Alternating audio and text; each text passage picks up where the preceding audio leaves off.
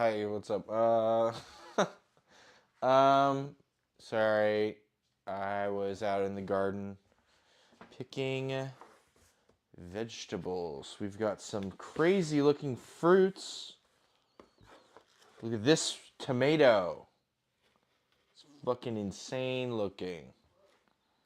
Producer, look at this tomato. Do you see this tomato? Yeah. Producer's gonna take a picture of this tomato. It's one of those Paul Robeson ones. It grew around the stem.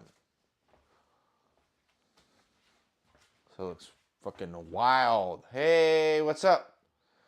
We're gonna make some good food today. Sorry I'm late. I was picking vegetables. But we should have some good tasty foods. And then it's been kind of a sleepy afternoon / evening because I spent all day picking apples and pears. And tomorrow I'm going to be spending most of the day setting up the garage to do stream on Saturday. So we're going to be making cider. I'm going to be grinding and pressing pear and apple juice. And we're going to inoculate it with yeast to make booze. So that should be good. And then we got this thing. Look at this fucking thing.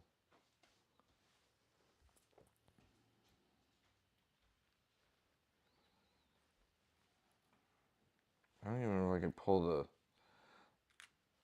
Alright, there's part of the stem. Yeah, so today we're making gazpacho. Which is pretty easy because it doesn't need to be cooked. It's just like blended. Sorry, I'm just trying to... Oh, thank you for the sub.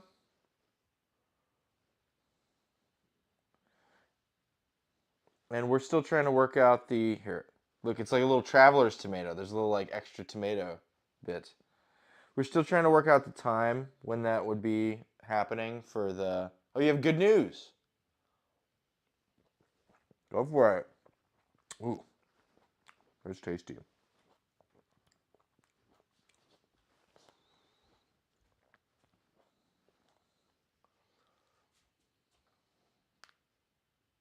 But yeah, producer has an eye doctor appointment on Saturday at some point, so... I have finished packing your parcel. Whoa. Fuck yeah. Thank you. That is good news.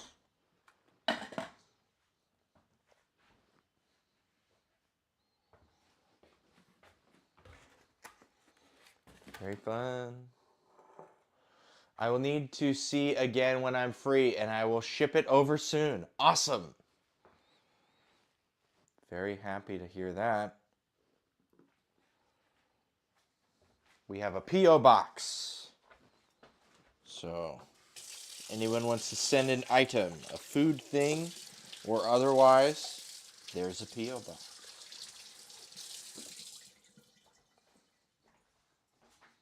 Just chilling in my room. Do I have Discord? No. I need to set that up. That's another thing we gotta set up. Looking at buying another camera for top down. Looking at doing Discord. Looking at trying to make... I'm telling you, like, I've got... Here.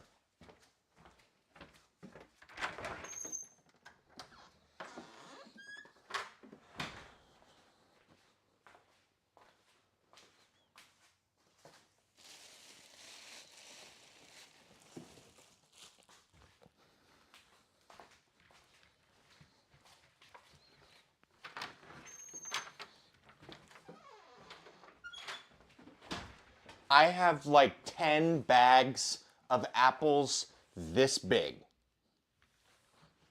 And I got to make cider. It waits for no man. The fruit and the weather. So that has to happen. And we will be doing that soon. I do have all these other goals and things I want to do. But It ends up being a thing where it is for cider. Yeah, yeah. Yeah, like we have like 400 pounds of apples and pears that I got all for free because I know how to find people with fruit trees. But it means like that has to happen. And that stuff always happens. Like the tomatoes, right? I got to can tomatoes at some point, and I can't push that off. So I use those excuses to keep from doing things that would make my channel better, like having a Discord or a second camera. I don't know. People with their phones on Facebook Marketplace are really flaky. If you're selling a phone, stop being so flaky on Facebook Marketplace, please. I say to everyone. Yeah, because I've gone through like 3 different people trying to be like, hey, can I buy this? Hey, I can pick up today. And just like, people go, yeah, oh no, oh yeah. And they just, I just need another camera, please. All right.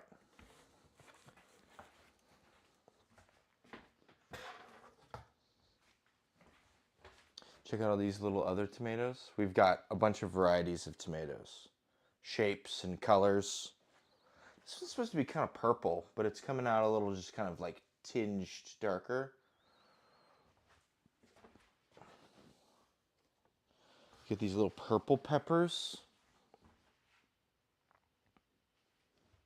And I know a producer likes the odd-shaped tomatoes, so she's probably going to be annoyed that I picked this one. The pointy one. Yeah, she already took a picture of it. It's got little pointies. So.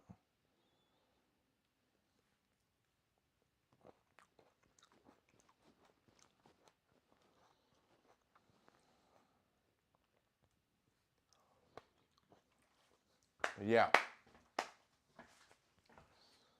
Exited. Let's get some, let me just get soda. Or what I should have, water. And then we're going to prepare like a pull-apart bread. And then after that, we got a cake.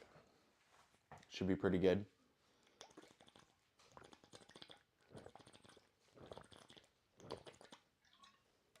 Oh, man. All right. Sorry, let me clear some of the area a little better. This is a soursop soda.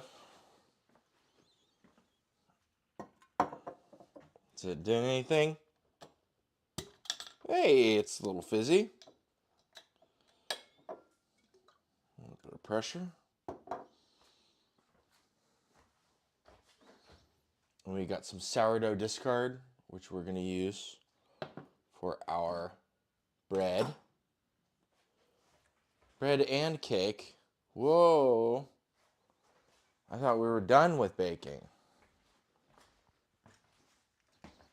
Okay. Oh, man. Sorry, I'm all over the place.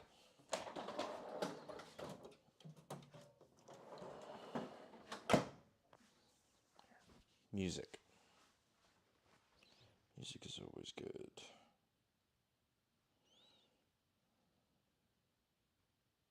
And once all the harvest stuff dies down, for extra streams, I won't be like canning or making stuff. I'll probably try to start doing more music stream stuff. Make music. The wrong thing.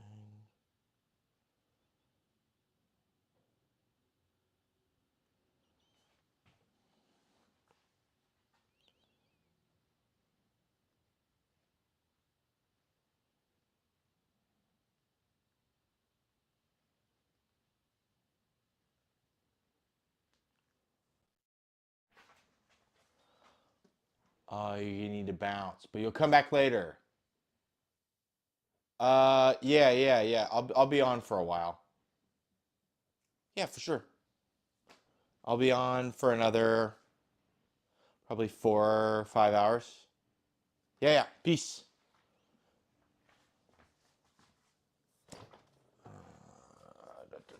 Bread.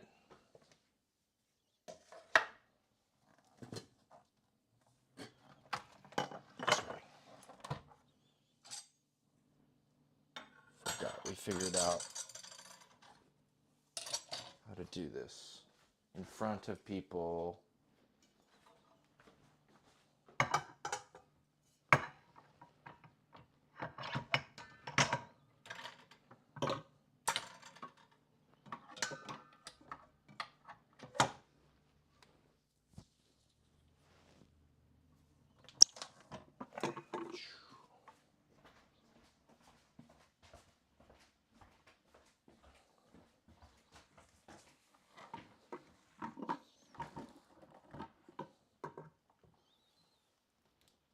Please don't be on. Be off. Cool.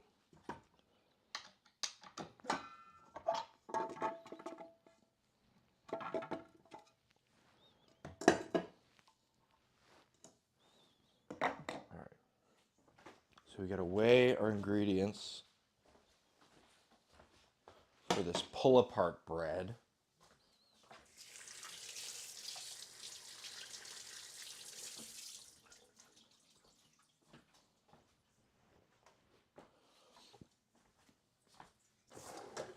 Scale. Okay. And we'll assemble our ingredients. Oh, I was supposed to get rye flour. It's fine. It's whatever. We'll use AP flour for the cake. It doesn't matter. We're fine.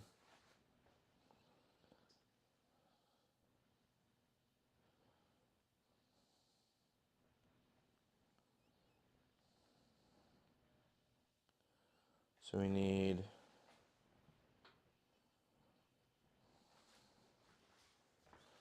1/4 cup. We're trying to use up a lot of this buttermilk today too. So we need that. We need flour. AP flour.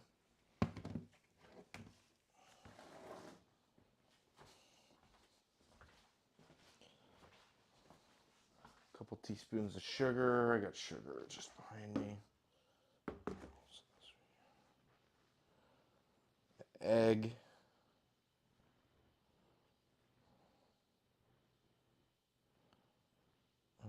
Tablespoon. Parsley or rosemary. Salt.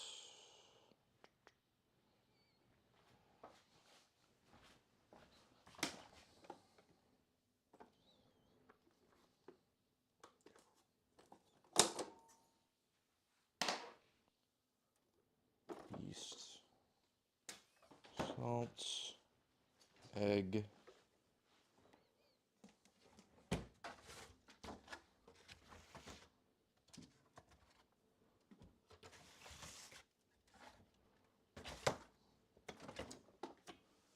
Garlic powder.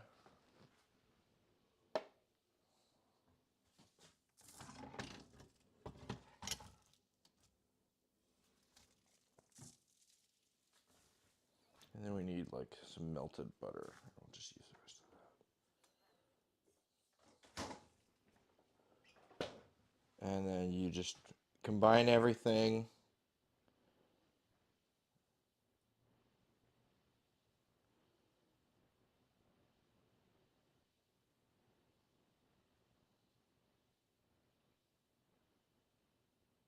Yeah, okay. I need to get some rosemary from the front yard very quickly, but I need my clippers. This utility knife wouldn't be good.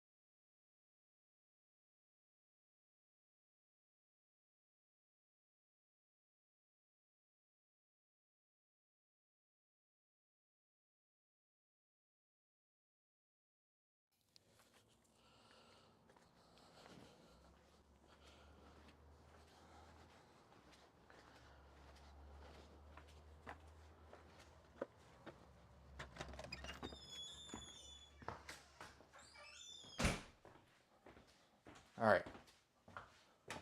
Hope that wasn't too bad. So I also got some oregano and thyme, fresh oregano and thyme. It called for like parsley, but like, let's be honest, I really don't give a shit about parsley. So I'd rather have thyme or oregano. I think those are better things for what we want. All right. This is what's going to take the longest. It needs to proof for 2 hours. And you work it. Add a little more milk or whatever. Let rise 90 minutes. Divide. Let rise another, 45 minutes. So it's one of those. Okay.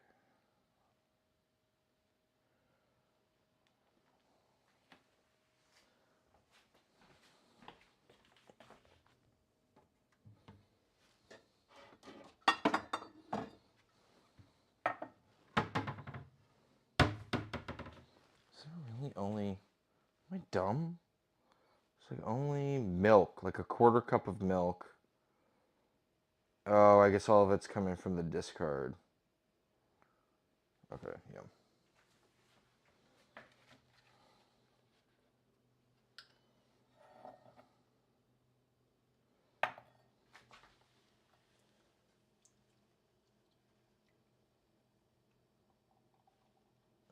That's like a quarter cup. Sure, why not?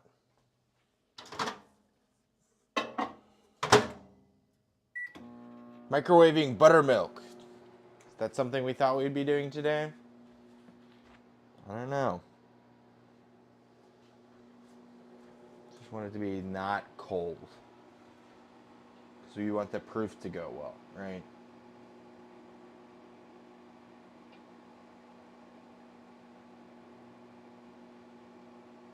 Just heat it up for like 30 seconds.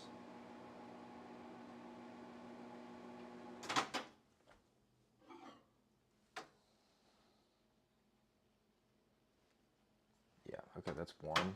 So surely that's fine. Start in with some of this wet ingredients. And I'm just going to mix it all in the thing instead of mixing the wet and then adding all the blah, blah, blah. So we got quarter cup. And it's light warm, lukewarm. We've got 2 teaspoons sugar. I'm just going to grab some of our sugar from our soda starter. Couple teaspoon. Great. This uses like a mixture of like measuring cup and doesn't weigh. Okay, that's dumb. Whatever.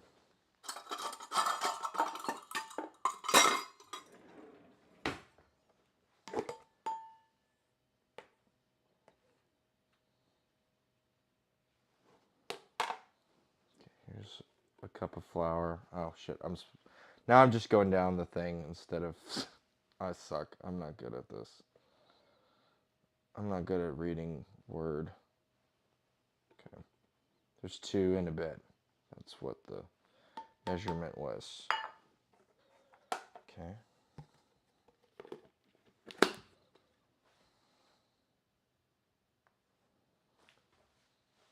And if we're going to do that, we might as well just go in with our. Just straight down the line. Fuck it.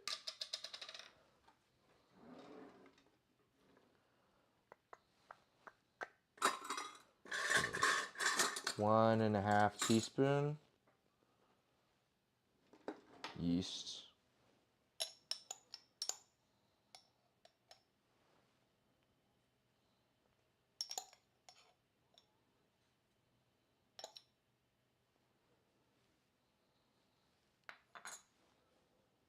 Okay. 200 grams. Discard. And then we'll huck this back in the refrigerator.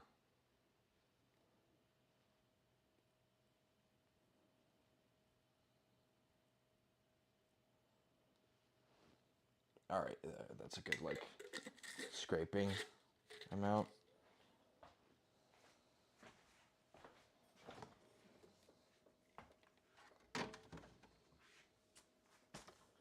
Cool.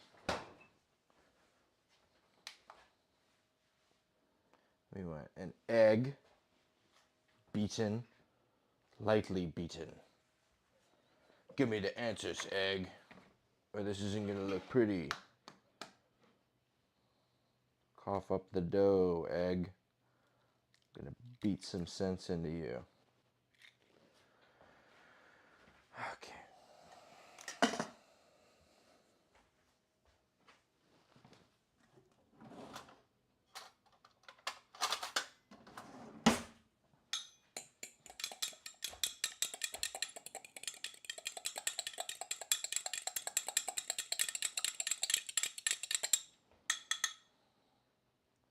There's an egg, lightly beaten.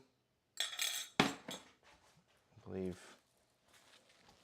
this calls for some butter, some melted butter. So I'm just gonna melt all this. It's like a unknown amount that is helpful.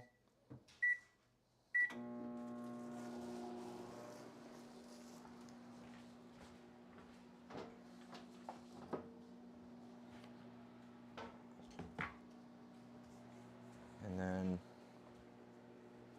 let's see.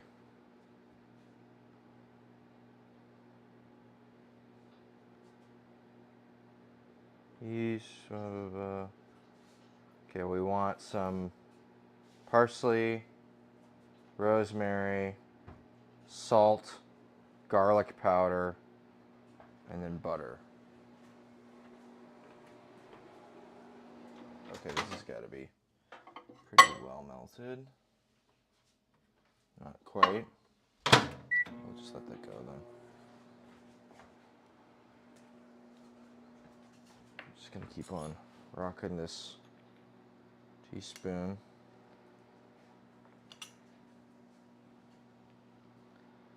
See, it's a problem with these measurement things too, because it probably wants me to do different kind of salt.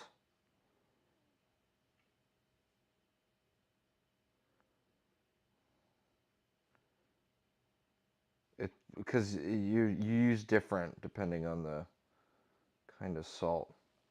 So if they're using diamonds, then they would use a whole teaspoon, and you would use half for Morton. So fucking difficult to suss that out. Okay, teaspoon garlic powder. Let's do that one.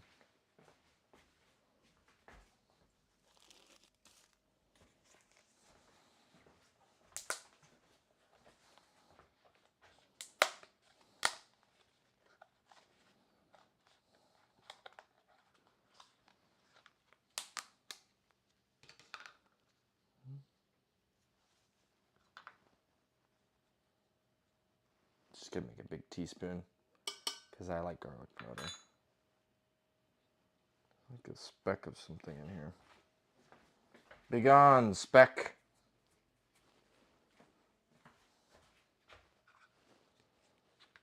All right, and we're just gonna take all this butter and add it.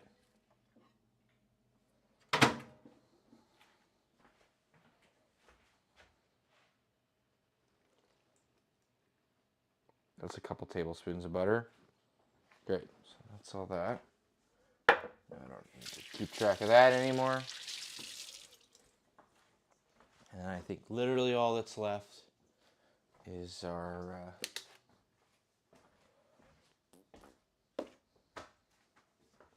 whatchamacallit, rosemary and thyme, oregano.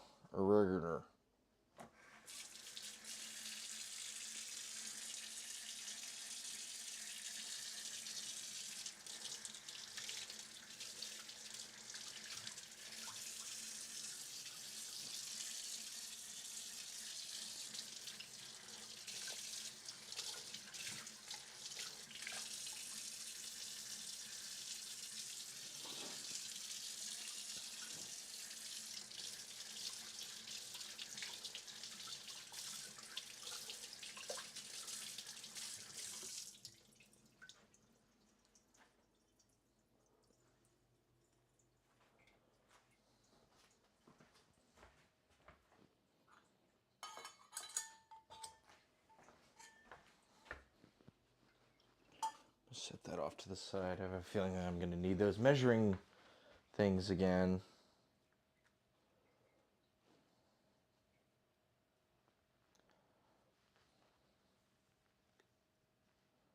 That's fine. That's looking pretty alright.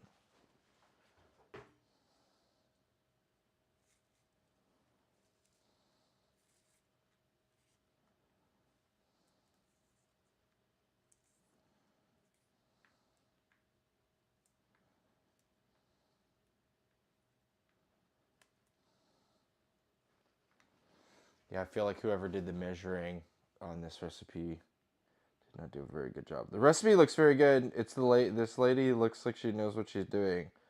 But this, like a 2 tablespoons of a tablespoon of fresh parsley or rosemary chopped. Like, what the fuck is a tablespoon? Why don't you weigh out your ingredients? Tablespoon? How much is a tablespoon of fucking rosemary? Tablespoon after it's chopped? Before it's chopped? Tablespoon then chopped? It's just like asinine. I'm going to do 2 whole sprigs, which is a considerable amount of rosemary. But I still think this wouldn't, if you chop it up finely enough, wouldn't fit in a fucking... Okay, well then, and we're going to add just a little bit of all of our stuff because... So I'm OCD like that. If I don't add a little bit of all the herbs in every way, then my family's going to die, you know?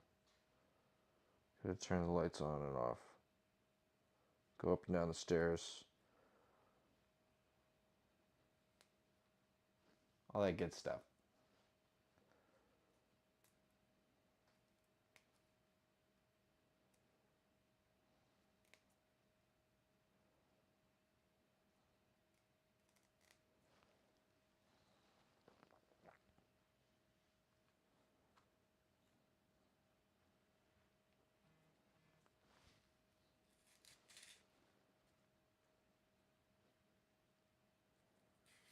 Okay, and then we'll save more of it because there's like a butter we've got to make or something. Okay, which is, yeah, for the topping, 7 tablespoons unsalted butter, another tablespoon of fresh parsley or rosemary, another tablespoon of garlic powder, salt, okay, whatevs. Looks like we got most of our shiz out of the way for this then.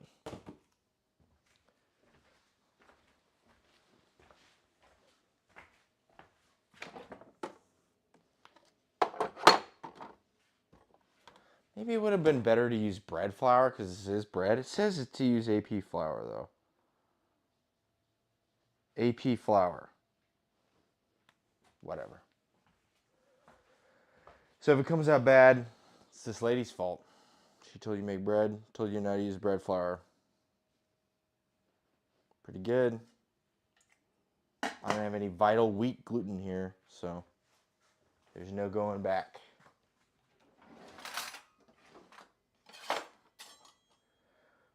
I gotta sharpen this knife, like desperately. My parents took their sharpening stones back because they wanted to pretend like they were gonna use them.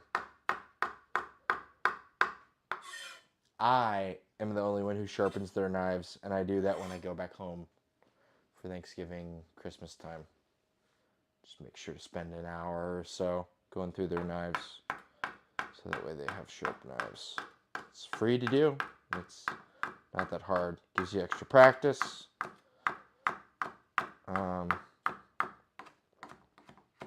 But yeah, they took it back because they wanted to pretend to use it, but they almost certainly didn't do anything with it. Just prevent me from sharpening my knives. Thanks. This is a tablespoon or something.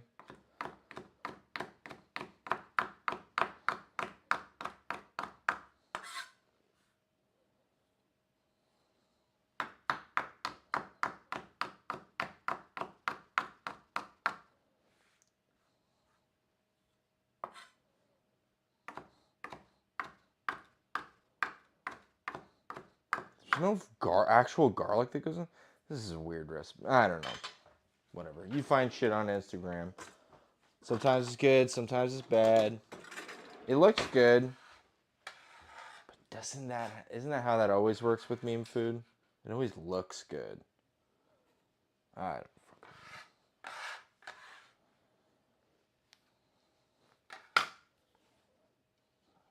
know. Alright.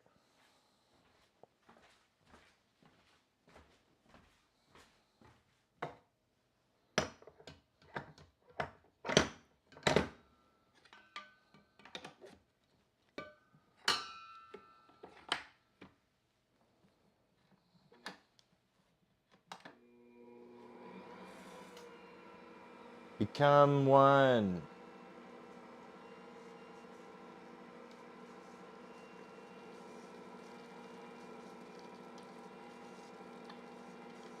So cool to look at. I don't know.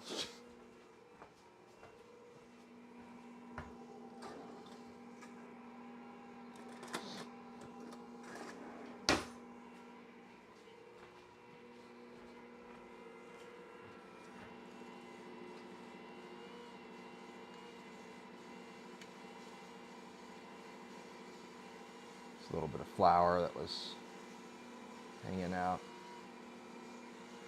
in the center parts.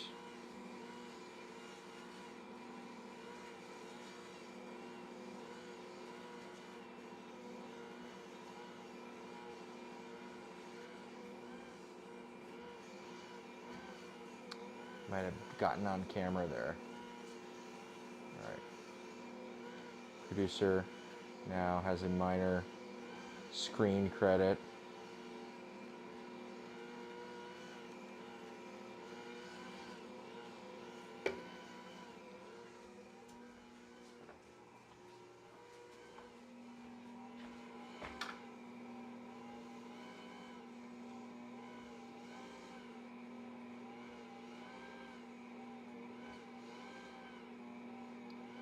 So, mix until shaggy. Knead for 3 to 4 minutes. Slightly tacky but not sticky. You can add a little more flour or milk to reach desired consistency. Transfer to a large greased bowl. Let rise for 90 minutes. Okay.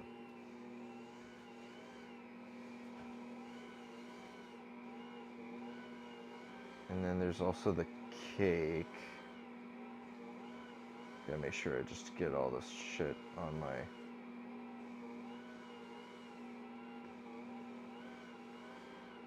And there's a turmeric carrot cake.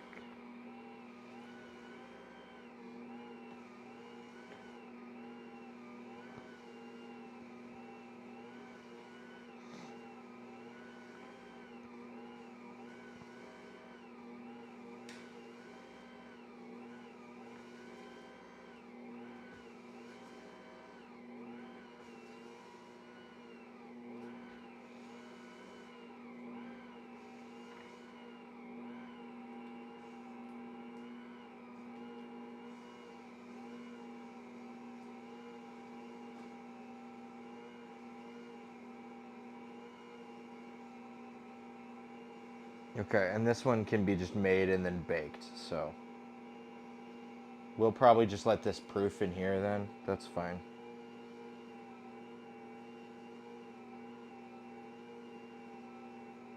Because it only needs to proof in there for like 90 minutes. That way we don't need to use another bowl. I'm learning.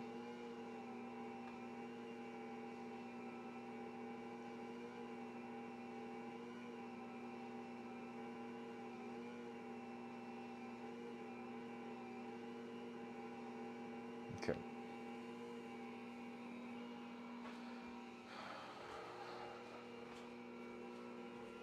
I don't want you to need this, but I feel like it's needing.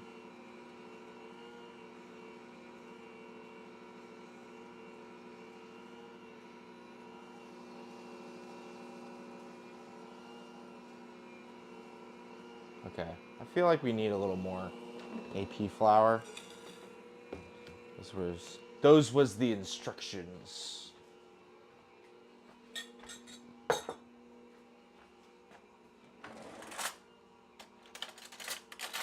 Yeah, I can't believe the flour back there is a sunflower. We literally grew that from not knowing what it was at all in the teeniest, tiniest pot. And now it's a sunflower. It's fun. Okay.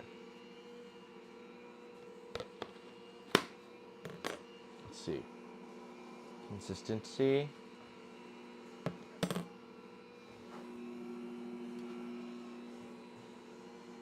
Come on.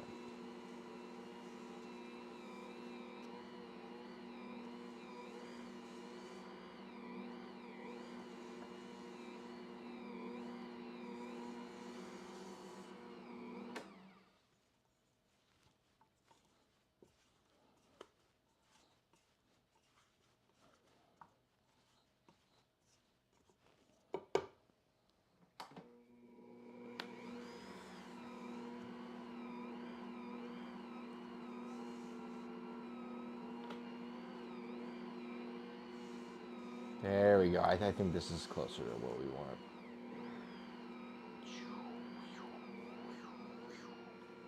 Cool.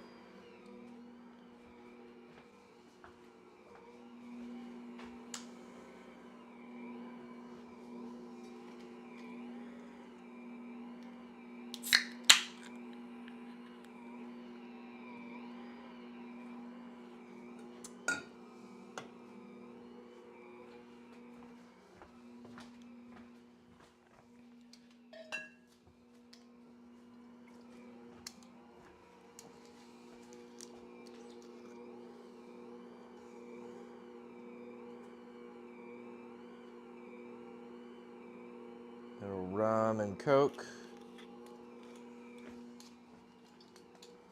Always good.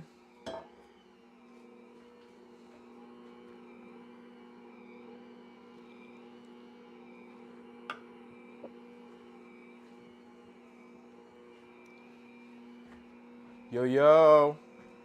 This thing? You never seen this thing? It's called an anchor strum.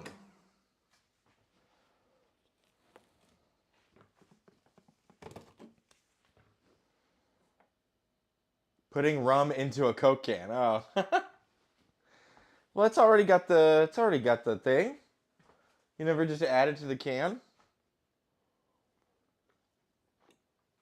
Look, you can add lots of stuff to the can too. That'll make it a little better. What's it?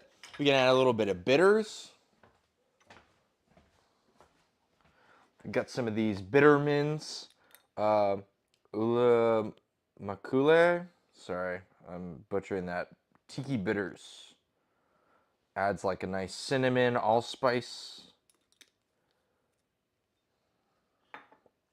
Really good if you're camping too. Easy mode.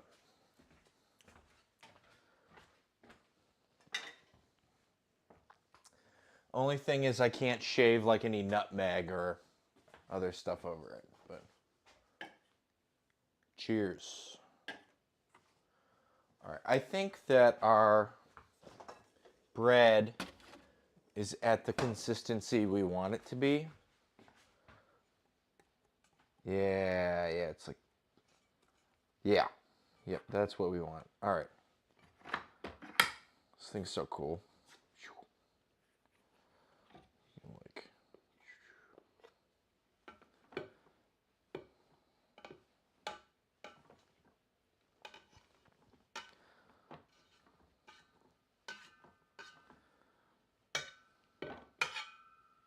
come on, get up. Sorry, this is probably really annoying to look at. But it's better than putting the thing over there behind the refrigerator. That's where it normally stays and operates. So, all right.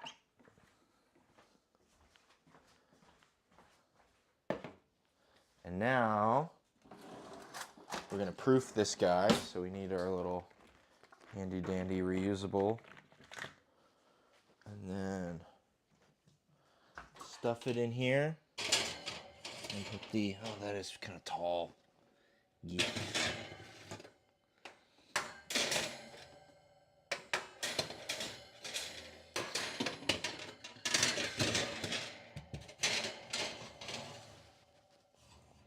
Well, be nice.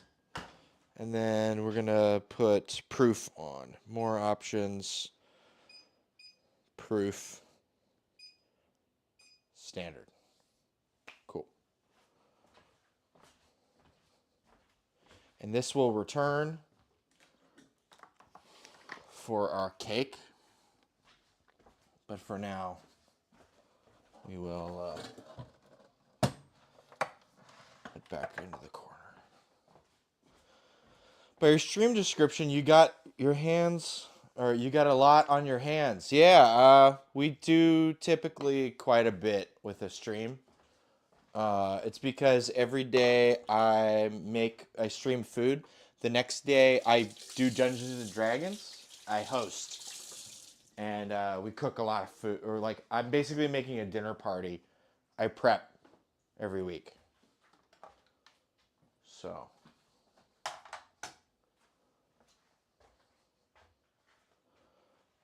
And we've got a garden out back, as you can see. So we got a bunch of tomatoes. So gazpacho is in order, and yeah. What else we should be doing? Yeah, marinating steak. That would be a good one.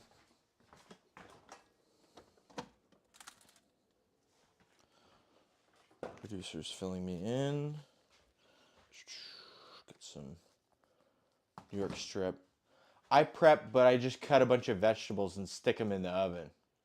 Hey, that's all good. That's totally fine. All good. Let's see what kind of... We've got some Worcestershire. Salt, pepper, garlic. It's probably a good combo.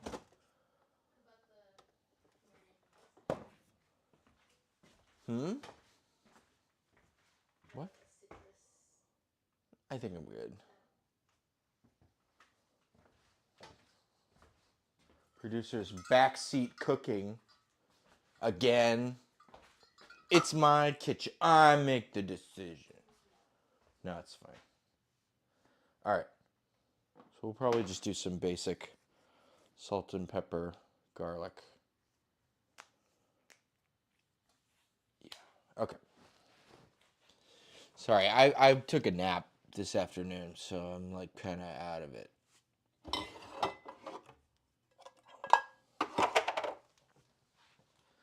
The steaks fit in here. Is that dumb? Hopefully not.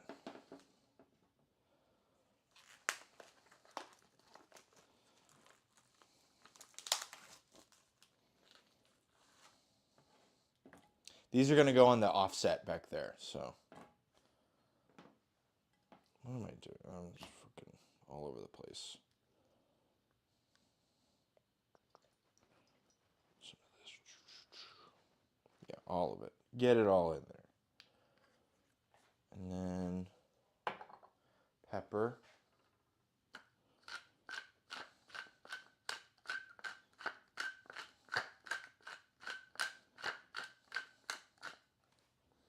And then I just like a touch this balsamic. Add a little bit of sugar to it, right? It's not very acidic. Usually sleep around 7:30 p.m., but I slept at like 12 a.m. a couple nights ago. Damn. It's a pretty wide swath of sleep times.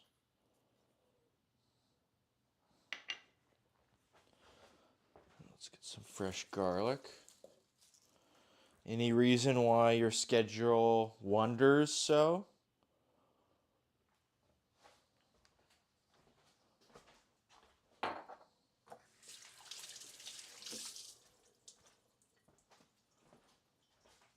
Yeah, I don't know what's wrong with me. Diet, exercise, those things are a good place to start. I gotta exercise more.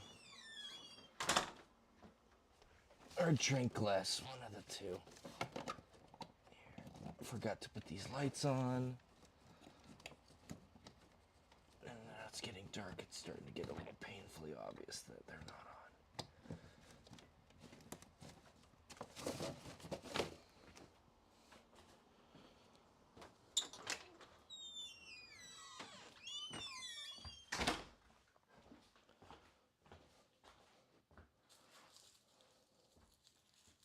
Go. Oh, wait. Just one time thing.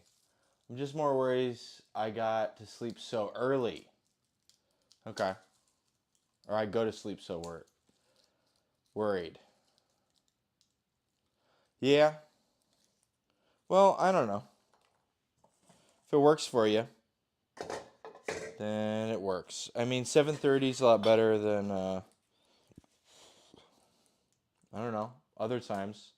There's a lot of people who don't sleep very well at all, and they are much more worried about sleeping late. So I think sleeping early is probably not. You probably just are early sleeper, early riser. That's a thing, right? Isn't that like there are genes for people who stay up late and genes for people who go to bed early? And that way there would always be someone kind of light sleeping or keeping watch around the tribe or whatever. Isn't that the whole thing? Or maybe I'm making that up. I swear I heard that somewhere.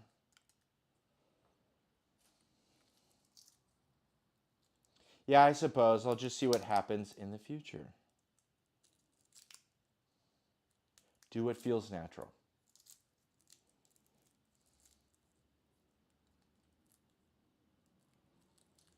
Unless it's meth. In which case, don't do what you think is natural.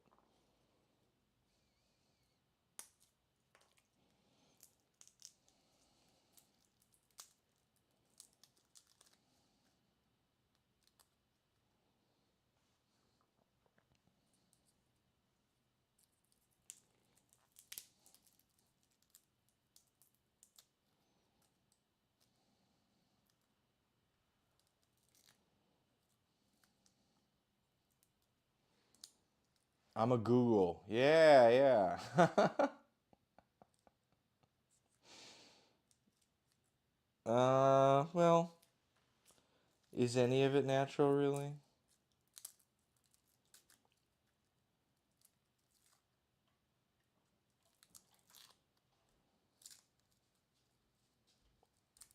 Add BRB. Okay. Thanks for the heads up.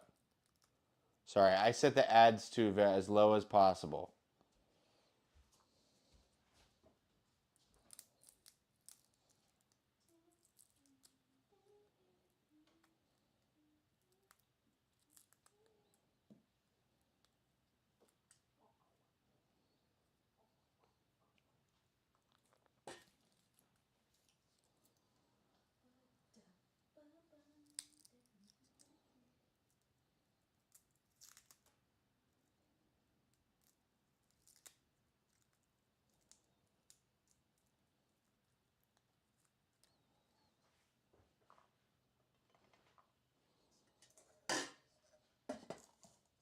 All right, cool. Sorry, I set the ads as low as possible, so I wish I could turn them off.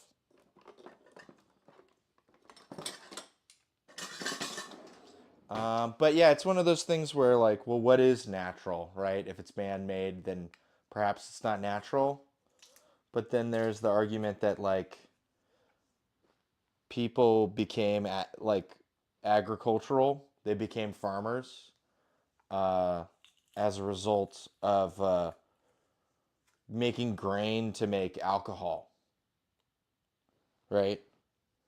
And perhaps we started agriculture as a means to get a reliable access to alcohol. And so that's like at the adjunct, like from like hunter gatherer to like a like settled peoples. So would that be considered natural? Like when does something be considered like a man-made thing that we choose to do, and it becomes like a natural thing that is like we're part of a ecosystem that's like just kind of doing stuff. I'd argue meth is not natural, but I don't know. I feel like a lot of people would argue alcohol's not natural either. And maybe I'm just arguing for alcohol because I like alcohol. Like someone who would argue for meth. I don't know. It is one of those weird things. So, what is natural? Who knows? I'm also gonna lengthen this out with just a little bit of oil. Since this is going on the grill, it's good to get something a little more liquidy going.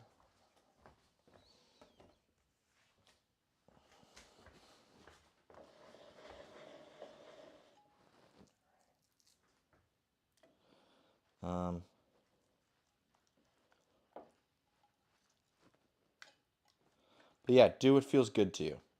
Like good, good. Not like feels good now, feels bad later.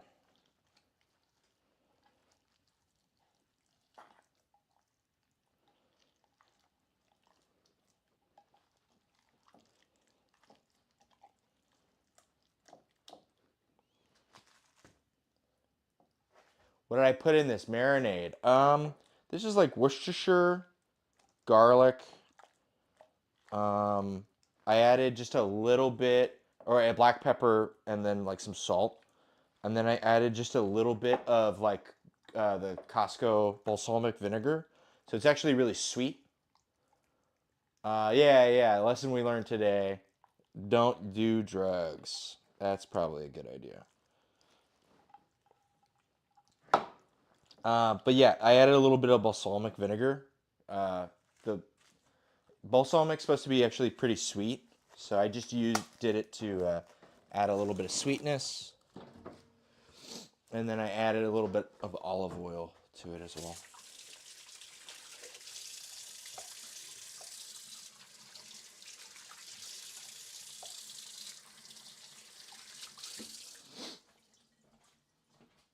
Yeah. Shouldn't be too bad.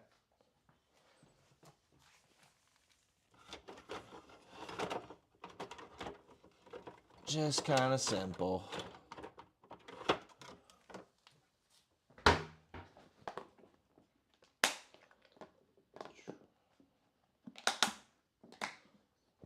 I saw that olive oil that triggered the question for me. Okay, yeah.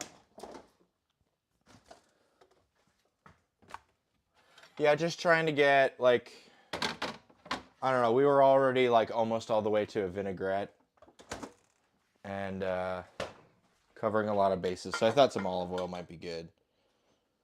We're going to make a chimichurri here. Are we going to do it? Or, well, there's gazpacho. What do we do? What should we do next? I think we'd make the gazpacho. Or actually, sorry. Let's start in on the risotto. Doing some of that, because that's going to take a little while. Because it's one of those like low and slow sorts of things. And we'll do it in the Dutch oven. Simply delicious. Yes. Yeah. Well, there's a couple things you want to cover with the marinade. Like, I want to, you want to add a little bit of sugar because that will help the Maillard. Yeah. And yeah, just good stuff. Sorry, I'm tripping over myself. I'm feeling a little out of it. It's whatever, though. Because I'm not making a sandwich. I've been making a sandwich every week for like a month.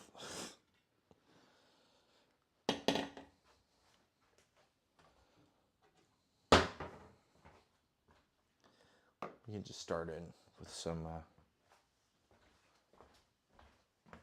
olive oil. Get it nice and low. And we'll just get some onions and garlic sweating and cooking down quite a bit. And then we're going to add some zucchini. We're going to make a zucchini risotto. because we've got a lot of zucchini.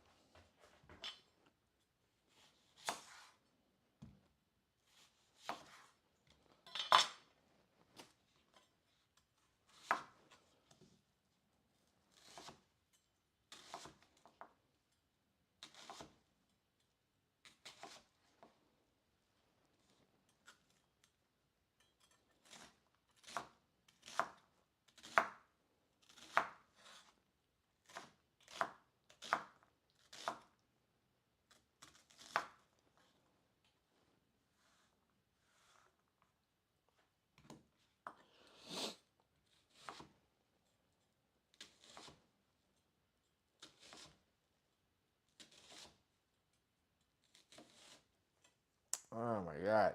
Ah. Fuck.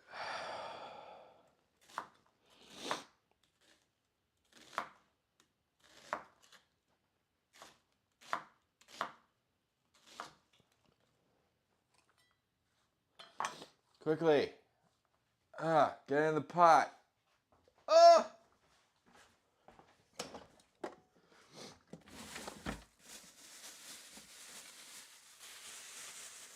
Yeah, bell peppers.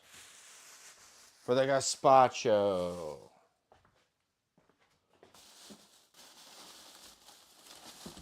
We got this zucchini, which we will add once the onions saute down, because the zucchini is going to render a lot of water, and so we would like to get the onions and garlic in a nice sauteed state before we add the zucchini, which is why we should do this now, because we're going to cook this like low and slow for a really long time.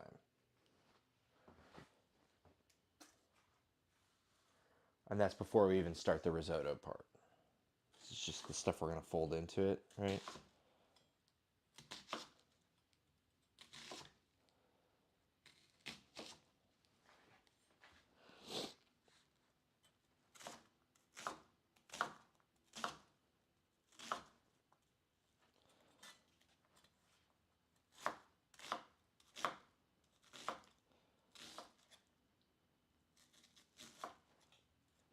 All right. And that's why we're doing a ton of onions. Because a ton of onions is the best amount of onions to cook low and slow for a long time. I'm just gonna be hotter.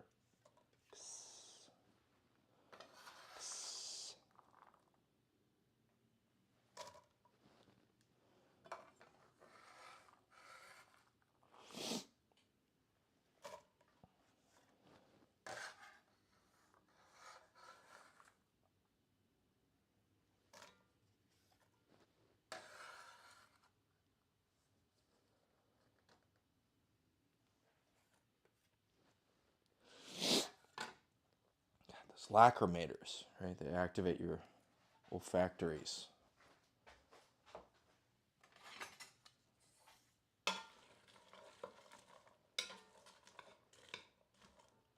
This is probably a little preemptive with the onions, but who fucking cares? I don't.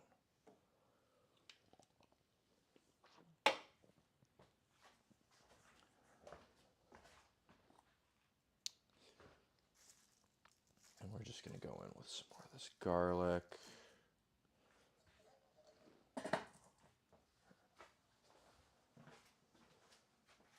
I'm going to check in on some of these recipes.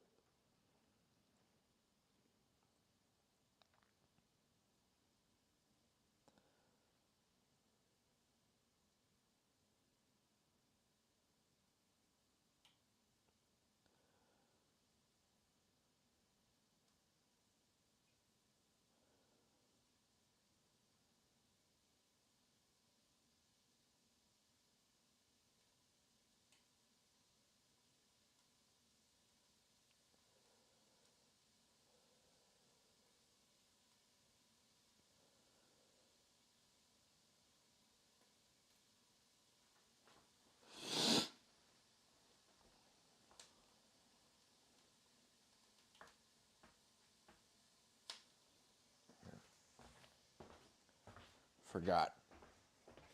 Should be using some wine here. I've got this Chardonnay. It's not particularly good, but it's good enough to cook with.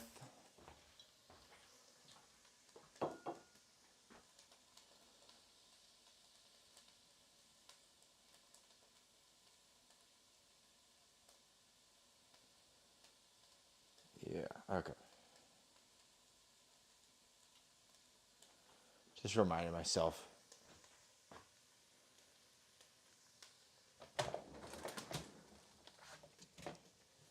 And we've got like stock. Don't we? Oh my god, I forget how to do everything every time. There's this stuff.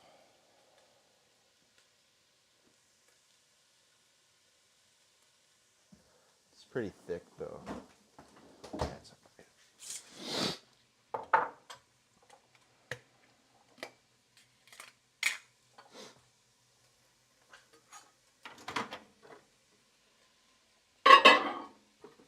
Alright. Cook that up for like a minute.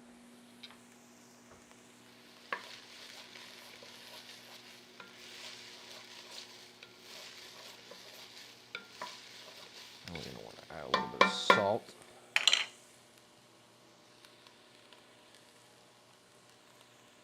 And I want to get these onions like really stewy.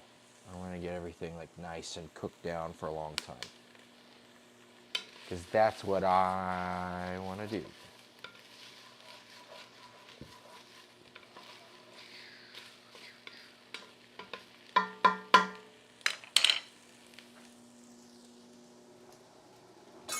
How's this? Is this good?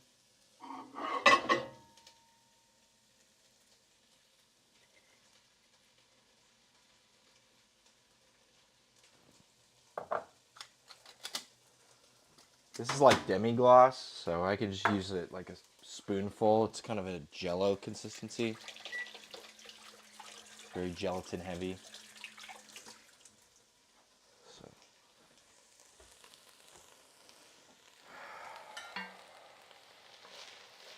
Cook this down for a long time. While this cooks, you can actually sweat the onions by leaving that on for a little bit. And while that's doing its thing, we can make our gazpacho.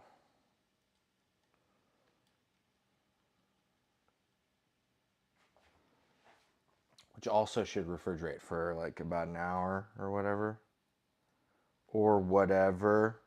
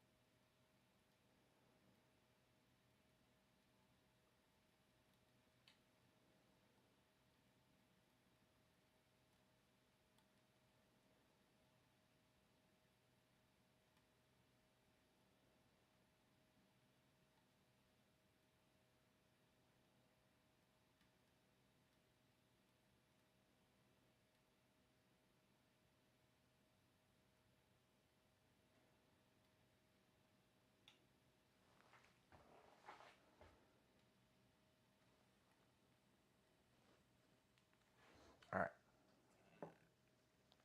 So we're just going to cut up some of our ingredients and toss them into this bowl.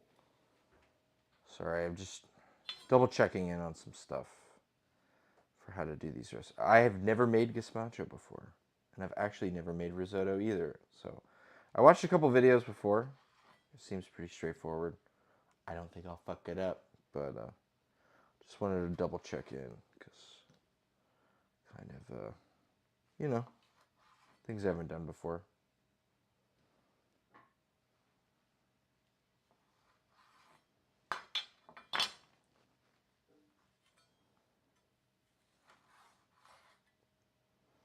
And I know they like de-seed some of these things to prevent dilution,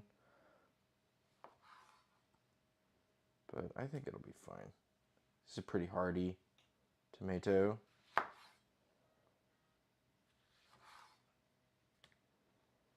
Nice color, very pretty.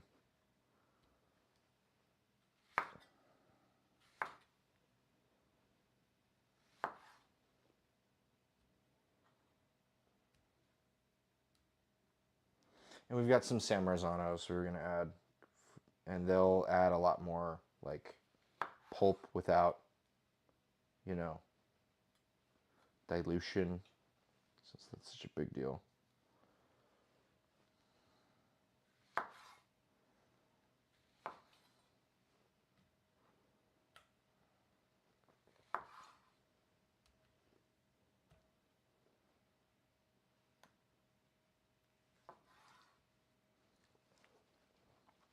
This one's got just like weird butt, so I'm kind of cutting around it.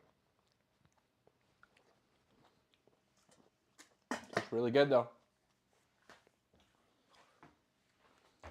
All right.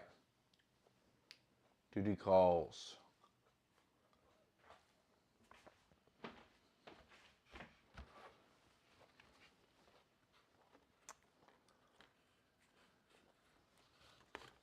Let's go in with the San Marzanos first.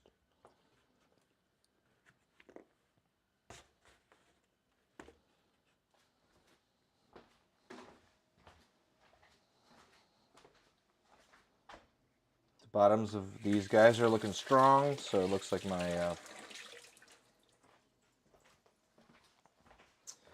calcium and my soil's pretty good. This one's got a little bit, but like these are not watery at all, really. You know, high paste, low water content tomato.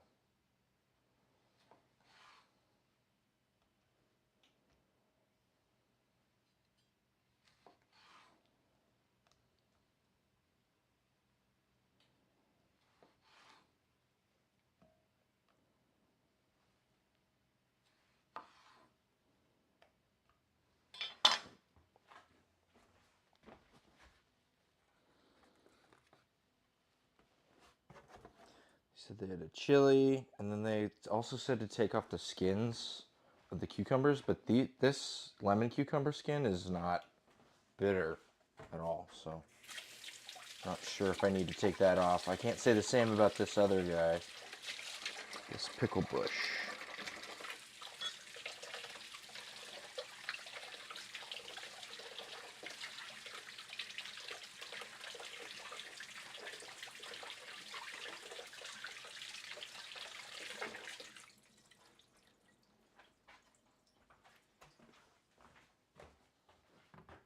We'll add like one of these cayenne. Give it a little bit of heat.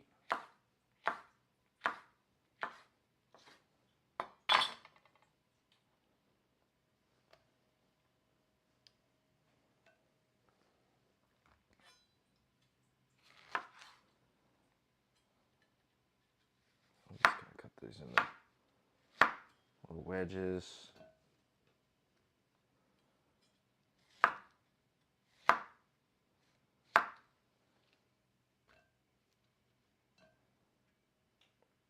Let me taste this, see if we need.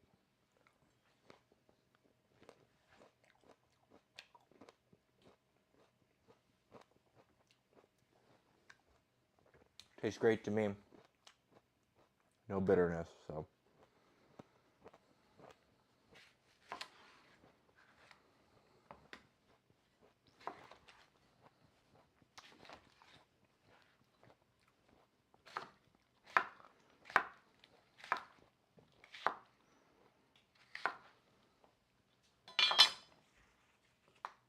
Alright, so we got our cucumbers.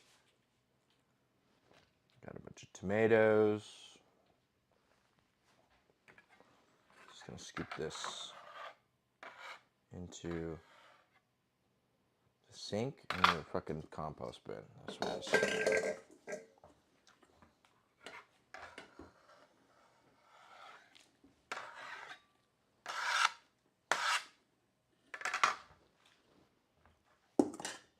And I'm not gonna blend it right now. I need to marinate it with a little bit of vinegar.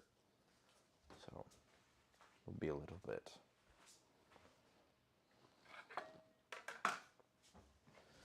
We'll go in with a bell pepper as well.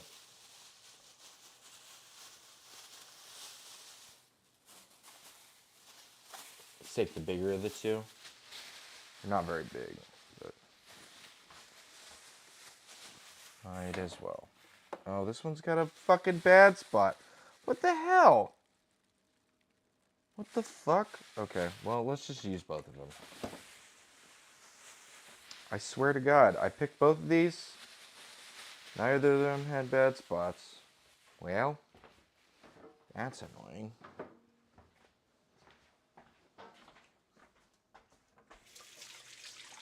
Getting fucking magician tricked by my fucking grocery store.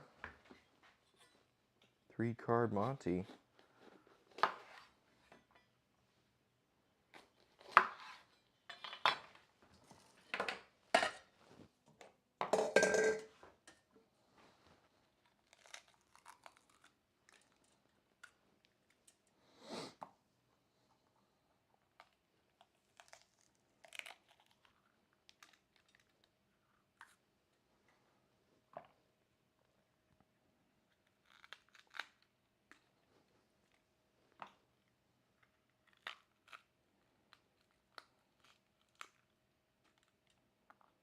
Ew, it's like bad. What the fuck? That's weird. Highly irregular. I'm gonna wash this back off again. No mushy vegetables here.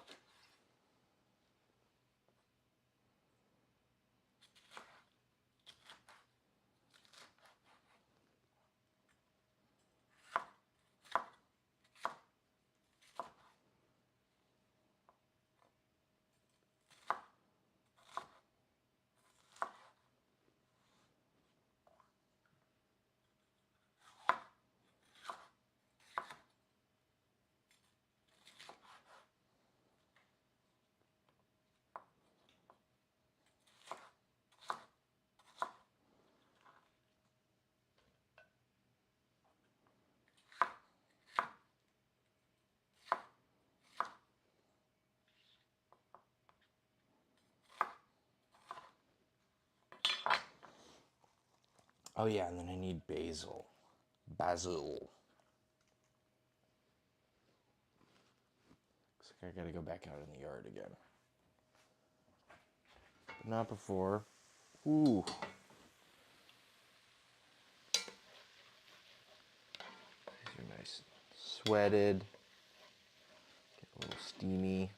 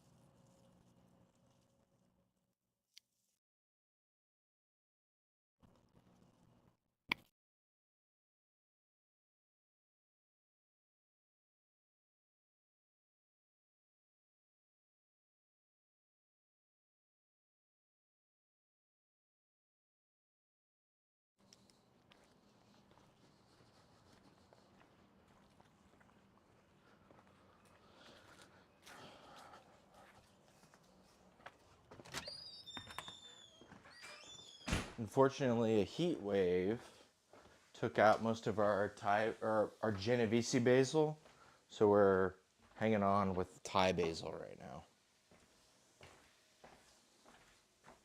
Pretty unfortunate, but at least we've got the Thai basil, which is very nice. And didn't want to flour nearly as much. So, very nice of it to survive and be easy to maintain. And I'm grabbing onto some of these flower things because they haven't been pollinated in a way where they're going to be hard. I think it's fine. Just toss some of it in there.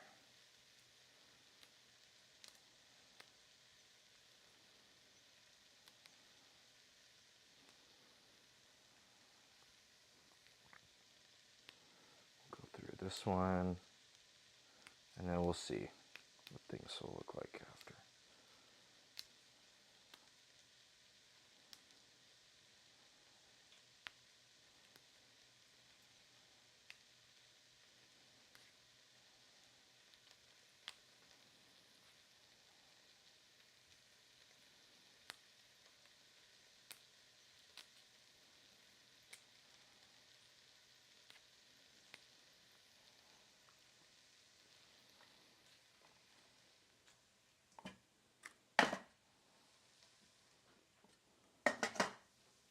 All right, and then from here, salt, a lot of salt.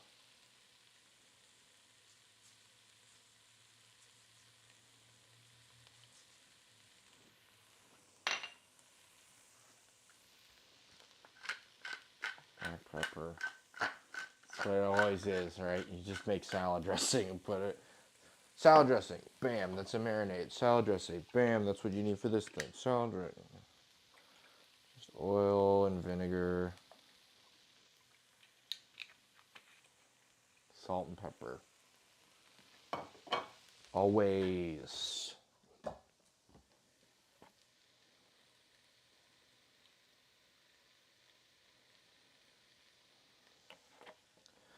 We're gonna get a little bit of a brighter vinegar here.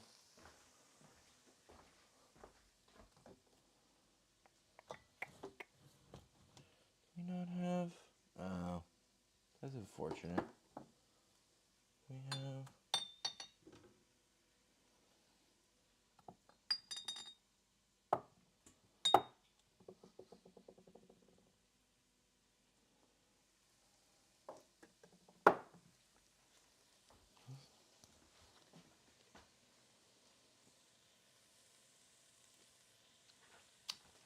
Yeah, let's use some of this. I got some of this limoncello vinegar. We're just going to use some of that. That'll bring out some nice brightness. We unfortunately do not have any wine vinegar. That's fine. This should do nicely. We're just gonna give this a shake. And then this can sit here for about an hour, and then we'll go back and reassess.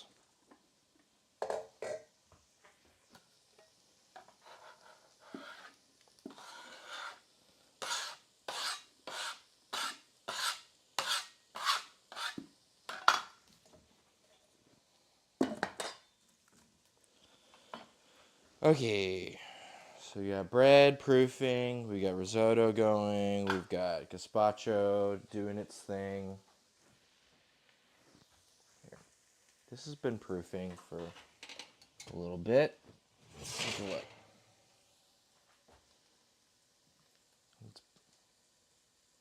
Well, I definitely didn't have this set up 50 minutes. So let's just give this another 30 minutes at least.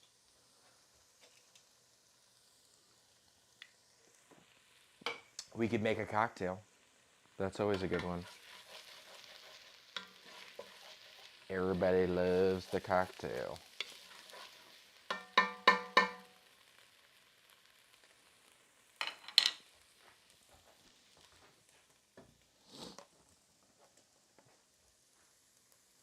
Maybe a little more olive oil. And then we'll start going in with the garlic. But first, a cocktail.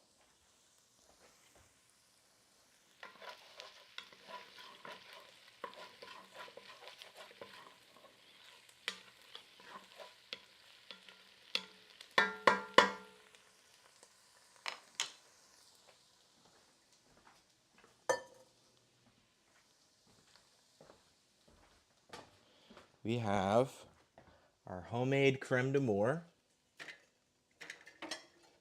The new batch is out. Now,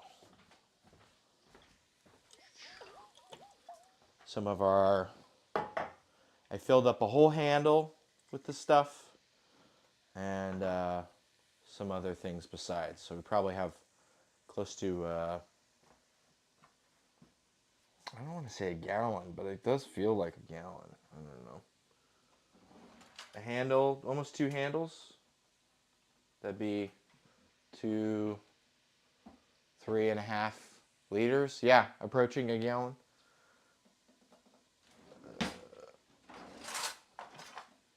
We want our little cocktail cutting board.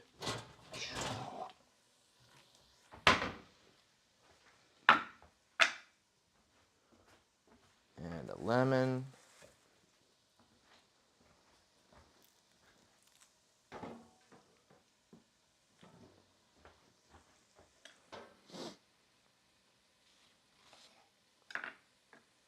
Uh-oh, that's grosso.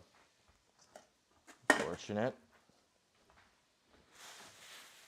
Good thing we've got more lemons.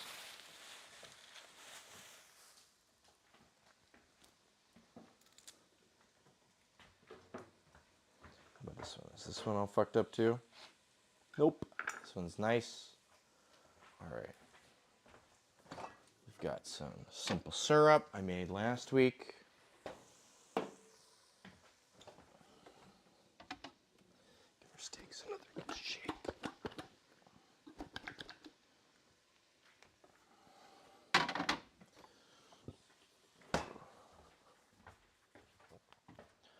And then, yeah, I think that's actually it. Bramble's pretty simple drink. It's literally just shaken, lemon, simple, gin, and then you float over the top. Let's grab a bunch of little guys, because it's supposed to be kind of a slush cocktail. So little ice probably preferred.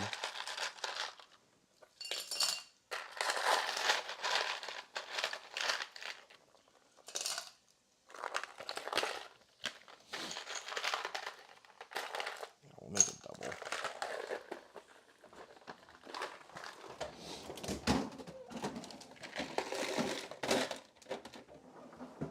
And then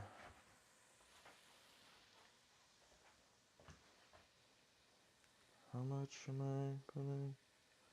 I can just use my mind. Let's just use mind.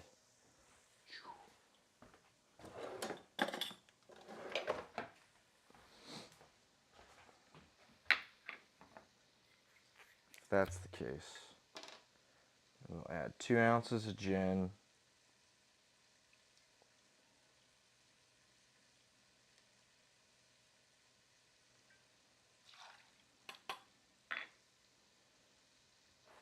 You know what, and fuck it. I got these lavender bitters that are really great with like gin and lemon. Let's grab some of the lavender bitters. Where did you go, lavender bitters? Hey. Alright. Lavender bitters and our juicer.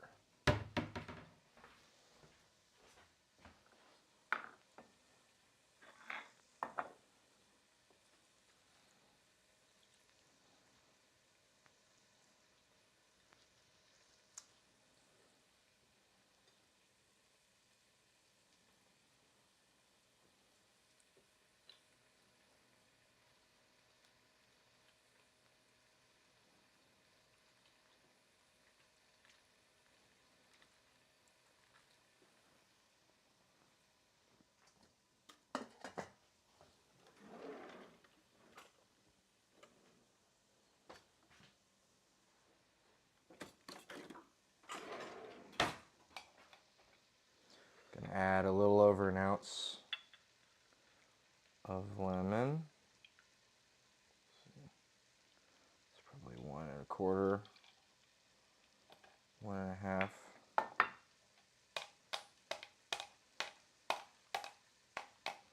And since the creme de menthe is sweet, let's add just. I hate when this happens. This fucking sugar seizes up our jar lids. Let's go in with like maybe 1/2 ounce simple.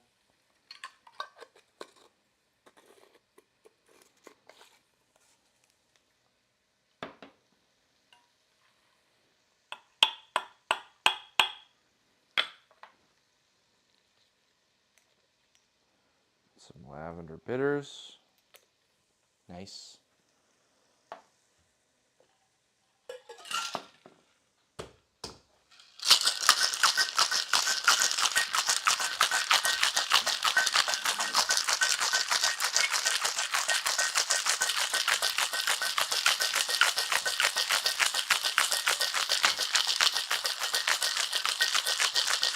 And then you're supposed to float the creme de menthe. But it's a liqueur, right? It's sweet. So unless this is uber sweet, don't be surprised if it kind of floats to the bottom. I think the main thing is that you don't shake with it and that you add it after, because this has a really rounding effect. Like to make this, you have to take wine and let it purposefully oxidize with blackberries. And that creates a very uber rounding effect. I've shaken some drinks with creme de menthe, and it makes for a somewhat flat cocktail, surprisingly. Oh, you know what? I forgot to add salt. There we go. It's in there.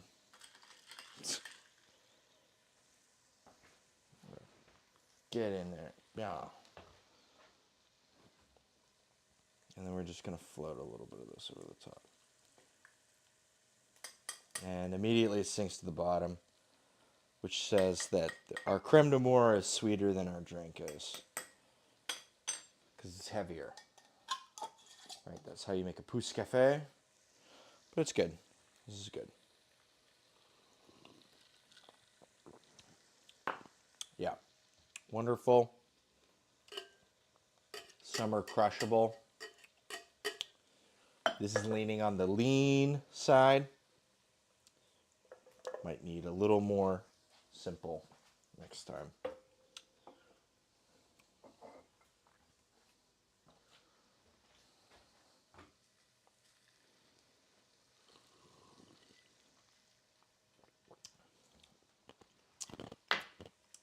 But it's tasty and yummy.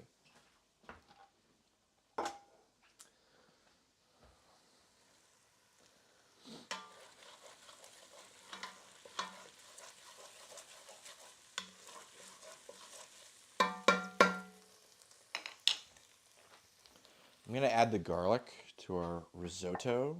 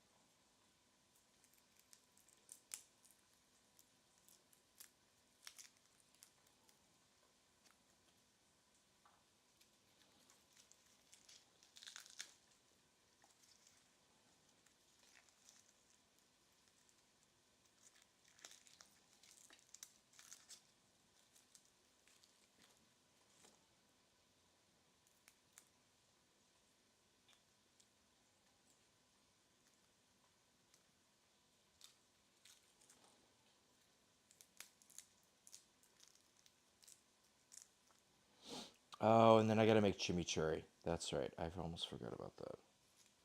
That's definitely a thing I have to do on the list of things.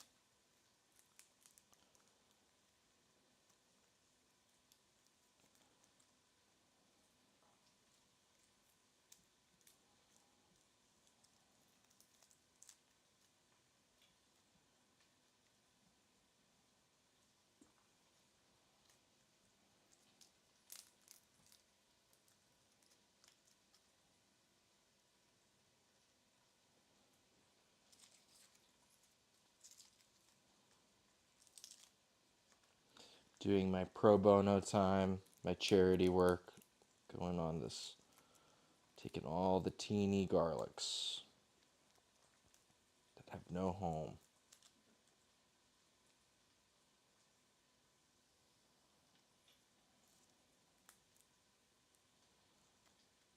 Somebody's got to do it.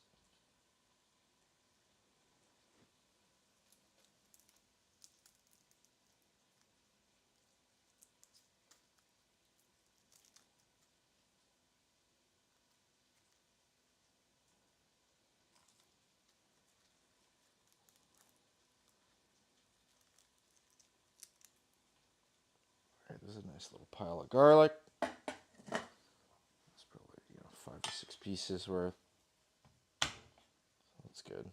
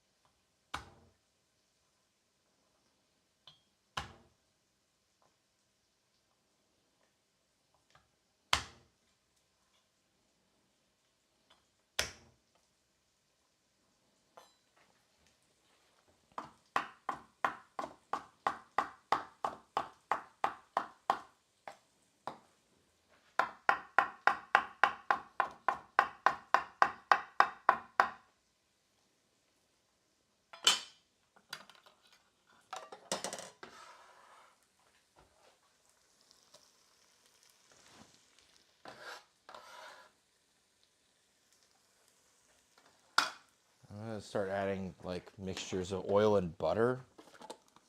That's probably a good idea.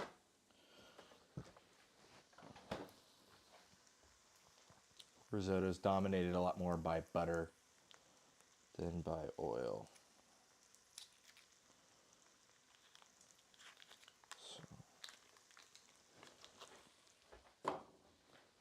But the oil that we've added so far will give us an advantage in keeping the butter from burning.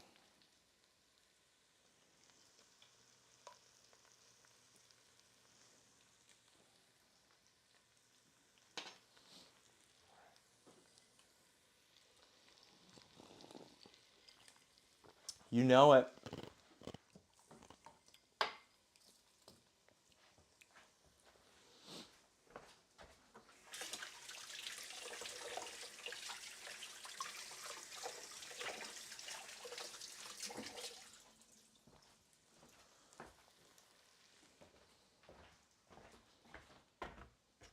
I think I'm going to add one of these Bolivian rainbow peppers. This started like purple, green. They start green and they turn purple, and then they turn white and then they turn red. They're fucking weird, but they're cool.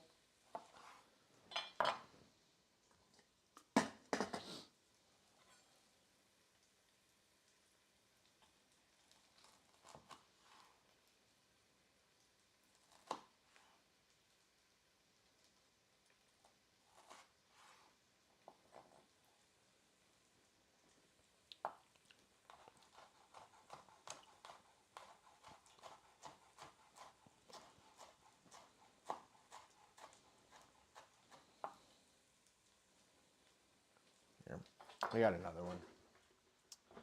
I'd add this one too.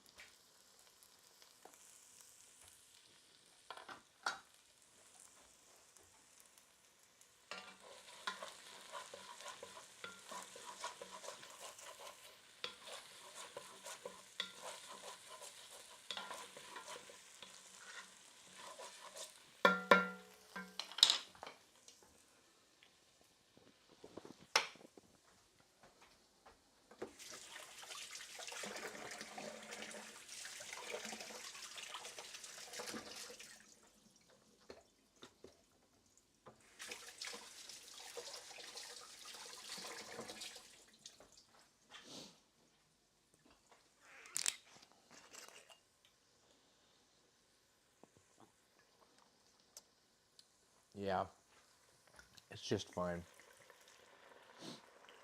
This is like barely what I would tolerate to drink.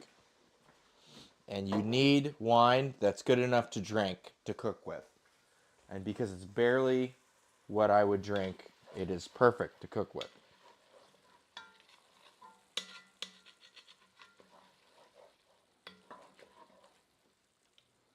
And that means we can add a little more heat. Cook it a little higher.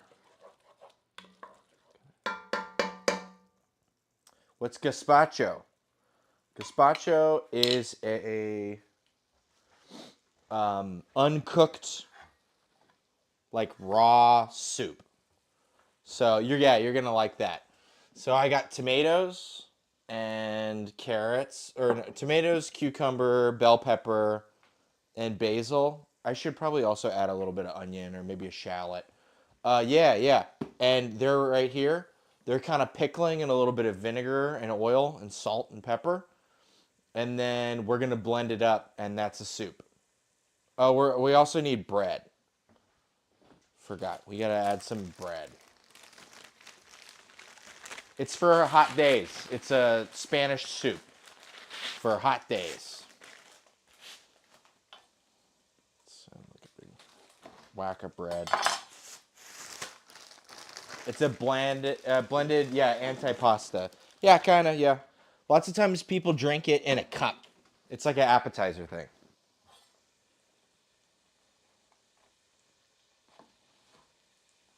This fucking sucks. This knife is bad.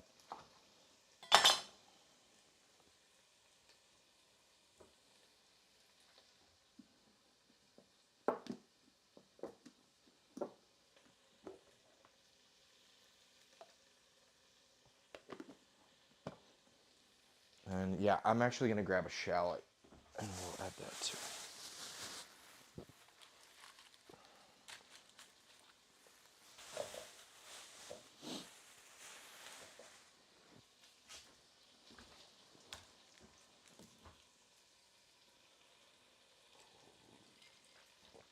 3 pound apple pie. All right. Good on you.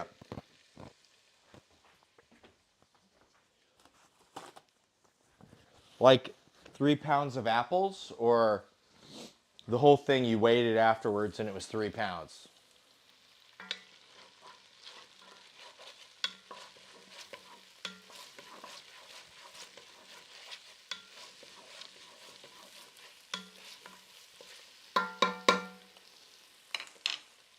Yeah, the entire bag of Granny Smith apples. All right, cool. Well, hey, you know how to use the right apple too. You need a tart apple to make a good pie.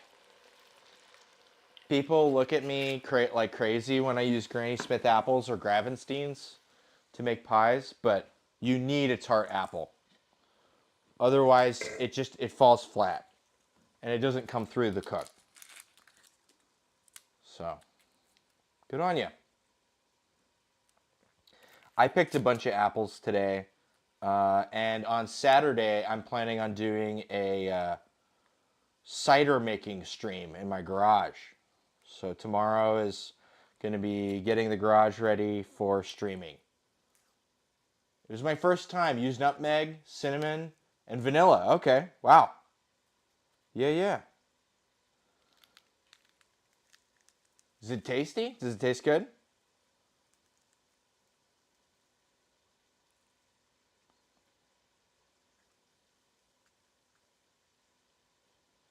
You got me invested.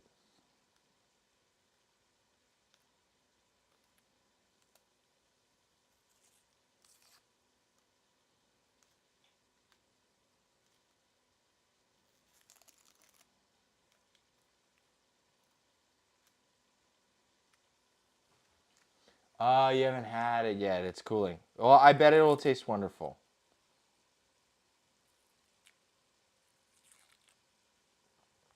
Is there any occasion, or you just felt like making a pie today?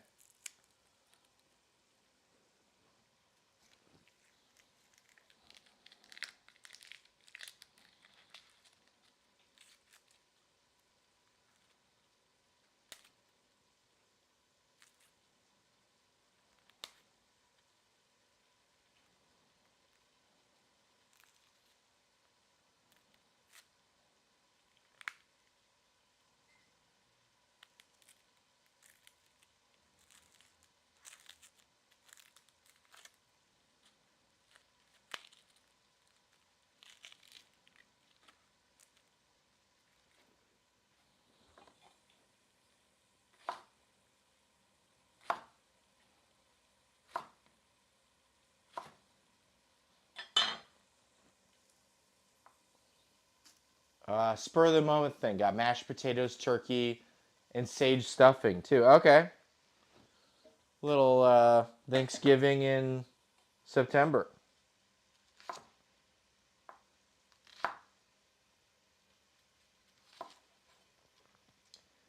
Last year, I convinced my family to do a Cajun Thanksgiving. And so we did all Cajun food and made a Cajun style turkey. And this year, they're all gung ho on doing a different thing. And so I think we're going to do an Indian Thanksgiving and make like a butter turkey or like a tandoori turkey. Could be very interesting.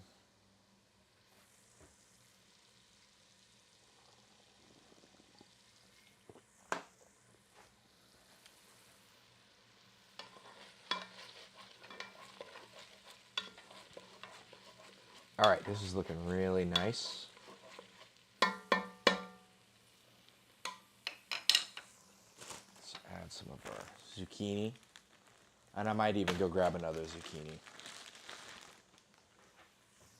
And we'll just uber cook this down.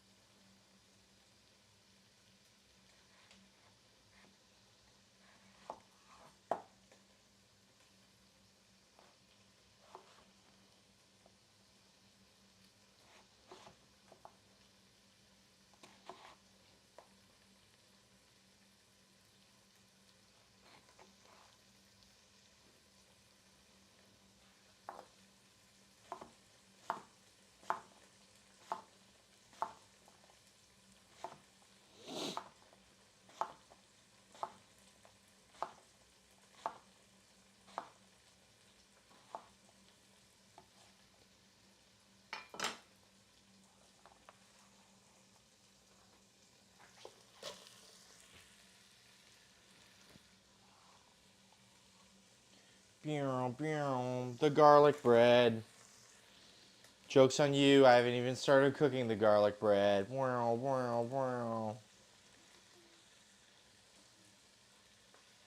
Get wrecked, nerd.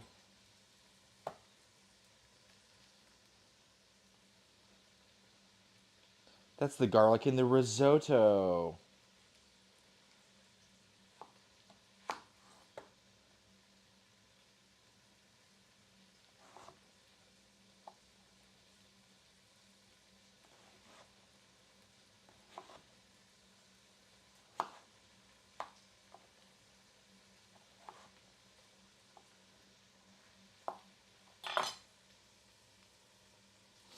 Oh! Is that another one of me holding my hands? Is that me? Feeling like this? Yeah? Did you add that? No, it's a Twitch. Oh, that's a Twitch one? Okay, I don't know. I thought it was me. Hmm? We should get one. Yeah. Okay, sorry. I thought it was me. That'd be a good one to add.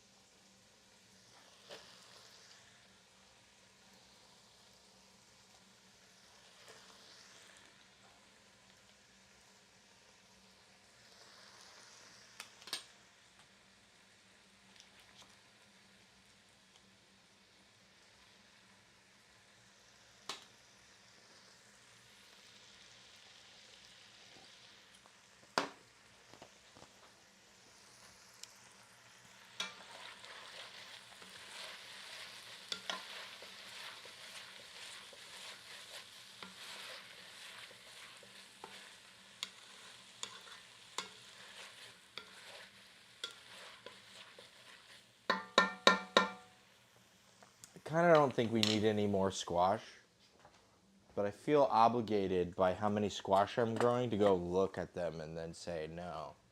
So I'm gonna go back outside. I'll be right there.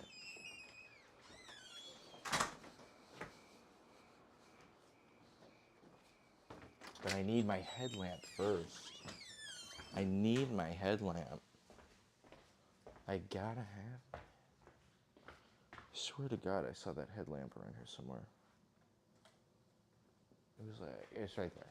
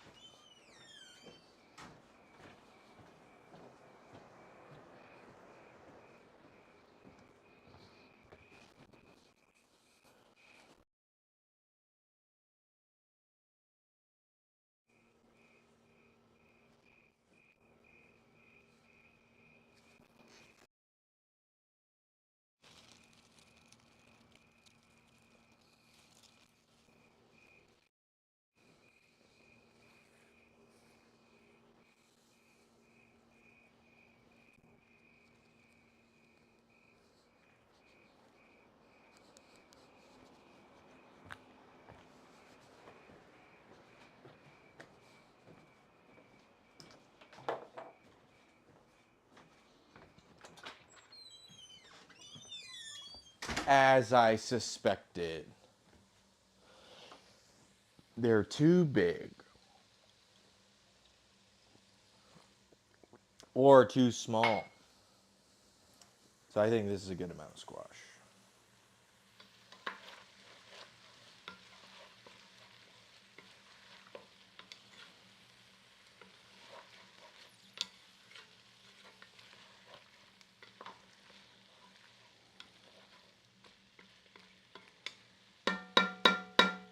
Smells good. That's for sure.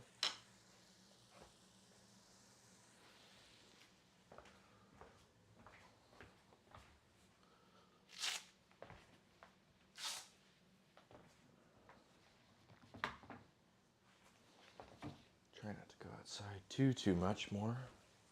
Although I gotta cook steaks on a smoker.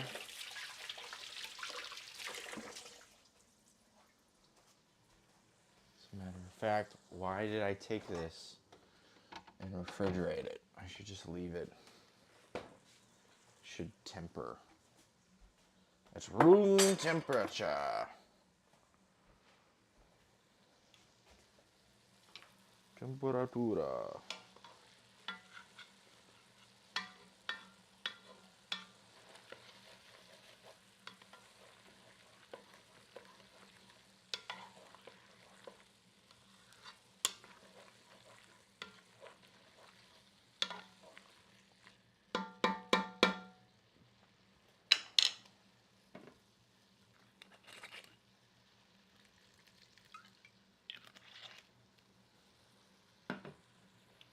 All right, I think up next we make chimichurri.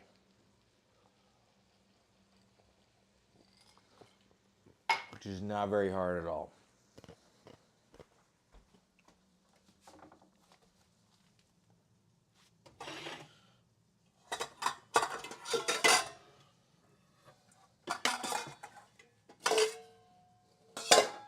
Let's make it in there.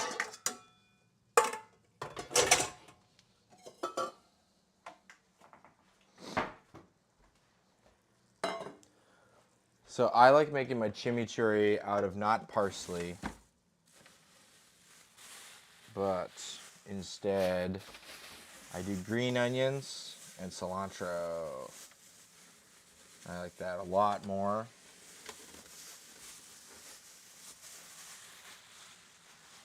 But that's just me.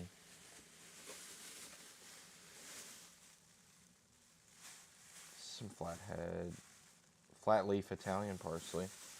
Might add a little bit of that.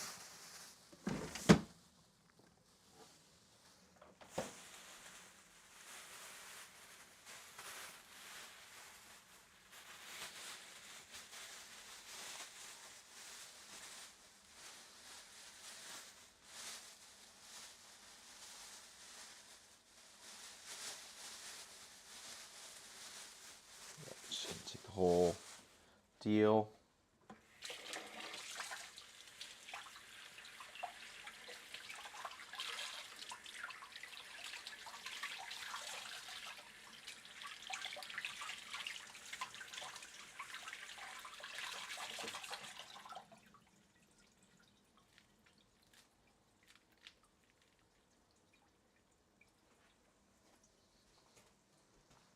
Typically the part that I use is the part that's just above the wrapper. So we just kind of rip it off.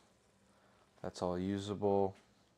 This is also kind of usable, but lots of times you get weird odds and ends underneath that part. So we just kind of, I don't know, it's all good. Not a big deal. Sometimes I get a little fixated on trying to use every part of everything for always and forever.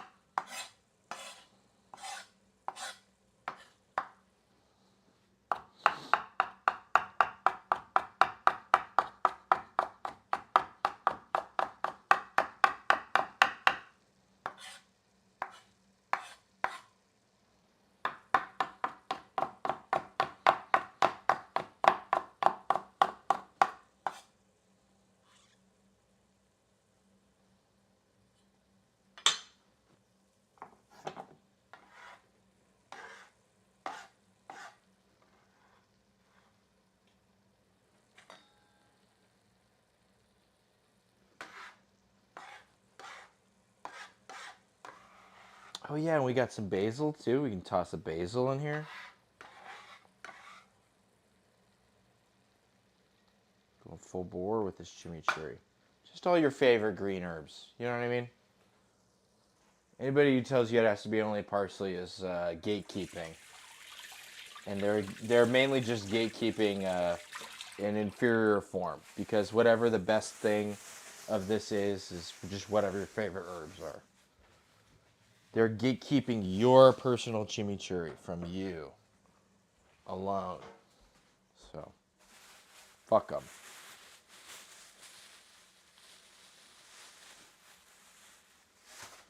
Just gonna grab one bunch of green onions here.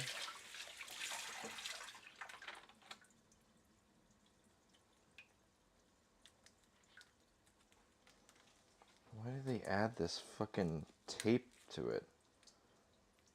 In addition to the rubber bands. Really good. It's what it was missing. It needed tape on it. That's just what I wanted. I was always thinking, where the hell is the tape? Why is there not more tape on this fucking vegetable? Well, the pie's lid collapsed, and now it's an apple crumble. Ah. Have you ever tried a crumb topping? Most of my pies I make with a crumb topping. And they're really easy. And they don't require as much work. And it's supposed to look that way, so nobody can tell if it's messed up or not. I should make a pie. Maybe we do that next week. The thing I got, the filling part down at least. Yeah, for sure. I bet you did. It sounded like you went off on some of that. And you got the right kind of apples, which is a big part of it. A lot of people... Oh, camera. Sorry. And we will be back in 3, 2, 1, go! Okay, yeah. A lot of people grab the wrong kind of apple, and then they just add a bunch of cinnamon, and it's really one note, you know. So, crust, I mean, the people say that, I mean, at least kinds of people like me say that baking is a lot harder than cooking. The filling of a pie is really plug and play. You just kind of adjust to taste and know what you want, and just kind of run in the direction you want till you get there. Whereas the crust is baking, and baking is always just like a disaster of like slow improvement that like finally you just like it's like Groundhog Day where it just sucks every time until you're resigned that you live here forever and you're just gonna still do it anyway. You know what? And I don't care. I'm just gonna have a good day every day. And then eventually you find yourself having a good crust. Although I do have a pretty foolproof crust that's not too difficult. And part of that is the crumb topping, which eliminates the need to have like a structure. The top is just a bunch of crumbs. It looks good too. So I'll make that next week. How about that?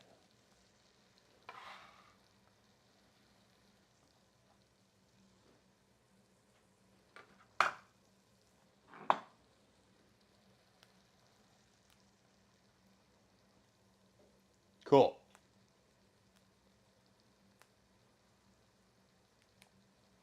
Thanks for trying though. You know, I know people don't normally thank you for trying, especially if it's just you alone trying something. And you're like, fuck, blah. But you know, trying's important.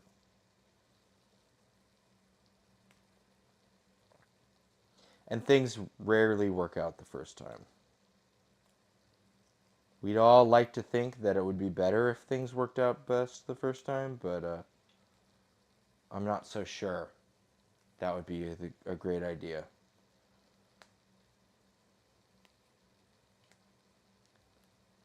Imagine if everyone was just stuck thinking they should be the first thing they thought they should be as a kid, right? We'd have a billion astronauts doing, I don't know, nothing. You know, plan A doesn't work out. That's just kind of how that goes.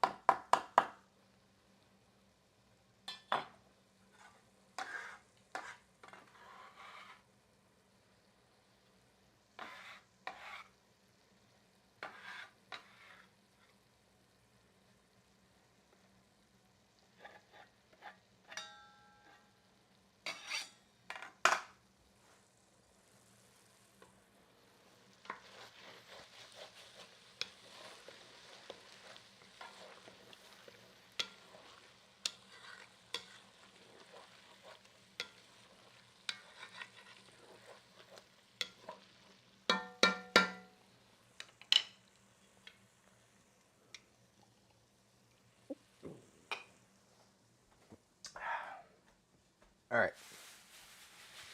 You can add some of this parsley.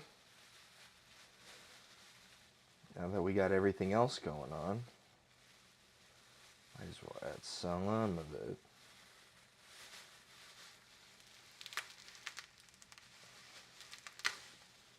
How about like this much?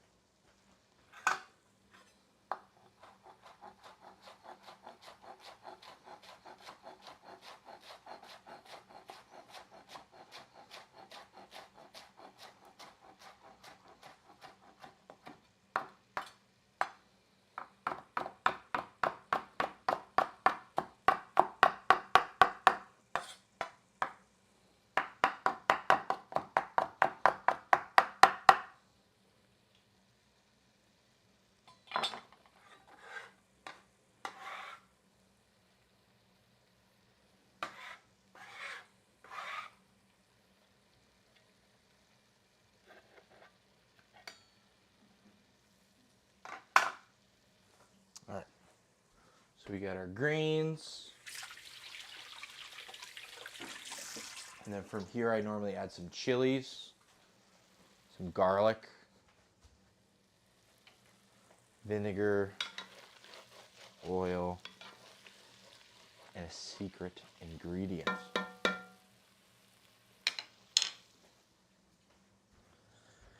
Let's see, we've got, all right. The only peppers I've got left in here, I've got an immature Vietnamese devil pepper. Ooh. Oh, sad face. Why sad face? And I got these two little, I think these are Buena Mulata. I can't tell which one the Bolivian Rainbow or the Buena Mulata is. They both turn purple.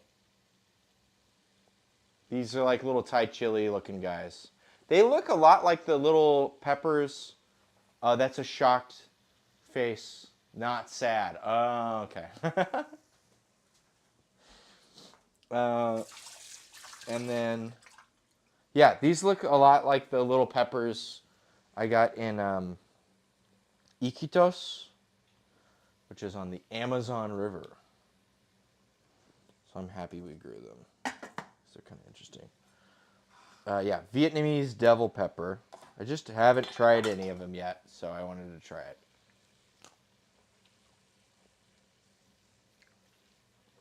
It's spicy. Yeah. That should be enough. Woo! Holy shit.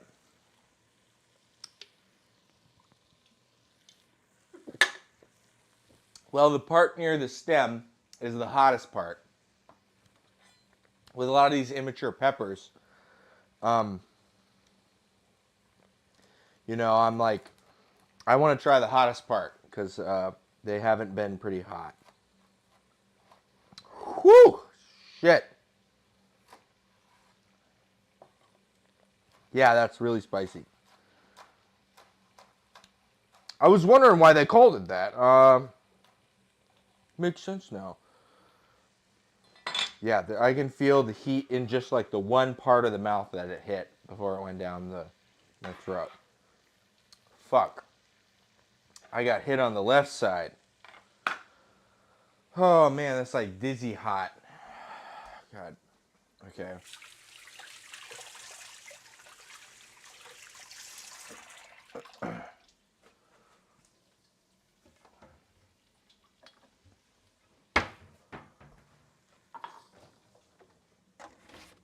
Very quick on the uptick. Yeah, well, good luck tomorrow.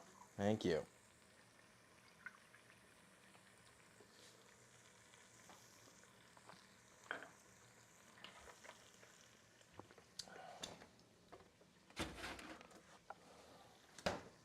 Just go with a little milk for now. Whew.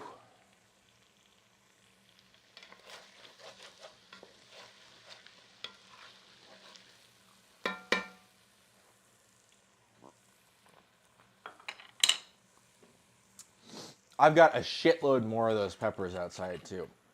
So we're going to be making some hot sauces here. I'm going to dry out some of the peppers as well. We'll see if we can't sneak it into everybody's food so everyone gets to experience the same thing as me.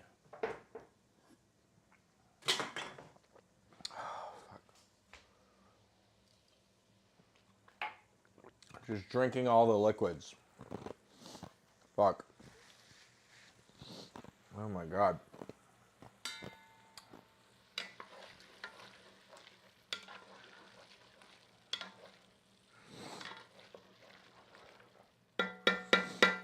Okay, well. Ha. Shit.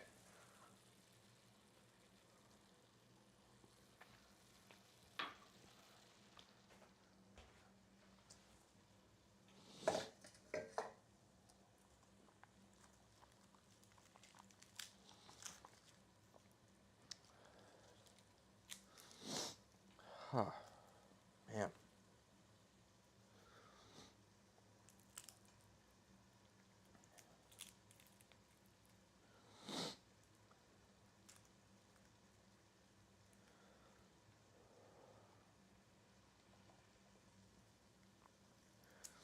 I wonder how producer feels watching you toss in the peppers. Yeah.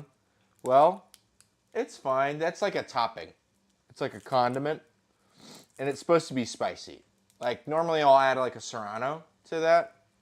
So, and I'm cutting back on the garlic. It'll be approachable. That's why I tasted it instead of just putting in randomly. Yeah, she loves it.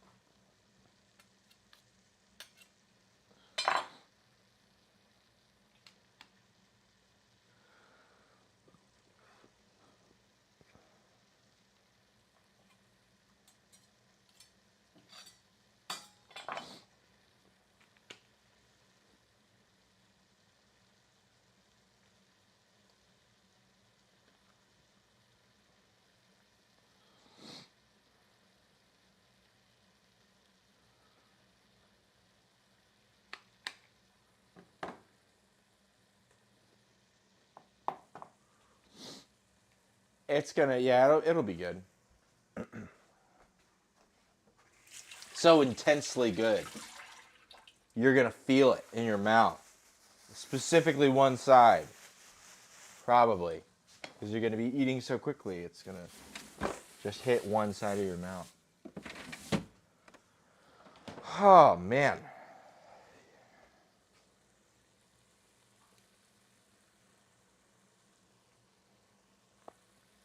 That pepper plant looks crazy, too.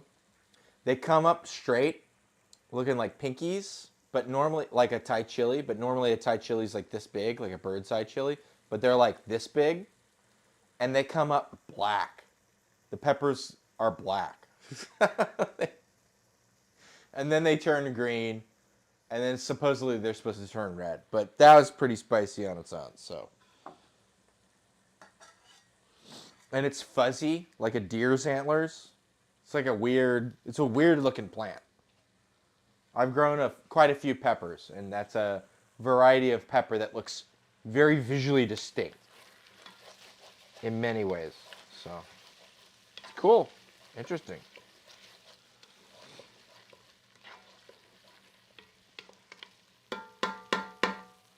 All right. Well, we've got our garlic. We've got our chili. Let's do some balsamic. And then, unfortunately, we do not have red wine vinegar, as I said. This is sweeter than the balsamic you're probably used to, because the balsamic you're used to is probably not real balsamic. It's probably wine vinegar with grape must added. So, I'm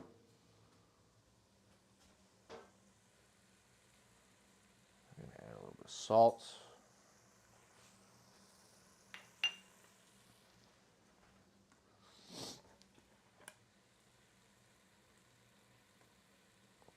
Vinegar or oil. Blech. Okay. And then some harsher vinegar. All we've got is apple cider. I mean, we've got rice wine, but I'd rather do apple cider. And the secret ingredient is fish sauce. I love adding fish sauce to my chimichurri. Just add like that much. Like not enough to tell that there's fish sauce in it, just enough to add that like, it adds that like quality. That makes you really want to, like you take a bite of it and then you immediately want to take another bite of it.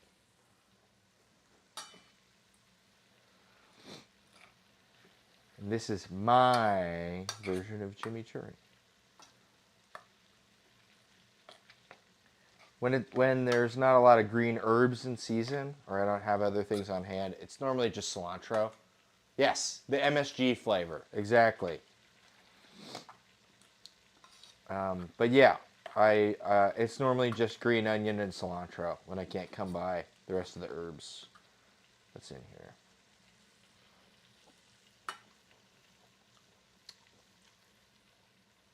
Fuck yeah, that's so good.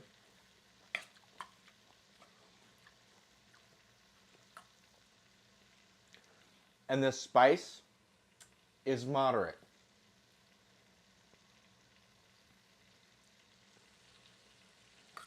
That's there.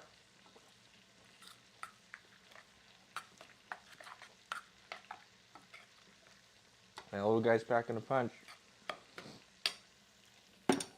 There you go.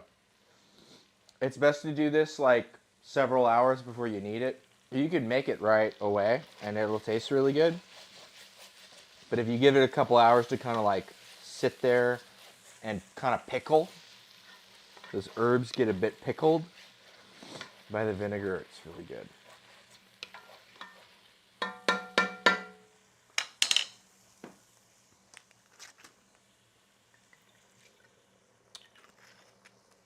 Fuck. Yeah.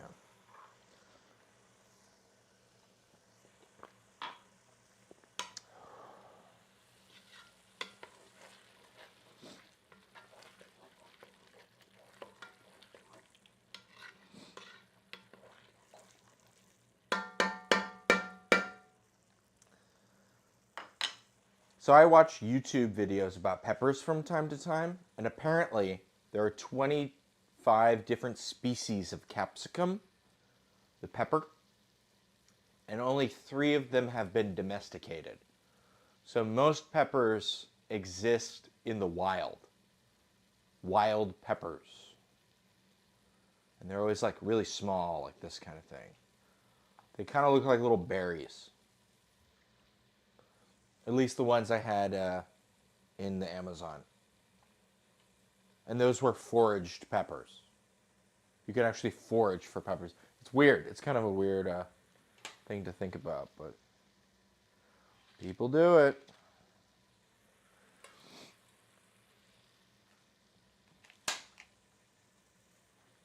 All right, we'll add a lid to this and come back to it later. We'll leave it out so that way it does not cool off. Kind of want it at room temp.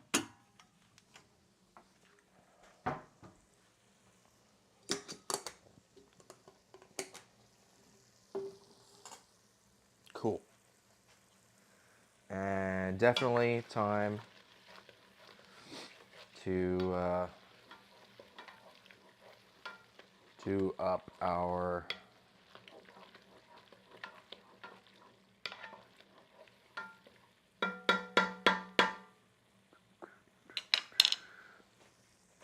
this thing. Oh yeah, this is fucking well proofed. Okay. It's time for us to do this guy. We are going to need, yeah, that bump. It's looking good. I'm gonna grab kind of rounded scraper. Says we should probably weigh it. The individual pieces anyways. We need to divide it into 12 pieces.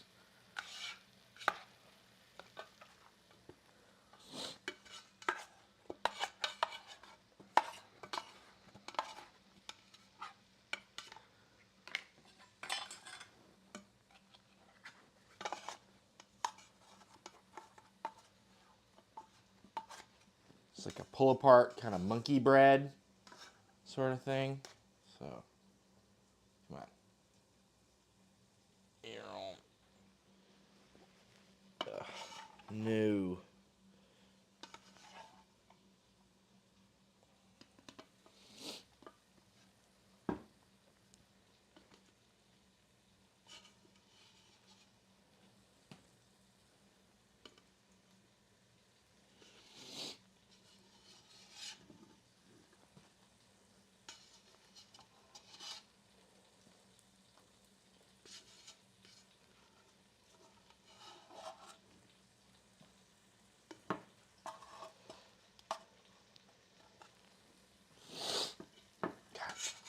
pepper. Fucking getting to me. Okay. Great.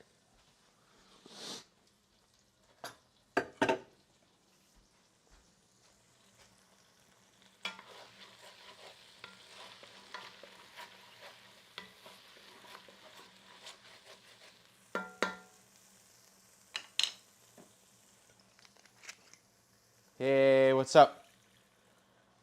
We're about to shape up this like monkey bread, pull apart pita thing. We've got chimichurri. I tried a new pepper. Am I big on football? You mean like football with your feet or the American football with like not your feet? Football season is back, I heard. I'm not the biggest on football. I did marching band in college and I play the trumpet mainly. So I like that. Not your feet. Yeah. Yeah, I played football in high school. I was a center. I was on the line. And yeah, and then I did marching band in college. So I like football when I can play a trumpet really loud. That's my favorite football.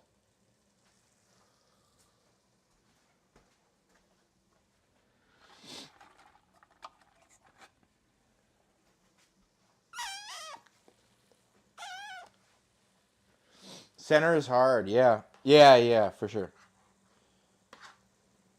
So I did football from like first grade through 11th grade.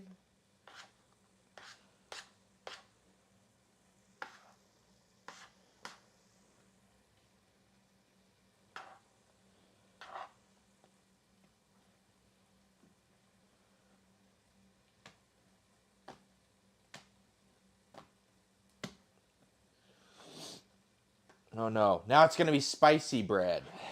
It's gonna pick up all the pepper. Snapping the ball to the QB, yeah. Yeah, and you do a mix of like depending on the setup for the play. So you need to be dependably, you know, either throw it like 6 feet behind you or right behind you, or like they'll do the half where it's like 3 feet. So you need to know how to do it. Good. So yeah, I think this might need a little more flour. Eesh. We'll get some flour on the surface.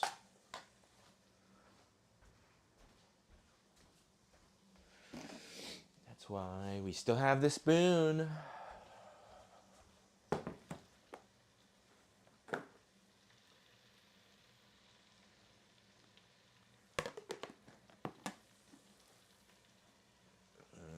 We'll set this over here.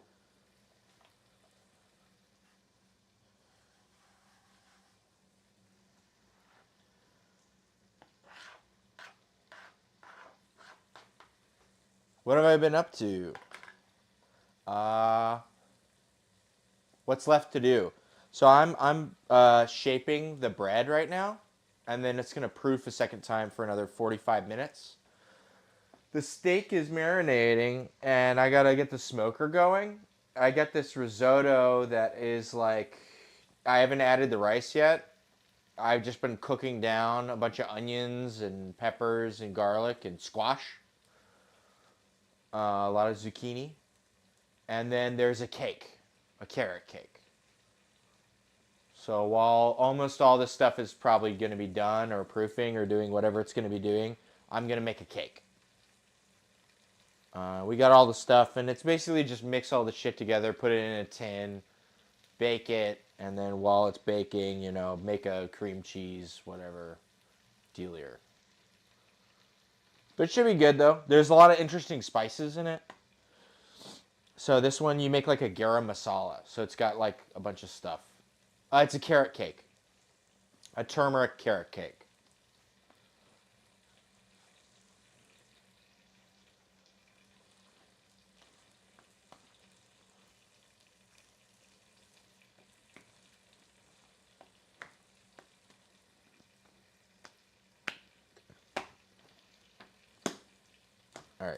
This is looking good. Oh, ick. I I see. Oh, I see. Okay. I gotcha. He said ick, like bad. Yeah, and we're just slowly adding spices and stuff to this. Risotto's like long game, so add a little vinegar here, add a little wine there. No. I see. Yeah, yeah. I get you. Entiendo. I understand.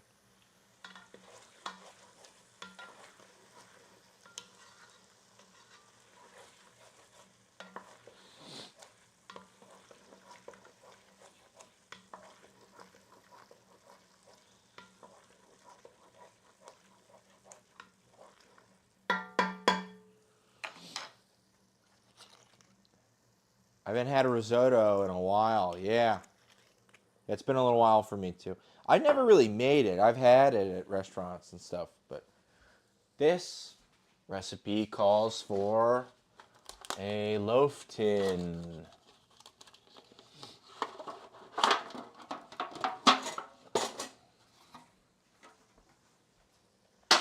Okay.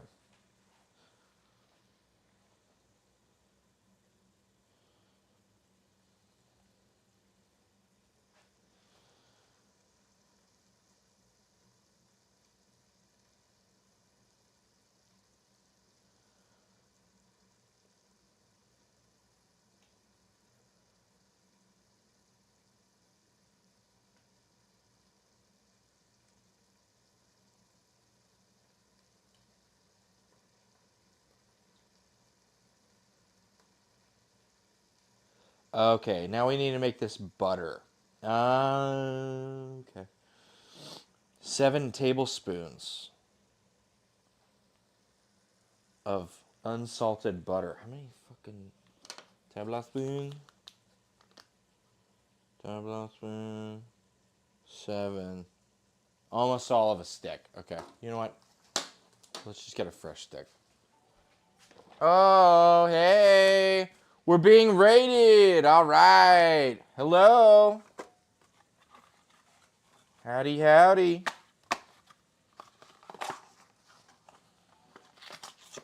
Pew, pew. Show me your cubes. Woo, woo, woo, woo. Sorry, I got butter stuck in here. Give me those steaks. Steaks are here. I got a smoker in the back. We're going to smoke them here. Right now, I'm just working on this bread. I'm going to be proofing for a second time, and I've got some onions and garlic that I am cooking down forever with some squash and peppers from our garden. It's a high, yield time in the garden, so we are really fixated on trying to use as much as we can. So that's why we're making gazpacho. So here's our gazpacho right here. It is, I just escaped like 100 kisses. That's funny. Yeah, and try to give a little synopsis here. We make a lot of food. I stream almost every Thursday. Try to stream every Thursday, right? Sometimes it's a different day. And basically, we host a Dungeons and Dragons on Friday every week. And so I make a dinner party's worth of food and prep a bunch of stuff the day before. And test out recipes and stuff. So all of this will be food for Dungeons and Dragons tomorrow. I'll do up some more other steaks and things like that, but working out the risotto. I'm making a cake and stuff like that. So if you want to learn how to like make food for like a dinner party or have a bunch of different kinds of food last month, howdy. Hey, Ignacio. Wonderful. Good to see you. Um, yeah. So, like last month, we did sandwich month. So we went through and did a bunch of different kinds of sandwiches. So we did banh mi, where I made my own Vietnamese sausage, nem nuong, and we did a couple other things. I made all the buns from scratch. We made our own pate and everything, and duchois pickled everything. We made our own meatball subs, um, everything from scratch. I did a fried chicken Caesar salad sandwich, and last week I did cubanos, so Cuban sandwiches. And I make my own everything, right? Because we're got the garden. So these are homegrown cucumbers that are pickles. I made fermented my own mustard. Yeah. So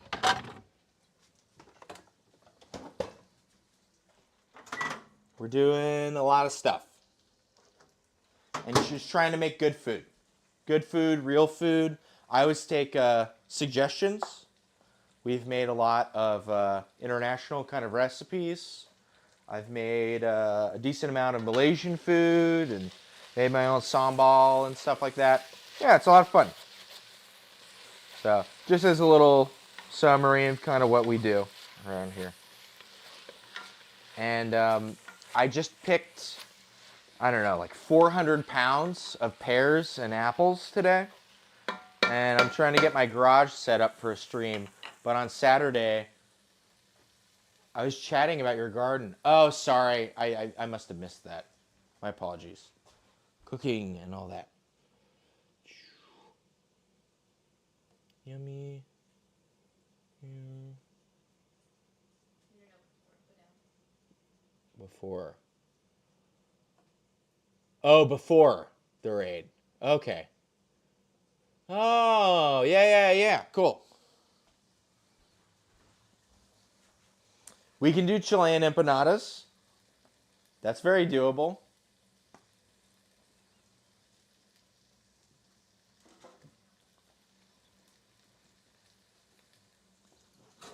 Yeah, empanadas would be a good one.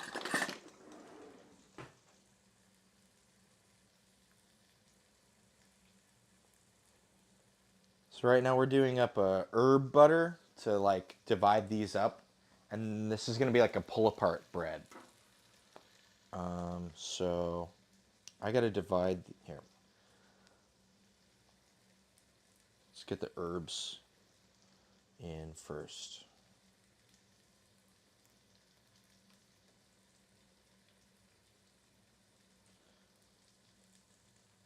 I got to get my kitchen cleaned up. I'll keep you up on Lurk. Yeah, okay. Perfect. Thank you.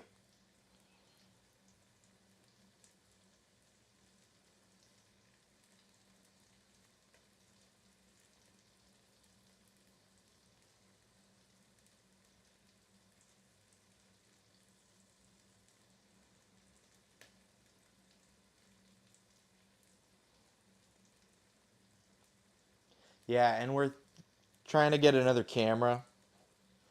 I keep getting flaked out by Facebook Marketplace people, but we want to get a second, like a phone, and then get an overhead camera set up.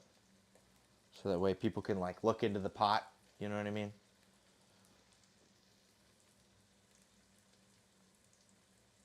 I don't know. There's a lot of stuff I need to do. Discord, all that shit.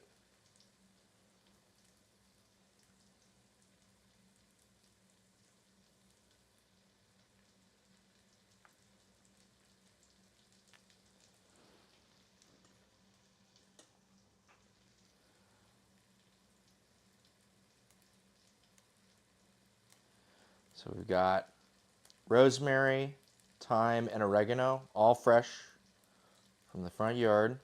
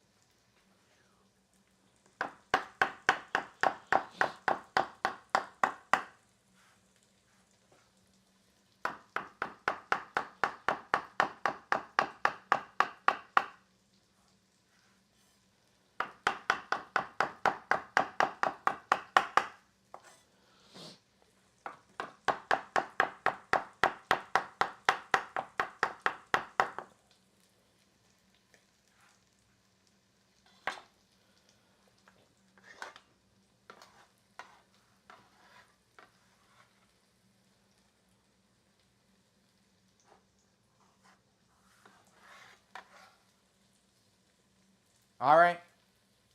See you next time. Thanks for stopping by. As always.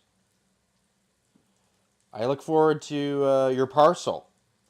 And we will be sure to have it try all the snacks on stream.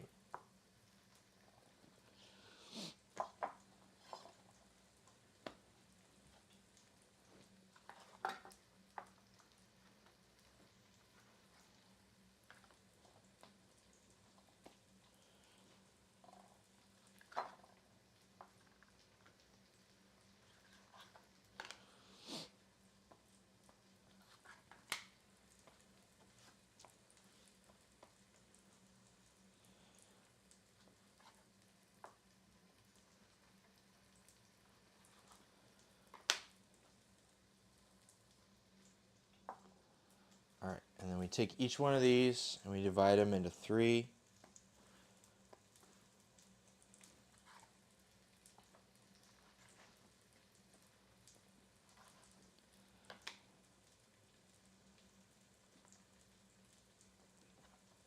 That's good. And then I think you want to press them out pretty flat and wide. And then you're supposed to put butter on it like this to make it laminate. And then you fold it in half and put the butter. And then it's going to go in here. And we do that with all the pieces, and then it should like laminate so that way they stay separate. Do you see the Ibolanos breakfast challenge? Chile versus Peru? I have not.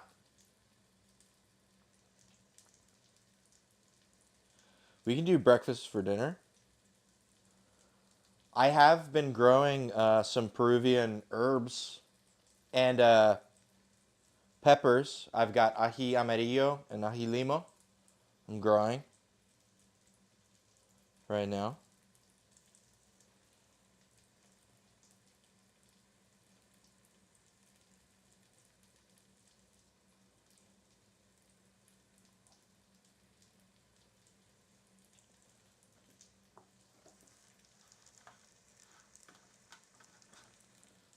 What's the challenge? It's a social red challenge. Okay. Red social. Oh, is that? Okay. Sorry, I'm not familiar with that. Or I know of it, but I'm not. Yeah, I should take a look at it.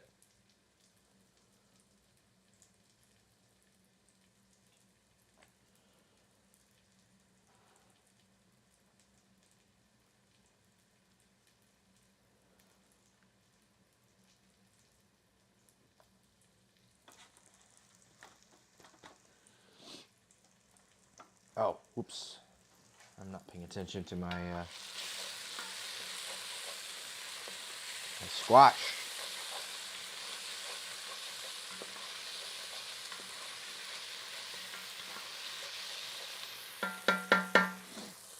Baking demands so much attention. Deglaze with some wine. You always want to cook with wine that you would be willing to drink. This Chardonnay is not very good, but it is a wine that I would be willing to drink. There was no other wine, and so it makes it a perfect cooking wine.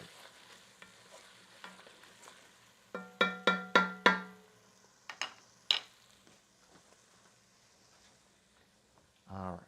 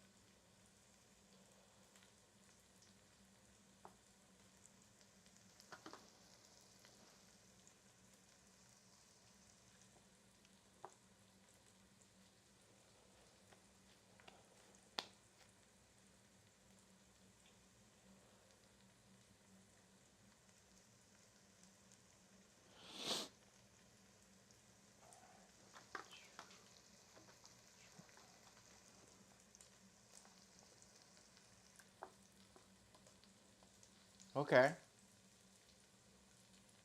Please vote for Chile. Okay.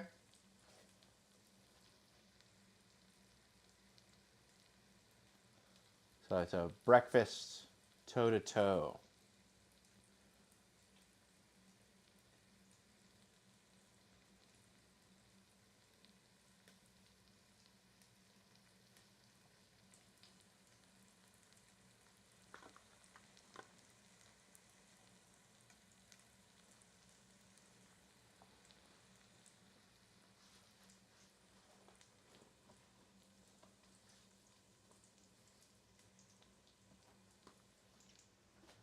Producer, would you be willing to save that link so I could take a look at it? Awesome.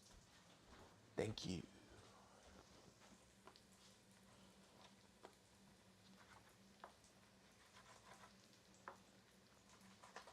I'll take a look at it after.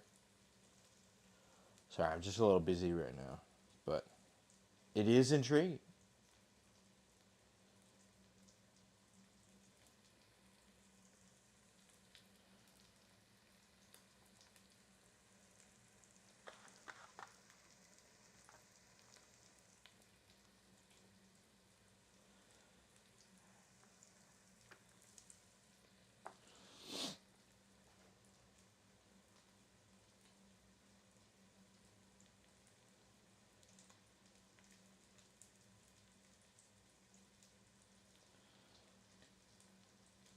Maybe should have used bread flour.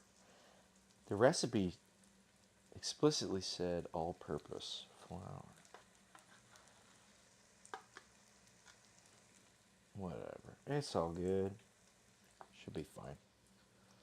This is supposed to be like a pita-y sort of bread, so it makes sense that they don't want a lot of gluten in it because pita is meant to be, like crispy and not super chewy. It's like soft and fluffy or like crisped up. So, all right. We will add some saran wrap and get that proofing. And then I'm gonna add some rice here to get our risotto going because we've got some rendered oil and everything's cooked down really nicely. This is looking like really uber, like yummy, earthy, roasty, toasty. Yeah, ooh. What to do, what to do. Well, you heard the man. You got to vote for Chile. All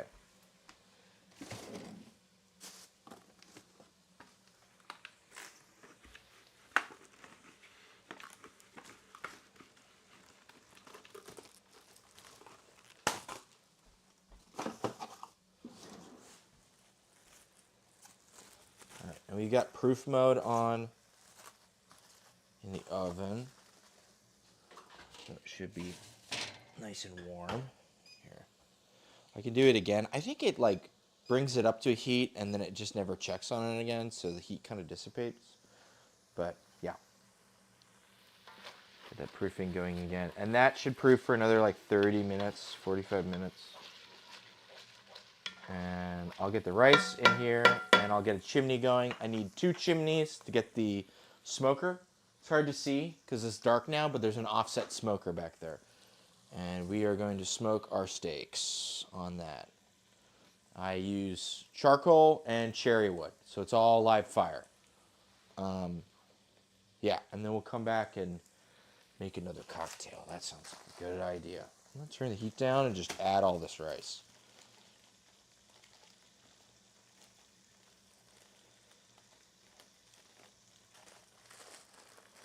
All the rice? All the rice. Let's do all the rice. Got some arborio.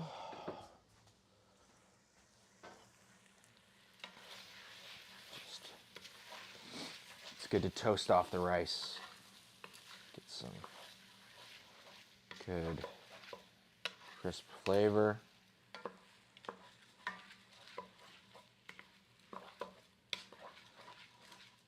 Add some nuttiness to our risotto before adding our liquid. All right, I'll be back in less than a minute or so.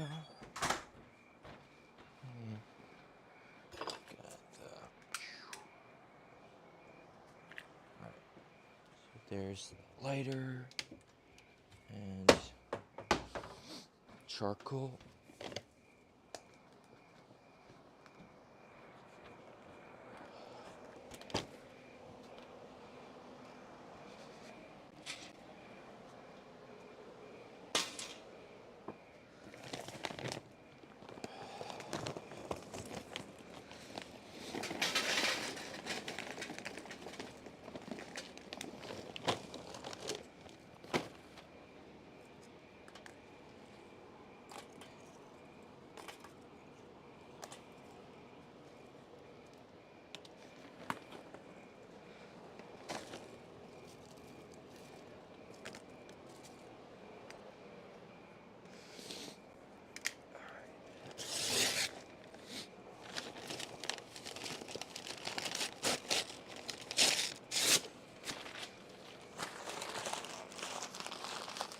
Paper under our chimney.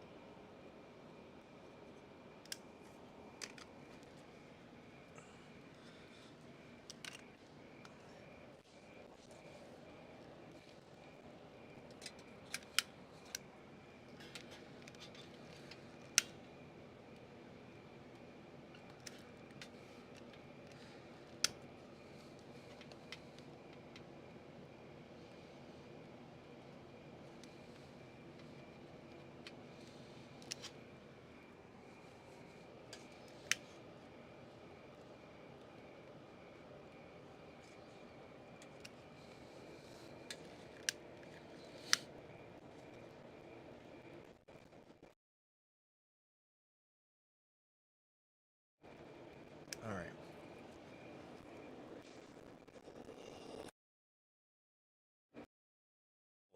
All right.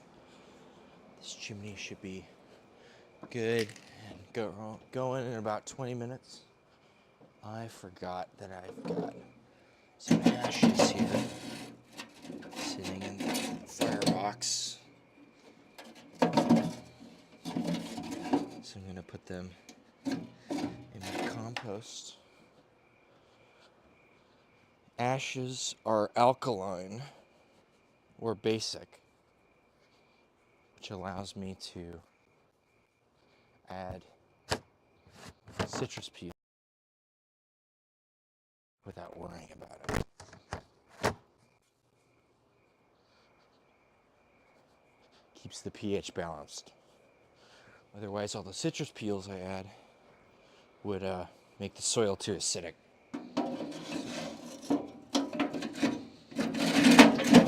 All right. That's looking good. All right, cool. And that's going. Okay. Right. Thank you for your patience. I hope the sound wasn't too bad outside. Sometimes when I get a little far away from the receiver, you get a little choppy with the audio. I'm gonna add some more butter. Let's just add some of this like herb butter. There's a lot of that. And the rest of this can be for the bread. Herbs. Francesca sends you hugs. Thanks. Awesome. Yeah, I miss you guys. It was really fun to see you when we did.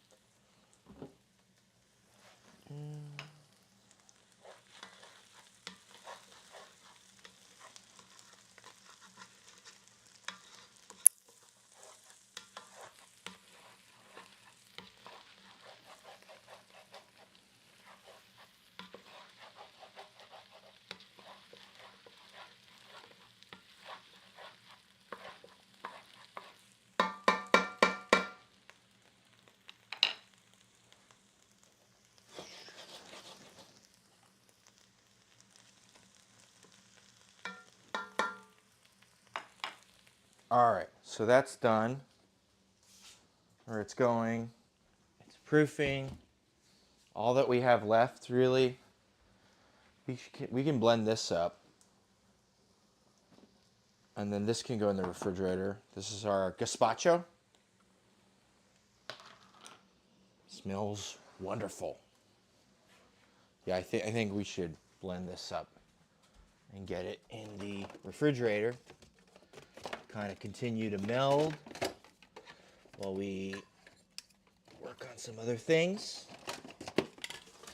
Just kind of get it done and out of the way. I do like things that are done and out of the way so that things don't. When the sopaillas. Sorry, I'm. Lo siento, mi español es muy pobre. Sopaillas with Chilean pebre. Well, I mean, we're open to suggestions. Add it to the list, producer. We got empanadas and sopa y pillas. Perfect. Thank you.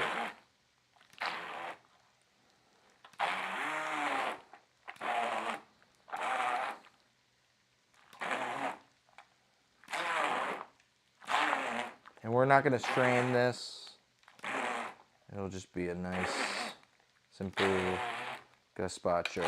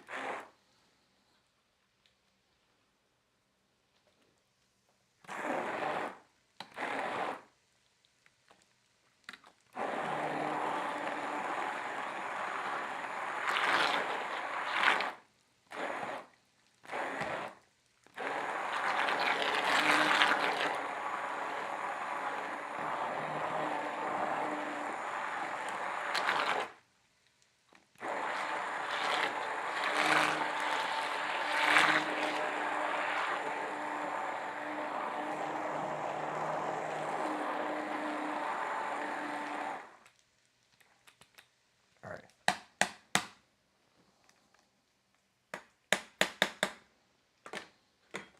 Let's try a taste.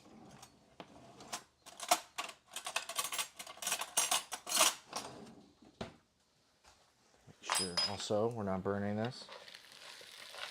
Yeah, I think it's about time. Start adding some liquid.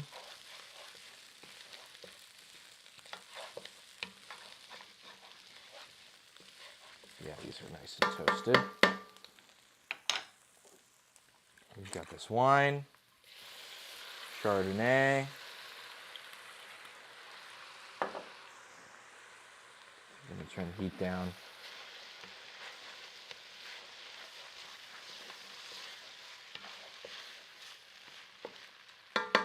Thirsty.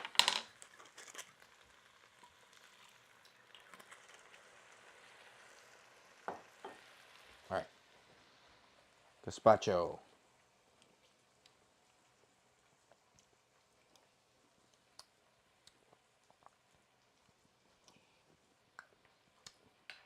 I like that a lot. That's really yummy.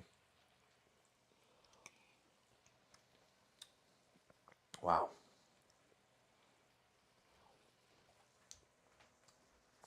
Kind of hard to stop eating. All right. This might be a bit rustic or rough looking, but I think it tastes really good.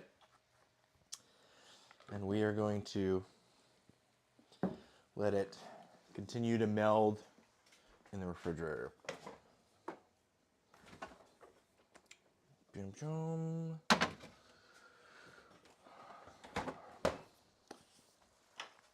Risotto. We got our wine.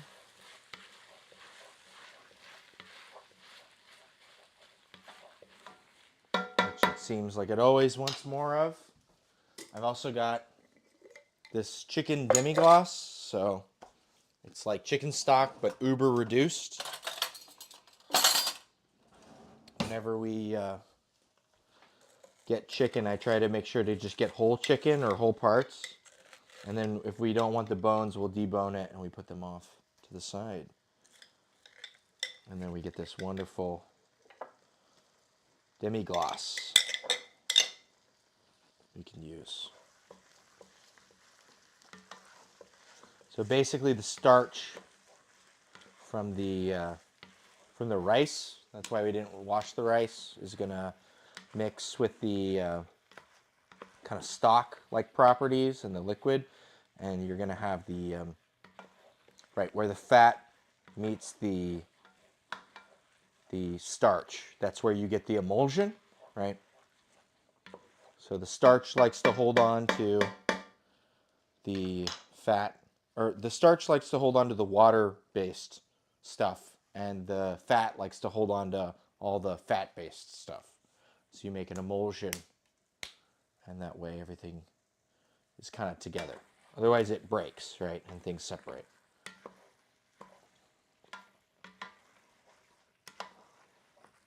So it's mostly about just stirring and adding slowly.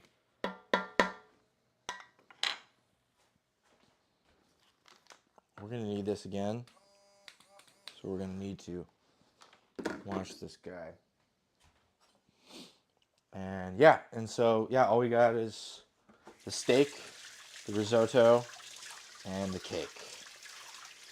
It's all very doable.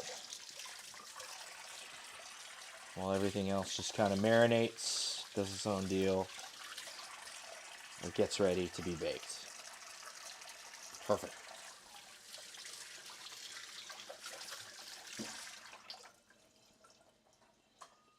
Yeah, let's make another bramble. Sounds good. So every week I also try to make a cocktail that lines up with stuff. And last week I made creme d'amore, which is a blackberry liqueur. Blackberries are in season here. We're in the Pacific Northwest. And so I made blackberry liqueur by soaking crushed blackberries in red wine for 3 days and then straining off the solids, adding sugar at a low heat to incorporate it in, and then proofing up with some gin. And that is creme d'amore. You can find it sometimes in the store, but it's kind of hard to find. It's French, right? Moure, M-U-R-E, the little. It's like a. It's not even like a. It's like a. The. I don't even know, man. I'm so in food land that I'm not even thinking about. It's like a check. It's like an arrow pointing up. I don't even know what that sign's called. It's not an accent. It's not a tilde. It's got like a different name.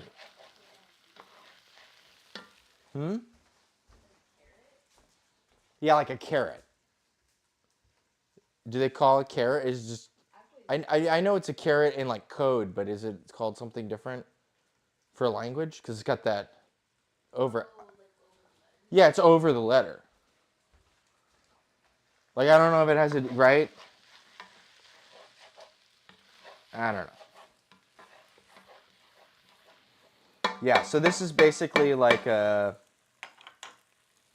like kind of like a gin lemon drop with this blackberry liqueur. And it's meant to be a bit more of a slushy kind of cocktail. So we are going to go with, I don't have pebble ice, but I've got this like small kind of ice guy. These little balls. So we'll just go with some balls.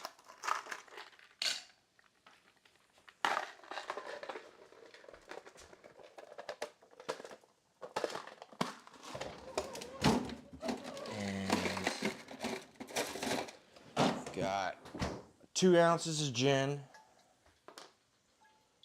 Oh, circumflex? Circumflex. Circumflex. Okay, well, when you have a caret over a letter in language, it's called a circumflex. We've all learned something today.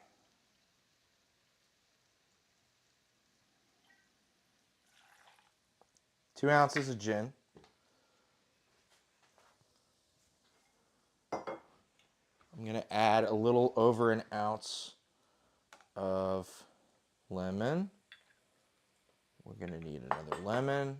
It's fine. We've got a ton of lemons. Uh-oh, that lemon's bad. Gotta take it away now.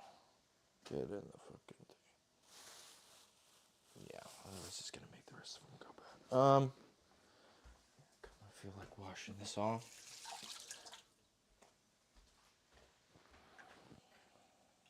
Circumflex. Word of the day. Circumflex.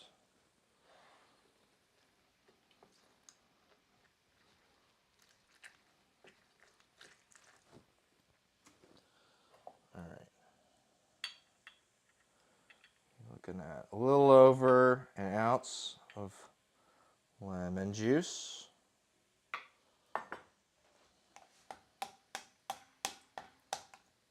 And this time I'm going to add a full ounce of simple, because last time I added a half ounce and it was not quite enough. So we'll add a full ounce.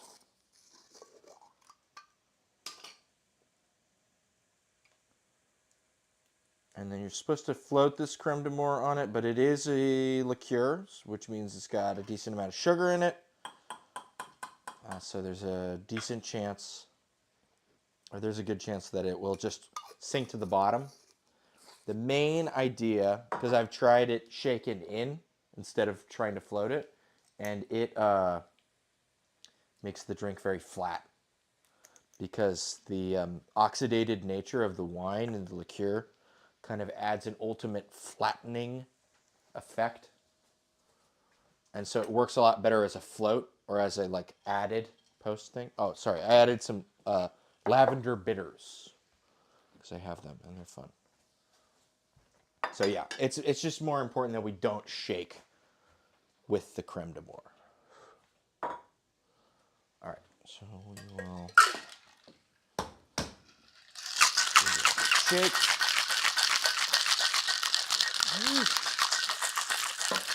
More wine.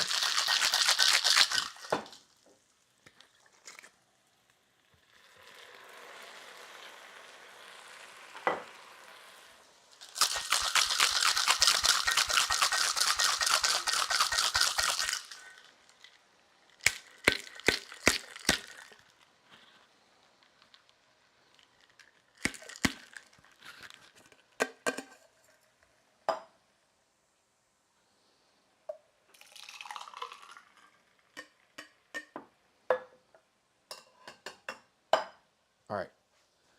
And now we're going to float. You're supposed to do it on the back of a bar spoon. I don't have a bar spoon. I got a regular spoon. And that's what we've got. So we're going to just use that. Not going to be too precious with it either. And we're just kind of floating. Idea is to try to get to like disperse over the top, but it just goes straight to the bottom anyway. So I forget who invented this cocktail. But this is like a pretty recent invention, the Bramble, by some English guy. And he must have made this drink really sweet if he could float the creme de jour on the top.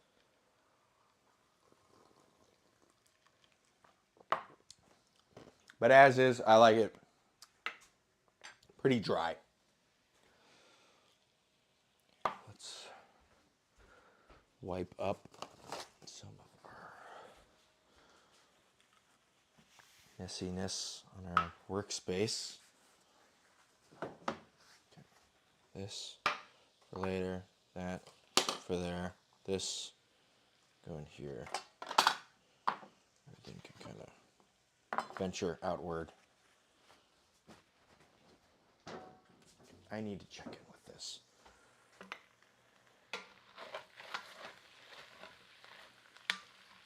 I think I am vastly underestimating how much water this needs. I think we just need to be adding a lot more water or liquid in the form of wine and demi-glace. Let's just add all of it.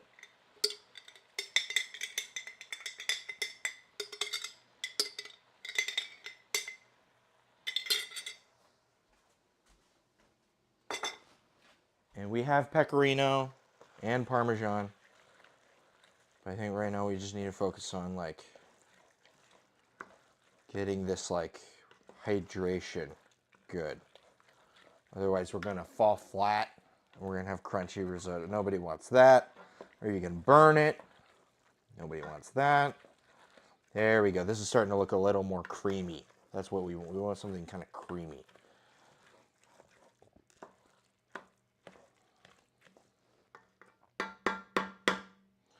Add more wine again.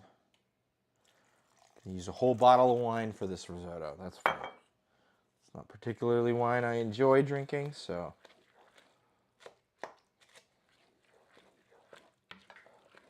This is much closer to the consistency we should be seeing.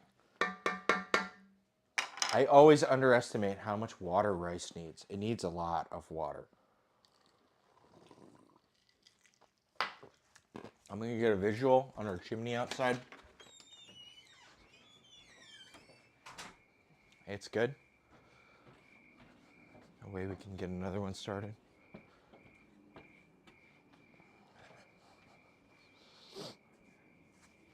All right.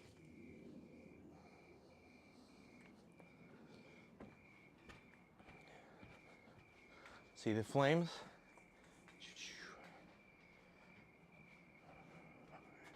Get them in here. One more chimney, and then we can put the steaks on.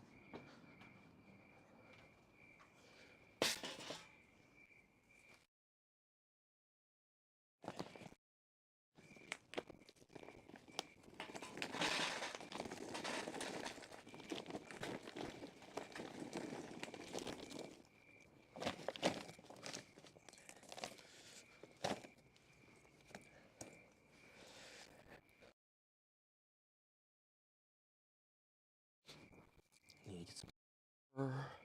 I got some extra paper right here.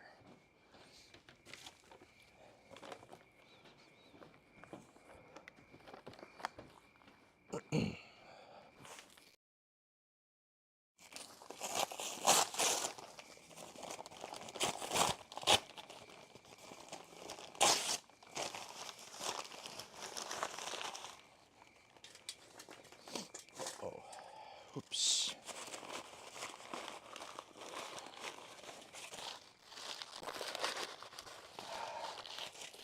Be careful, I'm gonna burn my hands. I always hate doing that. Go. Briquettes in. Paper in.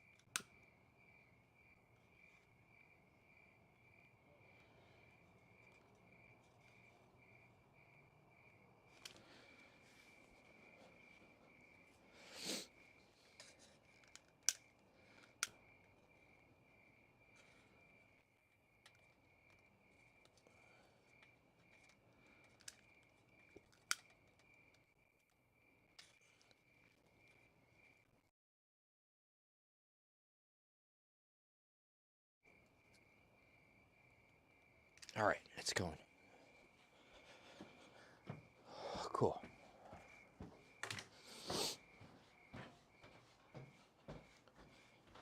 All right.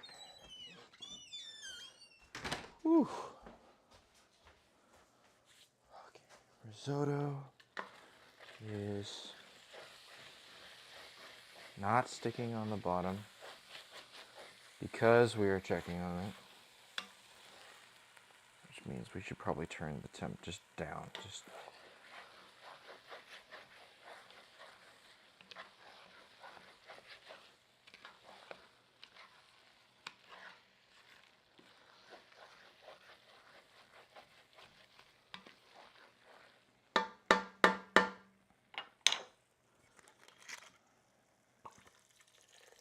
of our wine. We're gonna add water after that. Because we added so much demi-glaze, there's basically like concentrated stock inside of this, so.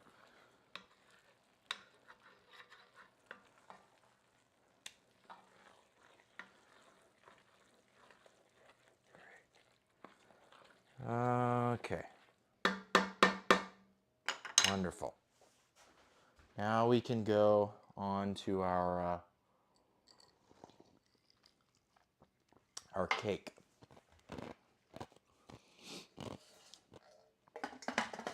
Which starts, as all cakes do, with a spice blend. This is a turmeric carrot cake that features a garam masala, which translates to warm spices, I believe.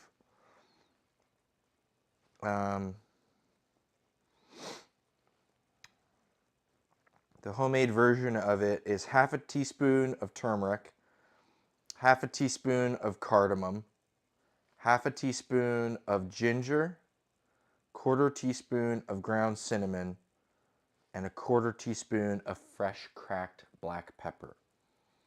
And that's the garam masala, and we will use 2 teaspoons of it. Featured in our thing. All right. Yeah, let's get going on that. So turmeric, there's turmeric here. Just got ground turmeric. For our seasonings, thank you to the wonderful producer. I believe most of our seasonings in this description are in this guy, which has been coordinated. We need green cardamom. I know that. So turmeric, green cardamom, ground ginger. That might be in the baking one. Cardamom, ginger, cinnamon. I got cinnamon sticks. Or should we just use regular cinnamon and just fuck off? So yeah, turmeric, cardamom, ginger, cinnamon, black pepper. Okay, so turmeric, cardamom. Also might add a little bit of nutmeg. I got some whole nutmeg here. I might microplane into our guy. See the baking thing. Probably has the ginger in it. If I were to guess. If I were to hazard a guess. There's a big deal of ground ginger in here. I know that. Somewheres.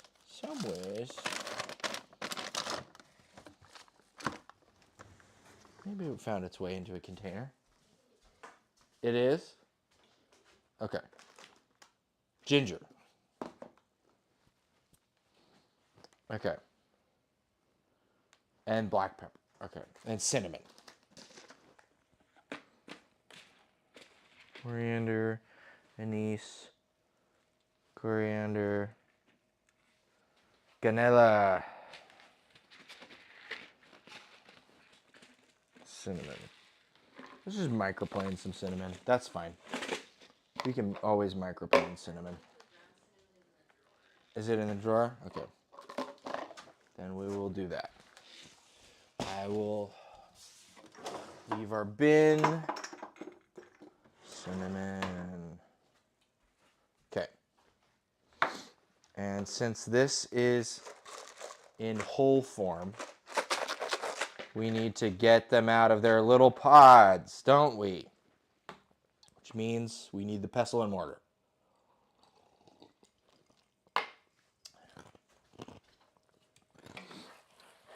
I've done cardamom though. The green cardamom's not that hard.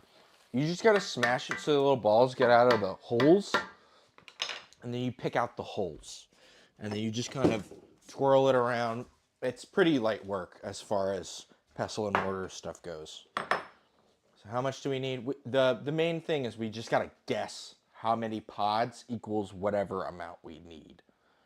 That's the thing that kind of sucks.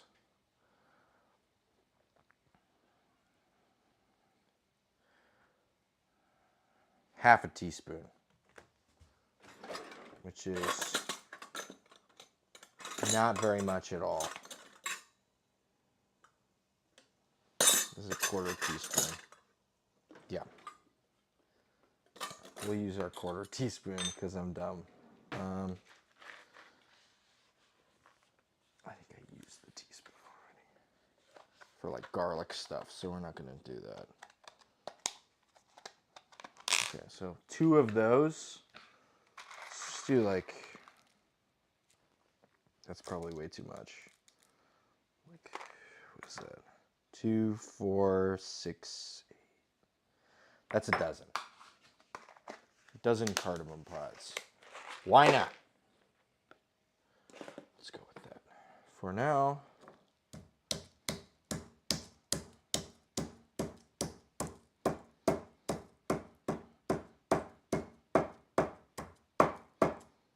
right? And then the pods, the holes are broken apart, and you just pick them out. Once they're smashed, they really don't hold anything very well.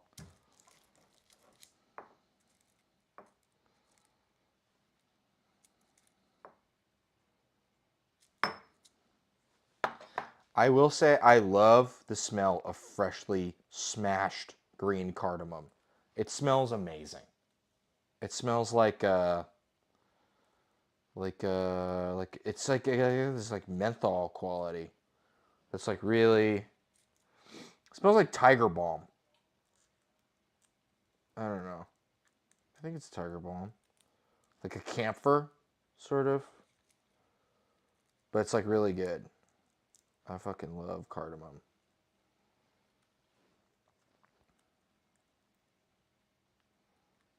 Okay, we only got a couple more holes to pull out of here. Hole, hole, H-U-L-L, hole. Not H-O-L-E, hole, or W-H-O-L-E, hole. Or some other hole we don't know about. H-O-A-L, hole. What is that? What is that? What kind of hole is that?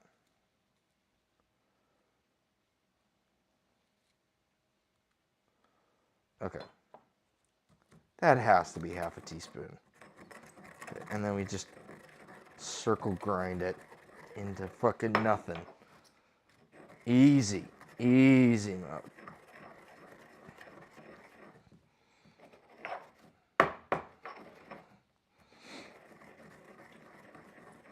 And we're gonna grab our little, because we might not use all this. Actually, we probably won't.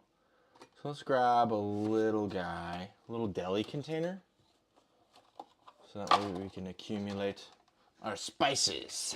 Yeah. I'm just gonna say that all of this is a half an ounce, or half a teaspoon. That's probably not that far off, if at all. That looks like 2 of these. Yeah, awesome. Light work. All right. Compared to everything in the Pok Pok cookbook, all that like Thai stuff, that's fucking easy mode. Okay. And from here, let's just read them out. Okay, half a teaspoon of this turmeric. It's not even opened. I'm just gonna fucking open this shit. become open. Open to me.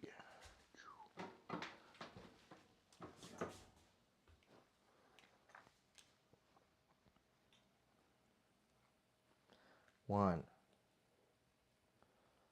two. All right, we've got our turmeric. We've got our cardamom, ginger, cinnamon, and then black pepper. All right, I don't care all that much. If I get a little bit of turmeric in my ginger, I think that's not a big deal.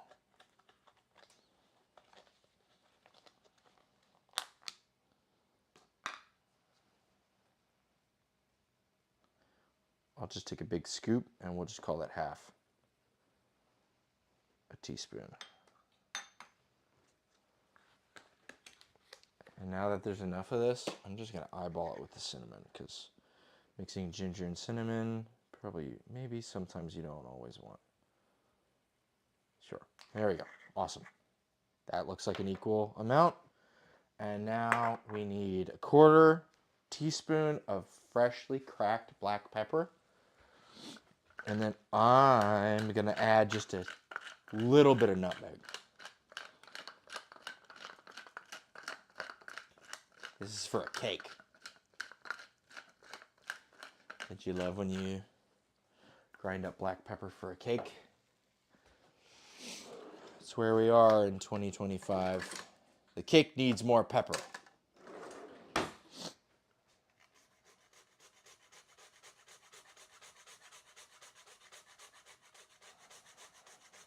Microplane. Yeah, a little bit of nutmeg. All right. Trying to find something to do with my fresh nutmeg, since I don't know.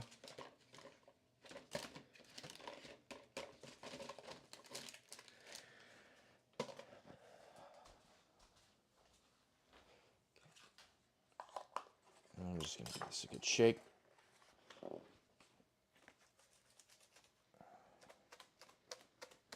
You know what? For the hell of it, let's give it a little taste test. This looks like a garam masala.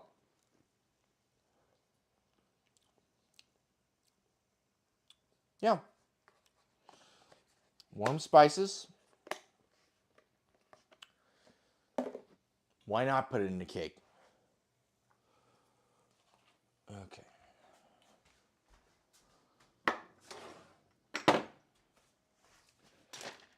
Ginger. Turmeric's gonna. And this can just go back to your homeland. Go back from whence you came. All right. There's our risotto. Needs more liquid. All right. I will get the pitcher of water and we will play that game. I do need to add cheese too at some point, but we're so low on liquid that, like, if I add cheese, it's just going to be worse than whatever could happen right now. So we'll just go with the quart that had the demi-glace in it. And we'll just add a little more liquid. And we'll just keep teasing this out, and then we'll add the cheese, like, way at the end, which is probably the move, you know what I mean? And I know Marco Pierre White is rolling in his grave watching me, even though he's not dead and he's not watching me. But, who's got time to constantly stir your risotto? It's good. It's gonna be good.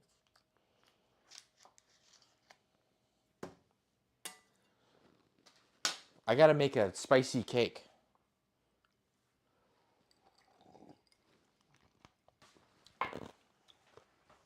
Let me check the chimney. And it's ready. All right.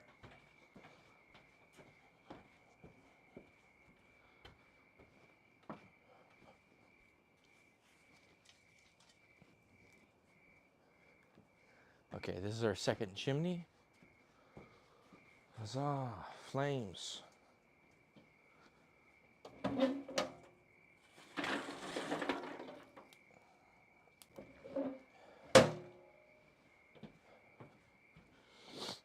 also have a temperature regulator guy that I should probably add here. Let's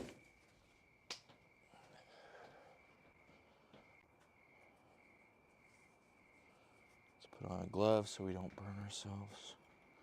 We want that to go out. No, we want the. Yeah, okay, now I remember. Which means we want it here. It's like a specific orientation that makes sense. And there's only like one way to put this on where it makes any fucking sense. Okay.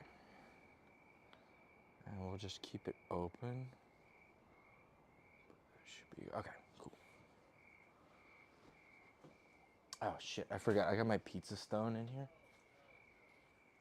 We can move it to the back. We don't need all that much room. Pizza stone over yonder.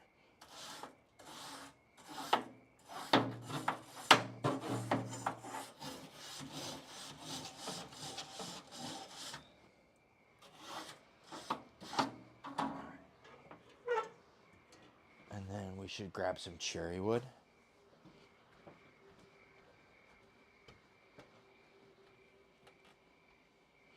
Some more cherry wood. These pieces are kind of big. I want small pieces.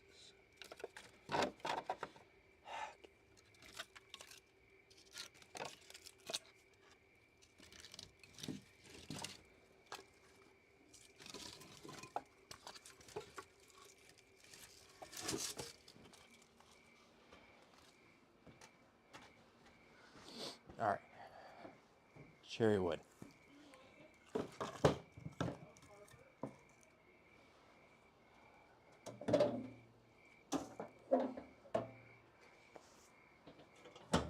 Cool.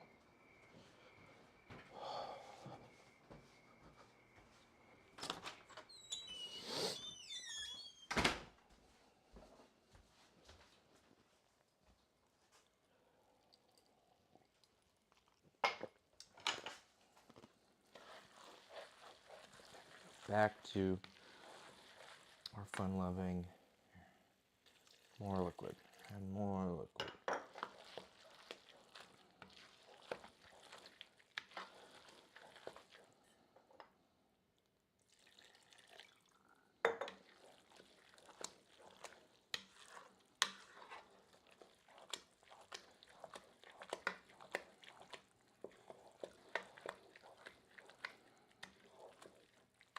It's looking really nice. Okay.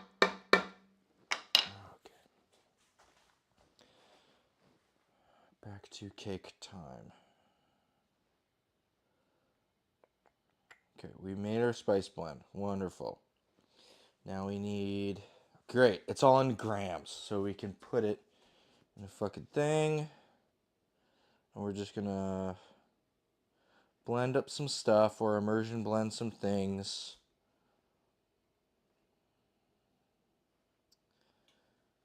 Add the nut milk, paste, eggs, sugar, whisk to combine. Add the shredded carrots, whisk to combine. Add the AP flour, rye flour. We don't have any rye flour, unfortunately. Baking powder. And then... okay. And then do a cake pan. And then bake the cake. A lot of cool. All right, so just mix everything together. Start wet, move to dry. I have to go to the restroom.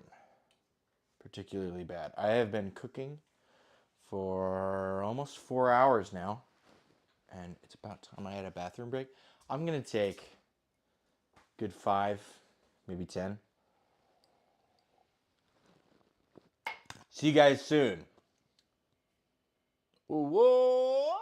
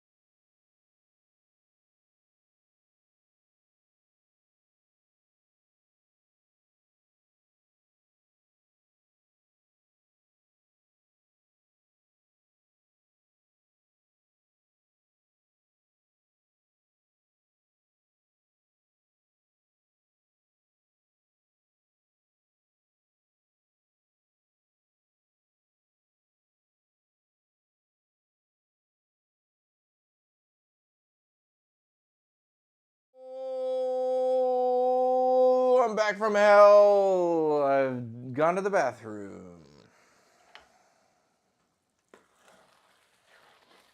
We've got our risotto.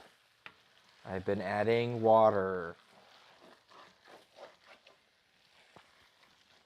And the grill is like, I like to let it sit for like a good like 30 before we put stuff on. So probably another like 15 or 20 minutes. Because otherwise, like, it goes from like the rocket engine down to like a nice steady plateau. And I'd like to put the steaks on at the steady plateau instead of like the rocket engine part. I don't know. I've been making pizzas on that thing, and the first pizza, oh, I'm so impatient. The first pizza is always fucked, and the second pizza is good, and it's just because I don't wait until it's like at a nice steady state. So.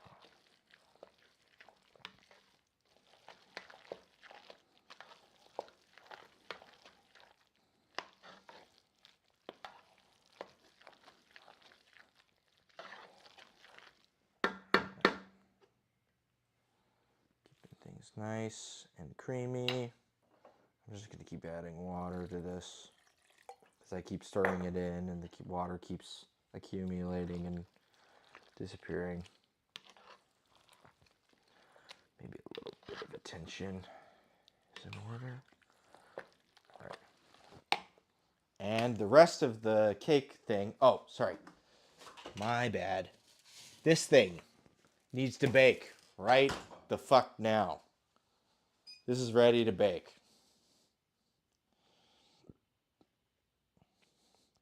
What's the temp we bake at? We bake at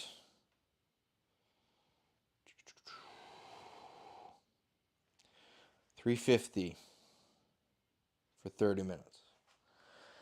So while this bakes, we're going to make the cake. And then when this is done, we'll put the cake in and we'll make the frosting. And we'll just jump while we eyeball the risotto, and then there's just the steaks. And everything else is like basically done. Just paring things down. Getting to a good spot. It's always kind of difficult. It's always like a bit of a weird juggle. But, you know, what are you going to do?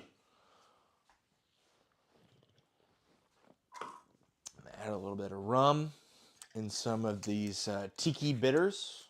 Where the hell are those tiki bitters? It's a good like Caribbean spice profile. It's kind of like it's Angostura adjacent, but it's not Angostura. There's something different about it. Where the fuck did I put those? Did I put it away? Why the hell would I put it away? I did put it away.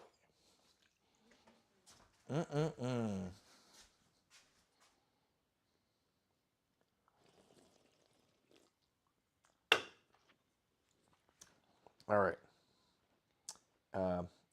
Ele Macule. Sorry. I keep trying. It's all right. A little bit of humility is a good thing. You'll keep messing up until you get a little bit better at it. Ele Macule. Tiki bitters.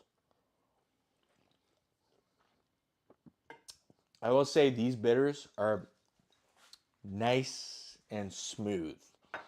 There's sometimes something about Angostura bitters that are a bit like, I feel like they don't meld quite well with some things. And that's fine. And they're good. Angostura bitters are good. But I've just, you know, it's new to me, so it's exciting. It's a thing I want to try. All right. This for when it's time. We will weigh out our ingredients.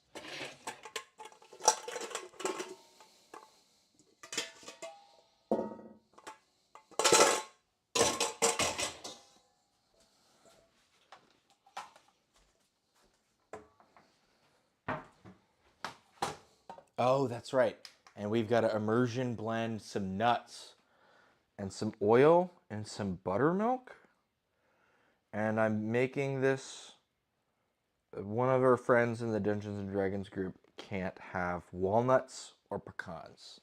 I think we have almonds.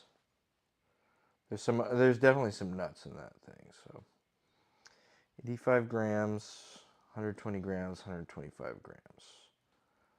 It is 95. That's a different amount of gram. Whatever. Okay.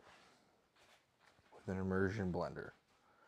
You can toast nuts and rye flour in a sheet pan while it heats up. Doesn't allow you to weigh out. Ultimately, toasting the nuts and the rye are optional. But we are all about flavor here, baby. All right, great. Editorializing. I guess it's a recipe, so. What else are you gonna do? I know we have macadamia nuts. I see those. And these are. They need to be used. Sure. Maybe we use macadamia nuts because they need to be used. I swore we had almonds, but we might have used them all for mole. Fuck it. Let's use these macadamia nuts. 95 grams. It said 85 in the recipe thing, but in the instructions it said 95. So let's go with 95. More is better, right?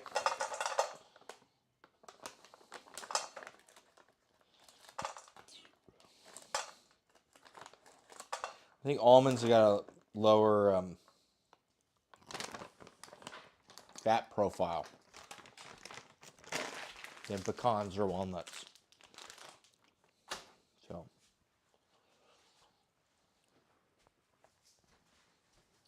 95 grams. And then since we're leaning in the savory direction with the spices and stuff, I was just going to use olive oil. Even though it says neutral oil, I think it would play well. And there's enough stuff going on. I think it's not a bad idea. Okay, 120 grams buttermilk.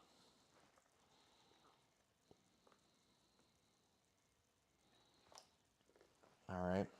Damn. We are a third of the way through this buttermilk that needs to be used like today. So I'm going to start down in buttermilk. And then 125 grams neutral oil. And we're going to immersion blend this.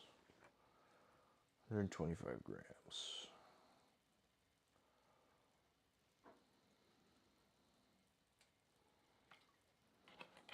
All right. Immersion blender. Back to the blender. That's why I washed off the... Okay.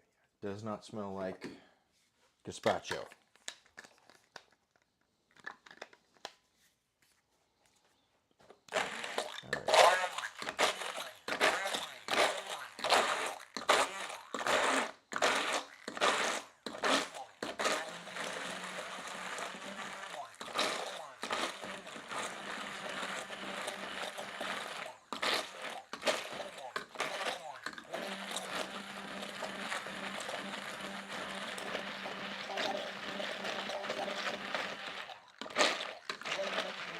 I will say this buttermilk provides acid, and there is baking powder, which will be our base, and that's to add leavening, right? And so I'm going to hold off on baking powder until just before we mix, put in the dish, and put it in the oven. Just so that way it's not leavening and running out of all our bubbles while we're not using it, right? When you mix those things together like that, it's intended to be used immediately because it's on a time limit, right? We're at 275 in the oven. Okay, blend till uniform, Add 2 eggs, 150 grams brown sugar, whisk. And then we gotta shred carrots. Finely shredded carrots. Okay, great. Thanks. Thank you. Weird fucking spatula. That's what I needed right now. Fucking attitude.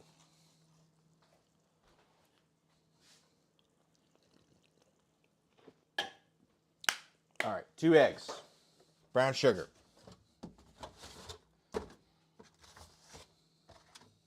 2 egg.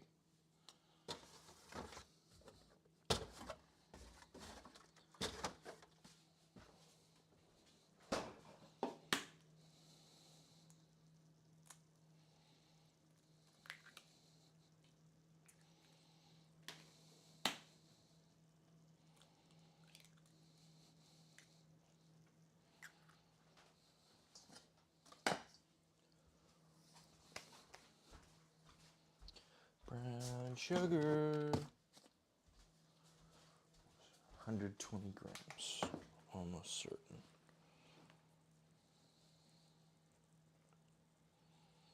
150 grams. All right. And then 227 grams of carrots.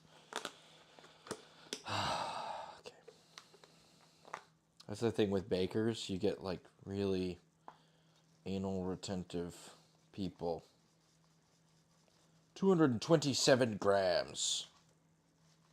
Not 228. God forbid. 150. It's kind of hard to get little bits of it out. All right, that's good. It's a little over, but what's a couple grams?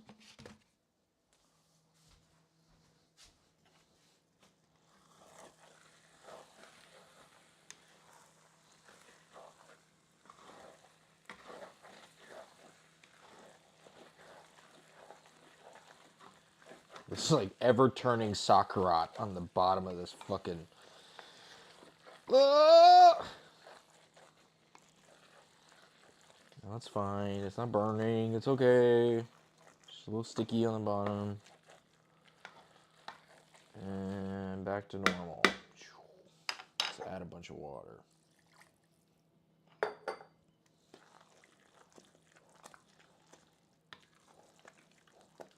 Let's get it back to soupy. That's what it wants to be at. Okay, we need to whisk all that stuff together. And then 227 grams of shredded carrot. Carrot.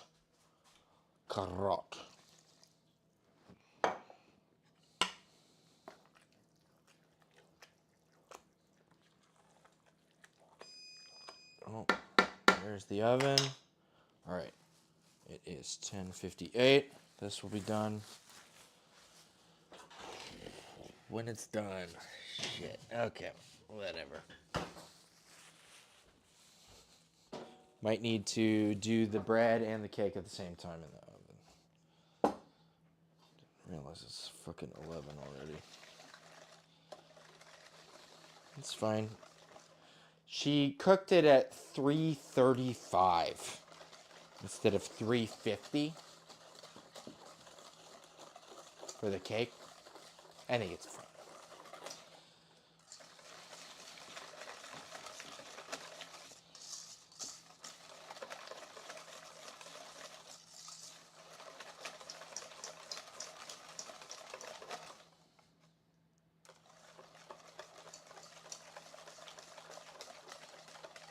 Okay, well, this is all mixed together. It's pretty uniform consistency. All that good stuff. 227 grams. This is fucking carrot.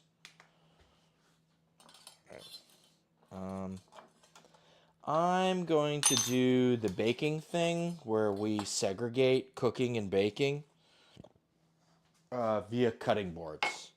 So we've got our really big workspace, which is nice, but it's covered in onions and peppers and stuff. I'm like, I don't want my carrot cake to taste like onions and peppers and stuff. So we're just going to use that. grater here. And I kind of like it bigger. Or should I do it smaller? 227, that's probably not a lot of carrots. If we're going to be honest here. Let's measure out like 300 grams of carrots. Okay. Might be a little more carrots than I thought.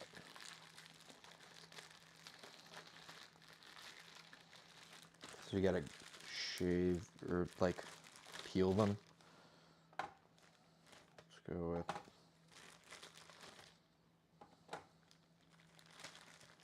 more carrots. Okay, great. That's 370. 330. I'm sure once we peel and shave away, that'll be almost 227. Okay, cool.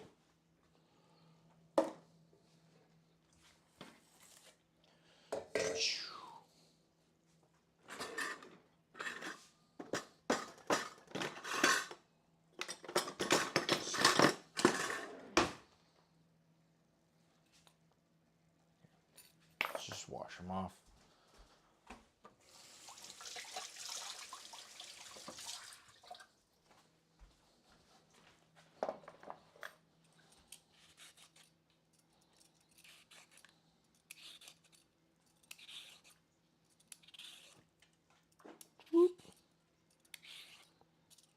I'll run away. That's fine.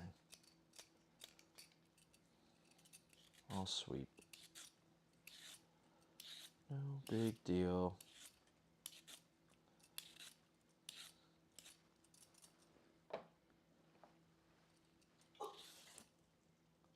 Are you okay?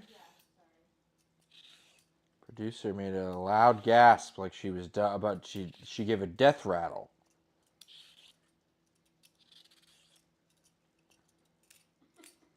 Like I just did. Yeah. Okay. Well. No. It's fine. I guess.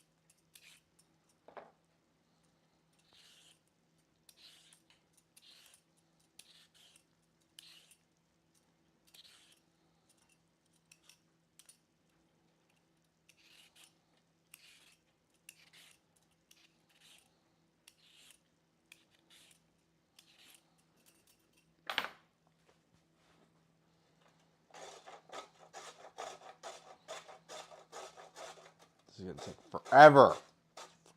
Just like stab it with the fucking. This is dumb. Okay, we're gonna use this one. Yeah. If we go like this, they'll be short pieces. So they'll be small.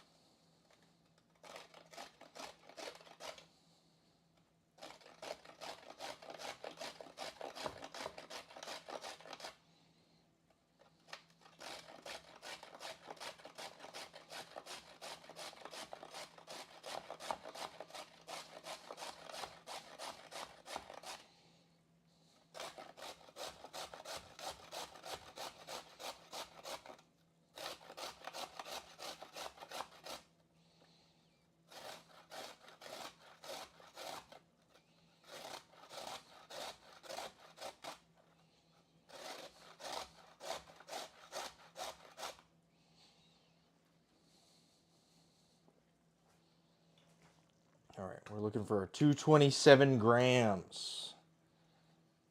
Let's see what this is. 163. 168.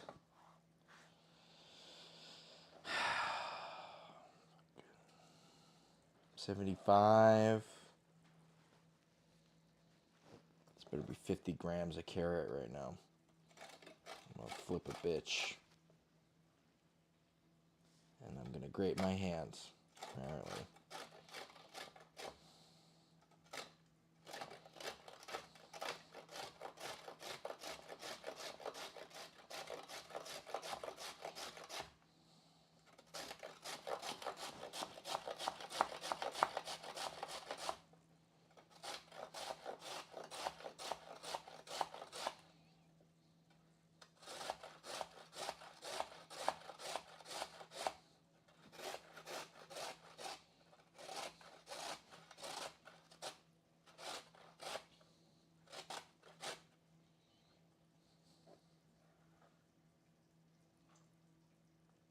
Hey, we're at 221 or 222, 224.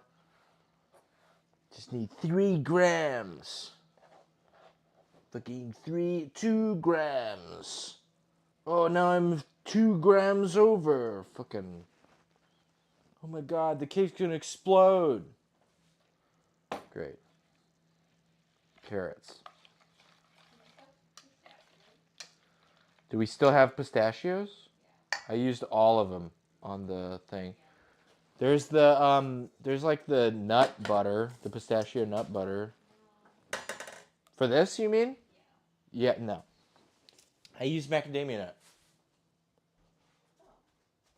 Yeah, we had extra macadamia nuts. I did that a while ago. All right. Producer's still trying to solve problems in the past. Okay.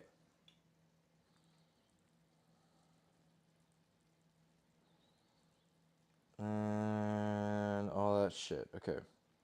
Finally add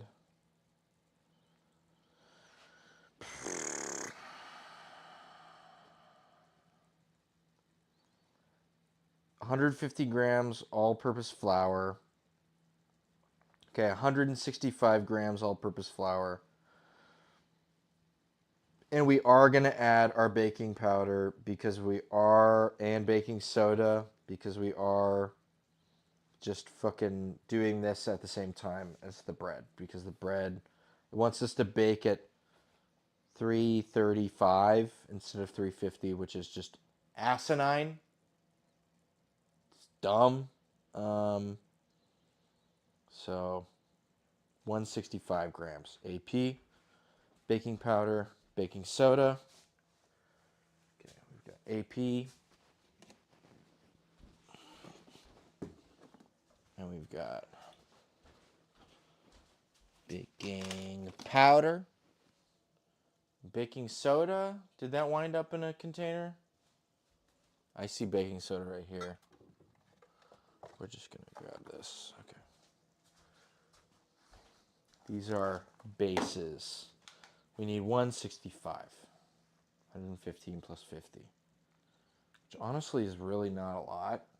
Now that I'm looking at it, I'm like, are we sure? What's up? Rotate the container.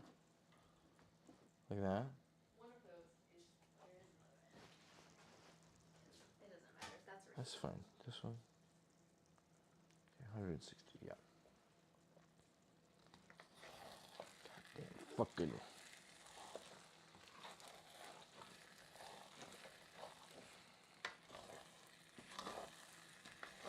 Alright. Ever evolving Sakurat. That's the crunchy bottom of the paella. The Sakurat.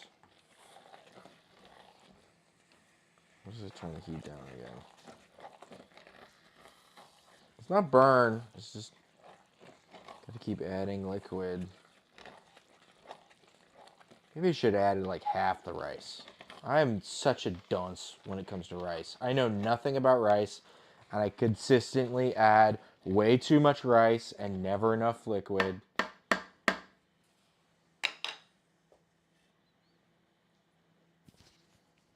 Okay.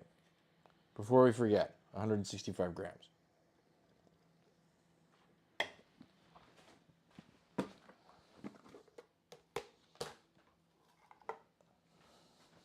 Just fucking scoop.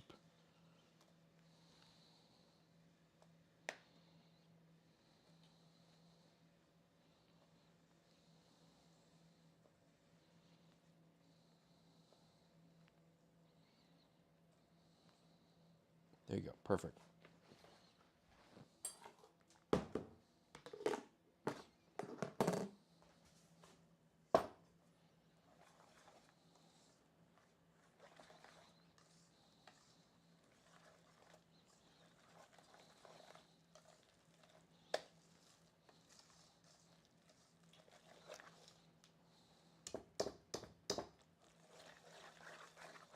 I almost feel like this whisk is like dumb. This is like a bad idea, right? So the carrots. Don't we want the carrot? We don't want to like get it all stuck in this dumb thing. Just use the AP spoon. So we're done with AP. All right. And then I think it's a teaspoon baking powder and half a teaspoon baking soda.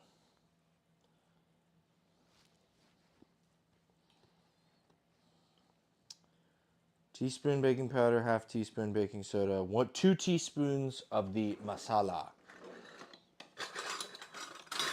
So this is a half tablespoon, which means this is equal to 1.5 teaspoons. So 2/3 teaspoon equal half tablespoon equals a teaspoon. Great. 1/3 half tablespoon equals half a teaspoon.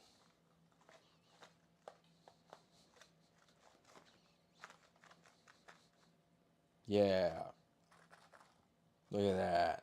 Fuck yeah. And then 2 teaspoons. Well, this is 1.5 teaspoons. So we need 1 1/3. 1 1/3. Great. That's all our stuff. Woo! I hate all the measuring. It's annoying.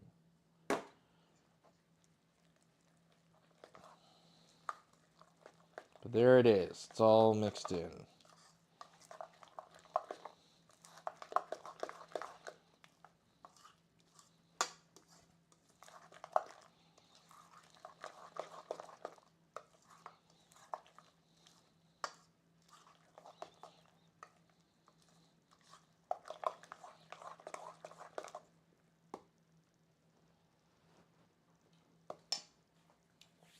Sure. And then we want fucking this thing.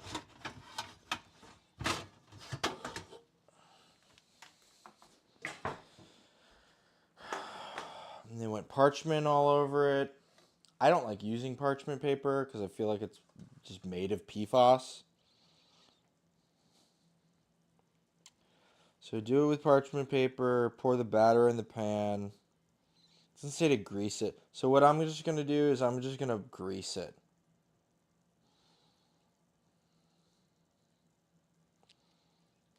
Instead of using parchment. I'm just going to... This is... Here, you know what? You just... This is how you grease stuff with butter. You just fucking wipe it.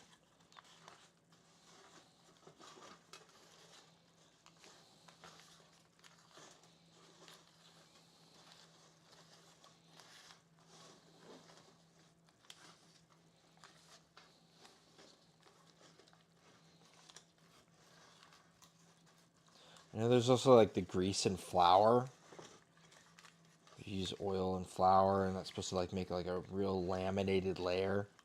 We're just gonna do butter. That sounds fine to me. Fine enough. Anyway. Okay, we're gonna put the stuff in there, and then it's just gonna go straight in the fucking oven. And that's fine.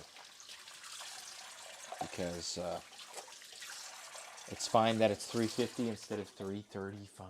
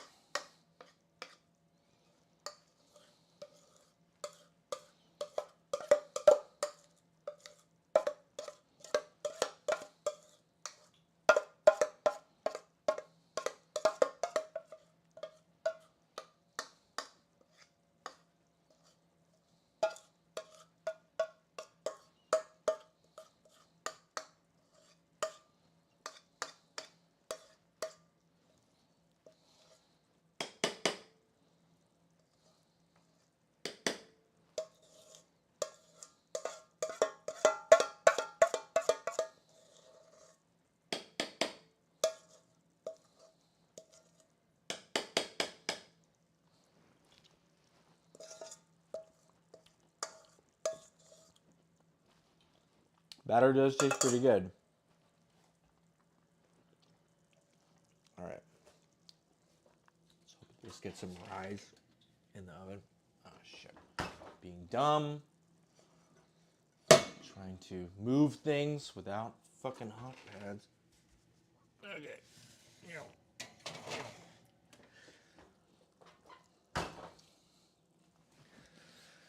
Okay. That's doing its thing. Wonderful. Living its best life. This needs to happen about now. This is gonna take like 20 minutes to cook. So that's fine.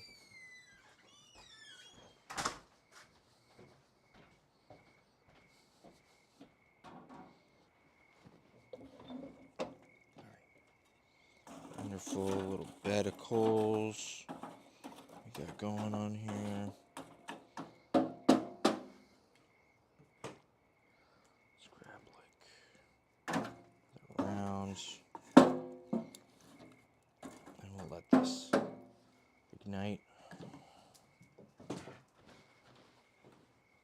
for a minute here. Gotta grab some utensils.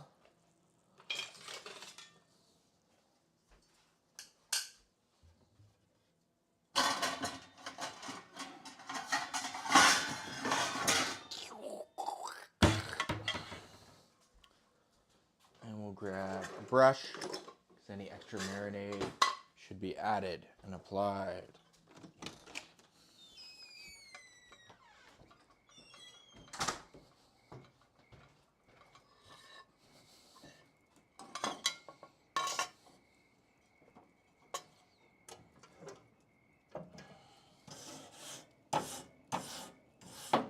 Another brush. I'm just gonna throw them on while this is still igniting. These look really nice.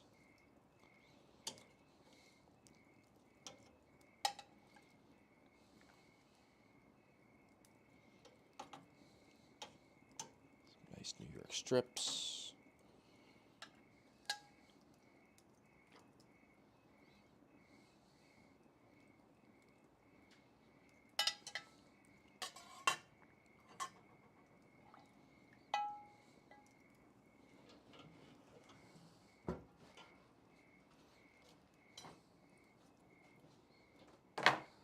All right, and this is ignited, ignitoed.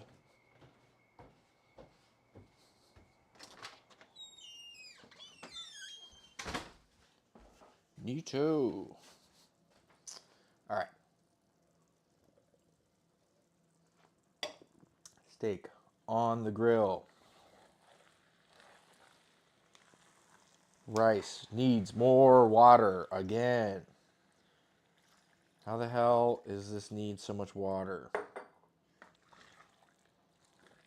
I'm making a whole pot of risotto, I guess.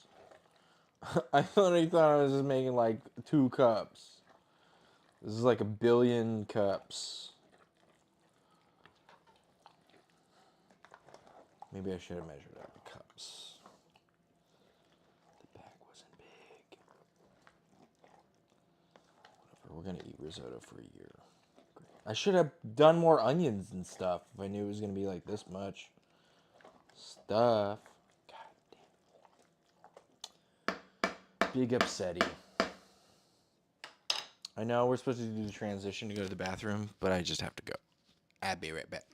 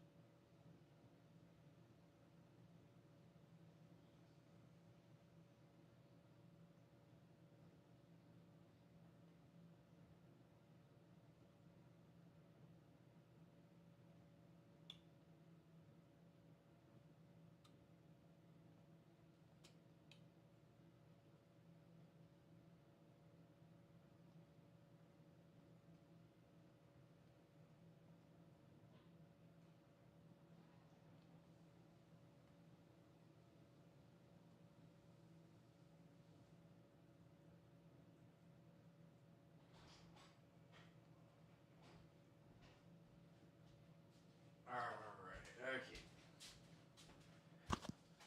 Man, I could have used a whole nother squash.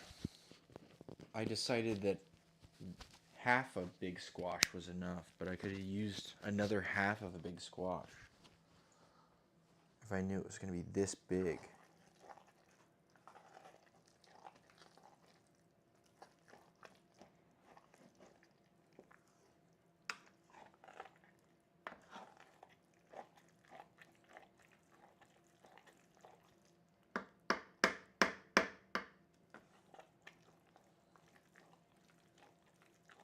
Is it at least getting close to being done, though? Because I know I'm going to add cheese to it, and it's just going to get thicker. So, like, being too thin is not a problem. Just want to get it, like...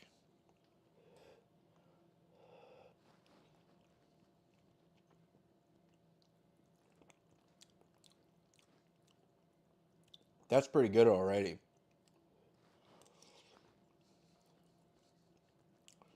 Now we just got a whole block of fucking parm to those.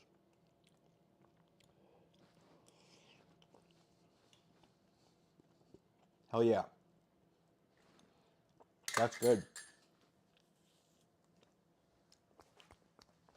Money.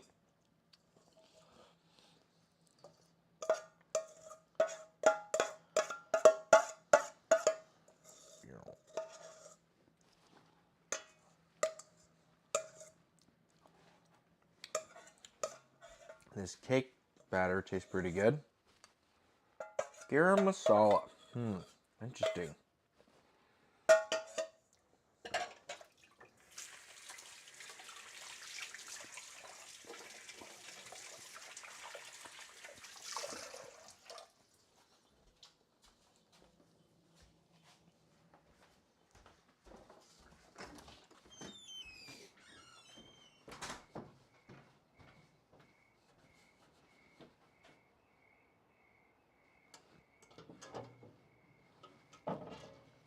Sorry. It's probably a bad idea. I probably should just let it ride. But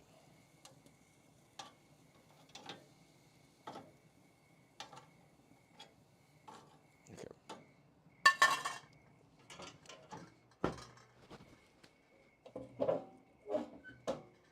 All right.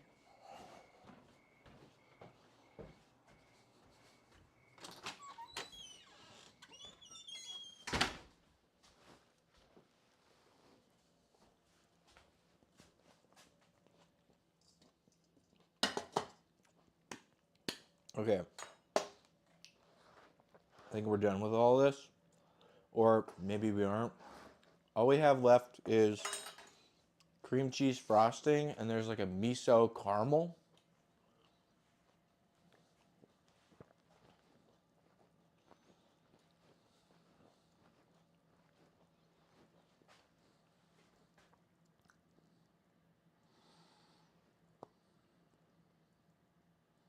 Brown butter. Set aside to cool.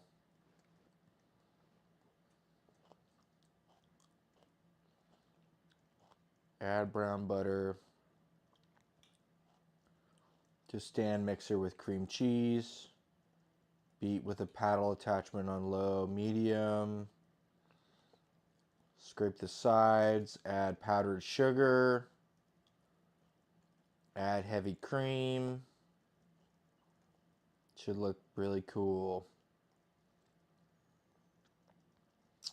And then there's like a caramel thing. Okay. So we need brown butter.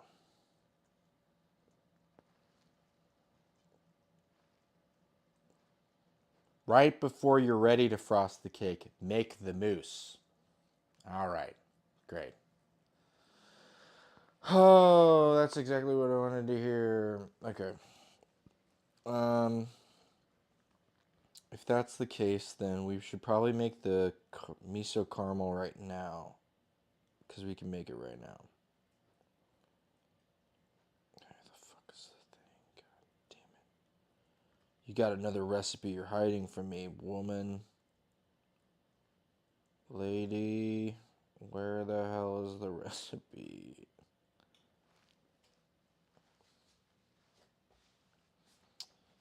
What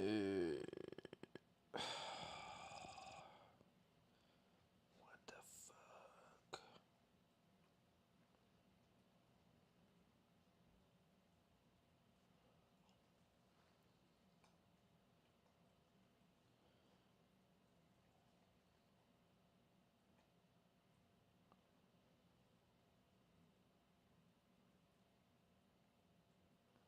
Producer, do you know where the miso... Oh, there it is.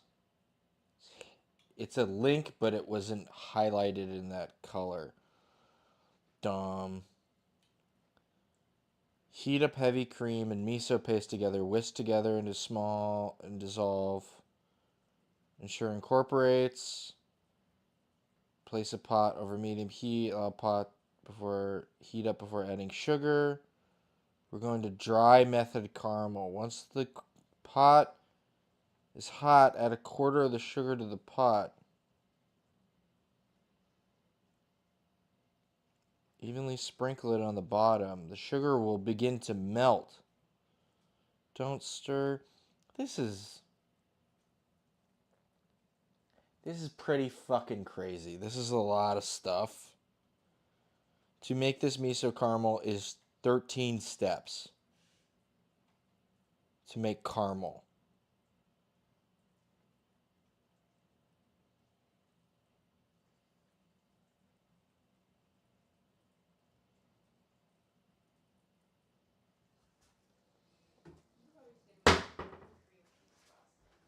What's up? No, I'm just gonna make the miso caramel an easier way. Not this like dry caramel method.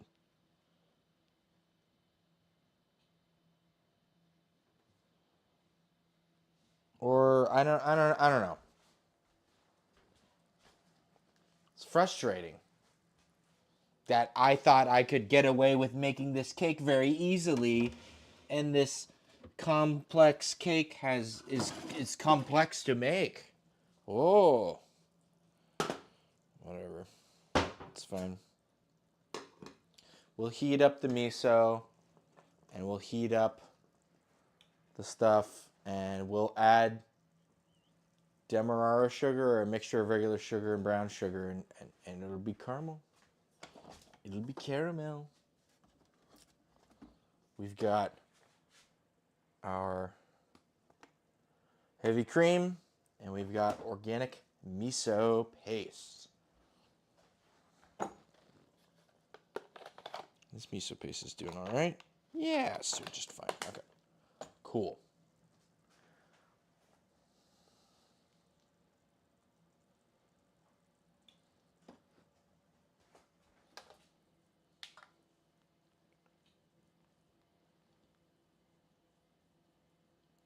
$175 grams, 75 grams butter. Okay. Yeah. Yep.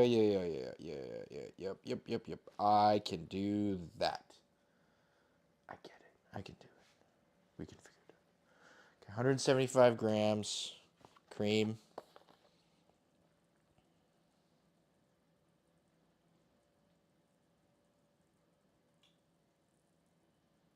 Okay, there's our cream. Miso.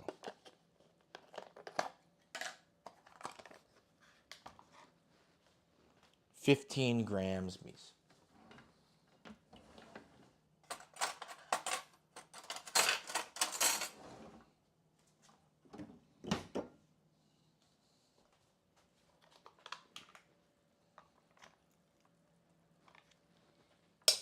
This is almost certainly more than 15 grams, but I don't care.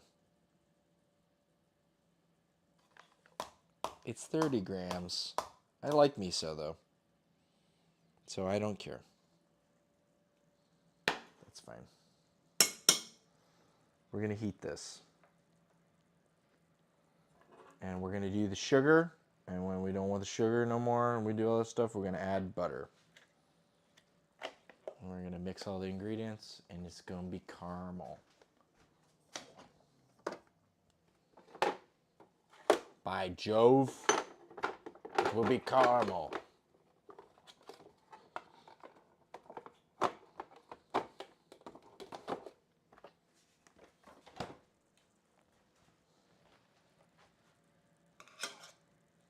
I don't drink Celsius, but for whatever reason, that section of the refrigerator has a Celsius in it, and it's always staring back at me like a fucking Green Goblin mask at the fucking 11:30.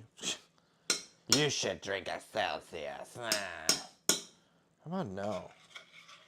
How about I don't do that?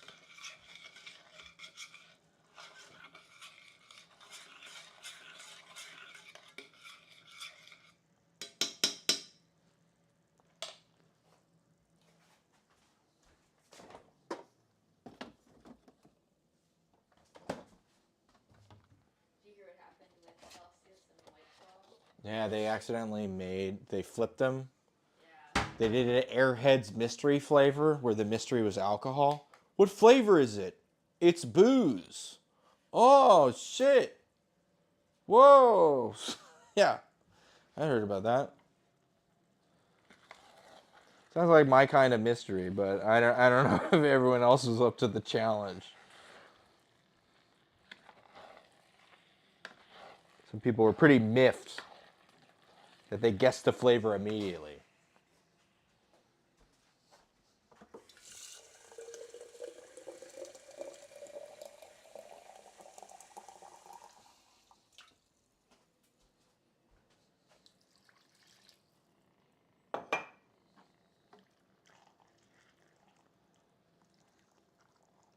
Okay, this might be the last addition of water to our risotto.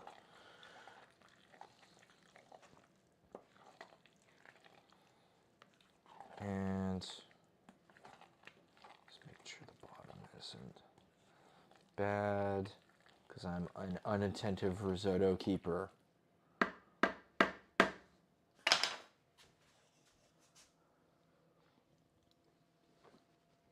Just want to make sure I don't fuck it up too bad. All right,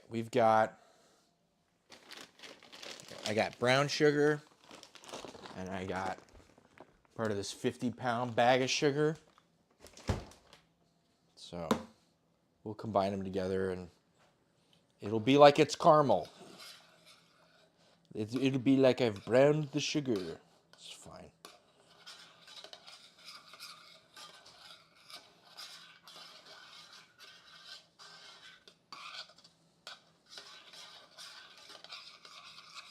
Maybe, yeah, we'll take this and you know what?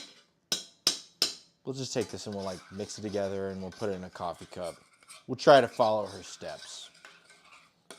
But geez, they are some real fucking agonizing steps. This thing.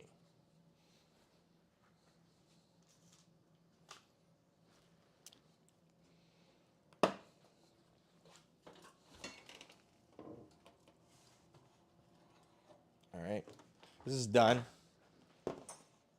That looks pretty good. Now we can turn the oven to 335. 335. Beep.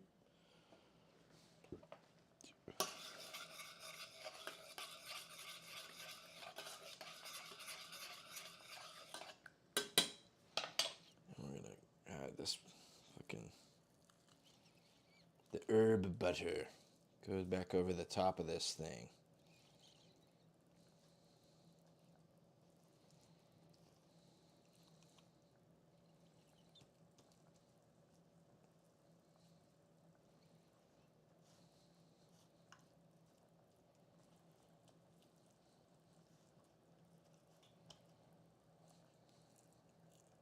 Oh, maybe I shouldn't be doing this over the fucking thing that's gonna be caramel.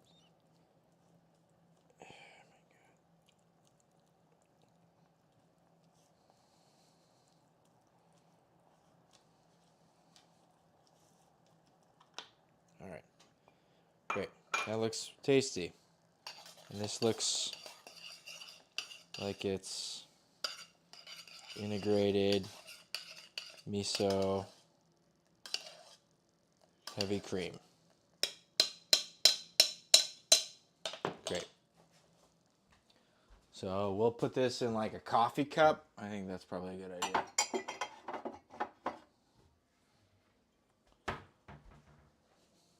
Look at that. Now it's off to the side. It didn't even mix very well at all. Great. Okay. Well, that'll be for later time stuff.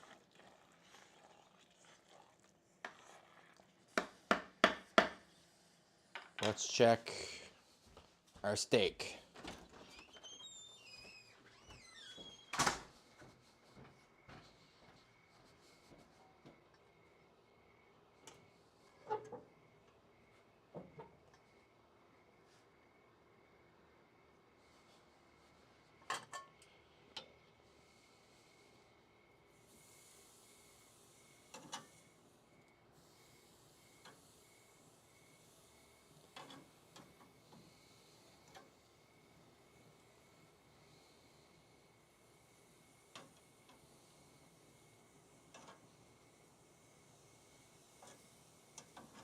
Need to get better sear. It's always one of those with the smoker where you're trying to get the heat not too high, not too low, and this thing can go from like 0 to 700 depending on where you put it. Okay.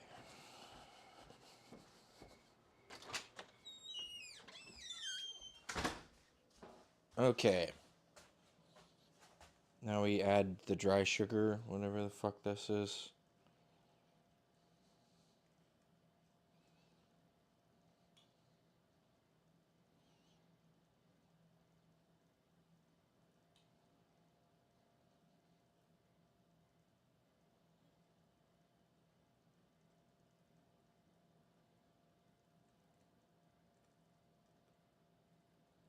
How much sugar do we want? We want 240 grams of sugar. Okay, great. Well, let's go for 120 grams of brown sugar. Let's try that.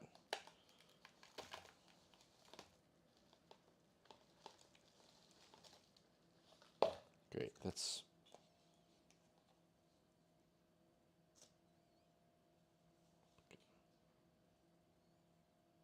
130. So go for, I don't know, 110 regular sugar with this thing.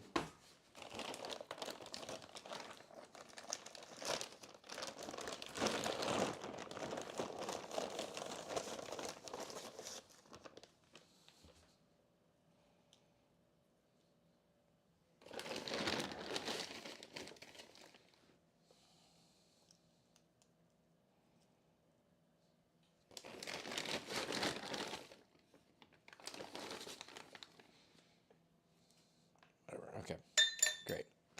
Perfect. Make sure we seal up the sugar. Because it is a big fucking bag of sugar. Things like sugar. Okay.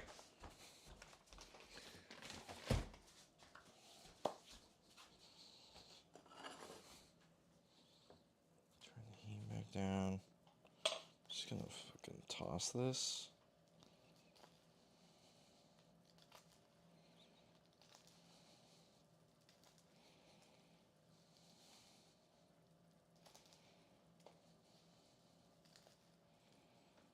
I wanted demerara sugar, but okay, so this is hot. We need to add them in sections or whatever until it melts. Cover the bottom.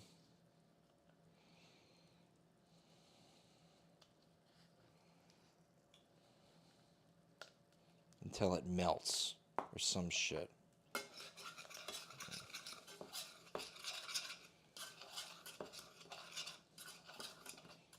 So there was some stuff in the thing still, so like it's not exactly dry like it said it wanted it to be, but I don't know. What are you gonna do?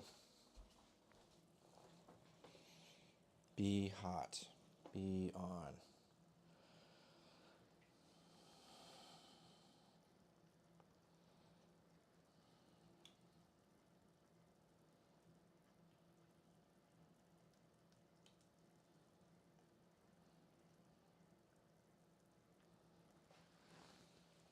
Is it melting? Once all the sugar has been added, cook the caramel until it takes on an amber color. It'll begin to smoke lightly, but don't worry, that's normal. You are burning sugar after all. Okay, great. Thank you.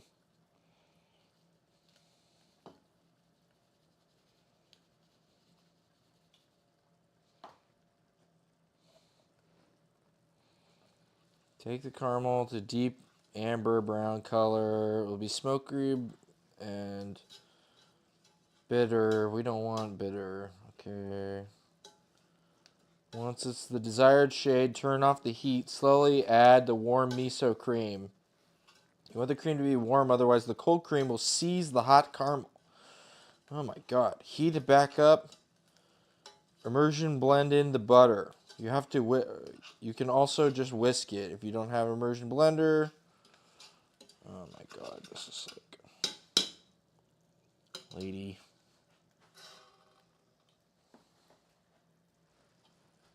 Okay, well it is melting.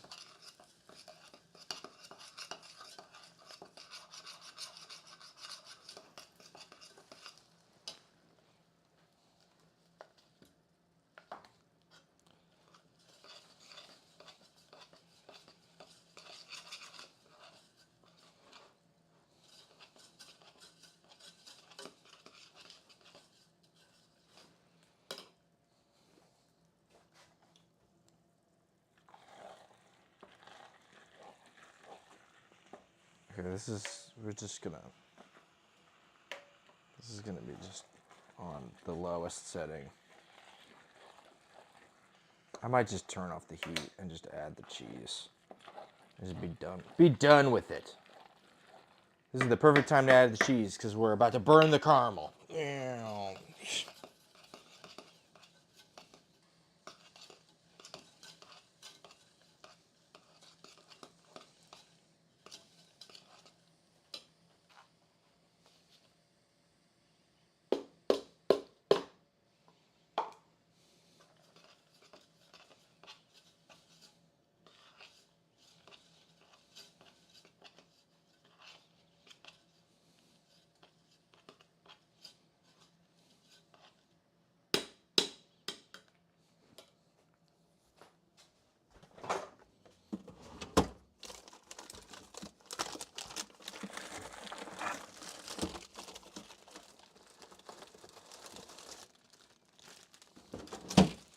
I got these. I have also the Costco pecorino. Forgot that I had that, though, so we should use that first. And this will be used for that when we get there.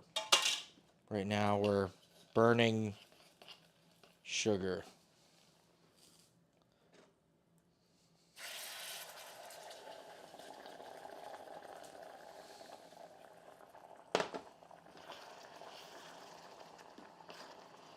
This woman is crazy.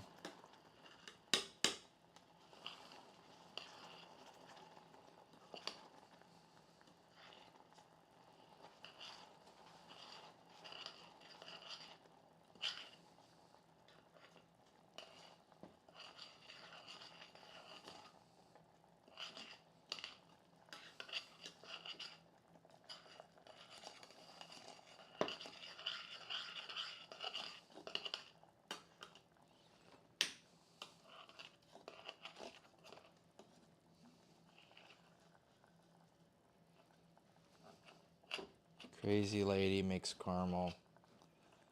Dumb idiot follows crazy lady's crazy caramel.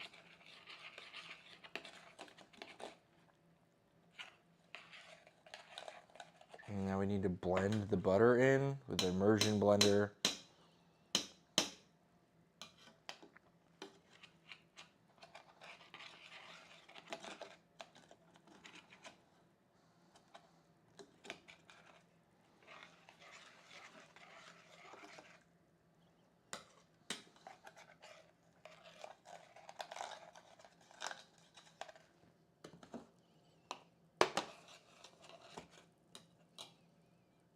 Okay, we're just gonna let that cool off, I think.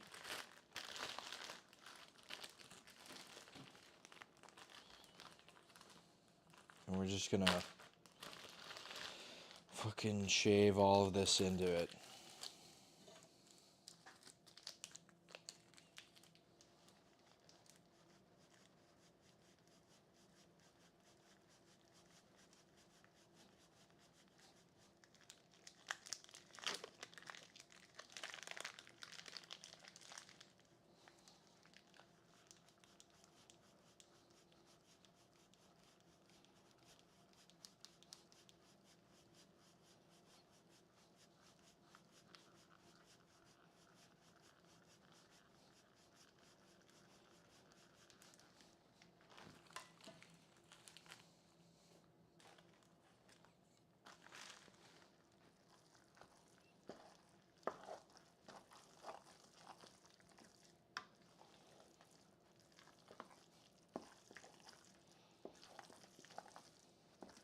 So much risotto. I thought it was gonna be like a couple cups. Whatever. Everyone's gonna get risotto. Everybody gonna take home day risotto. Fucking Christ.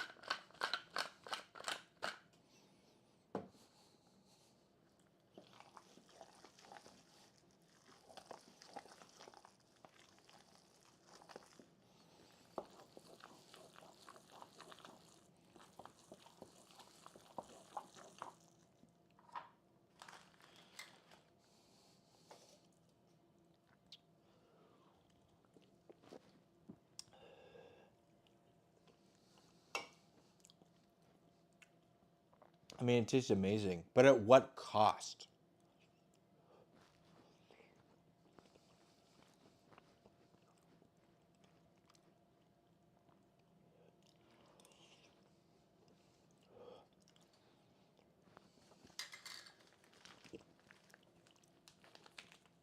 I'm gonna keep adding more cheese.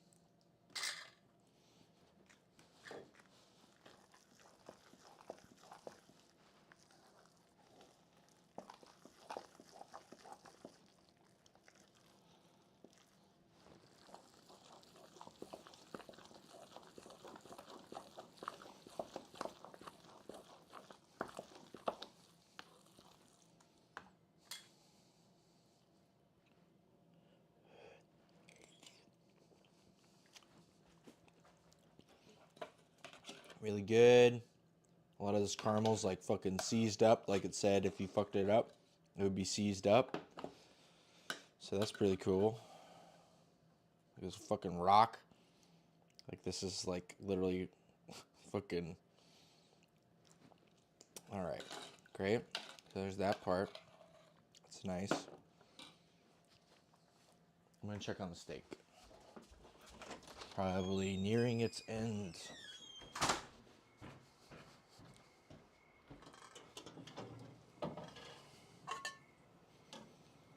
Give him another little flip.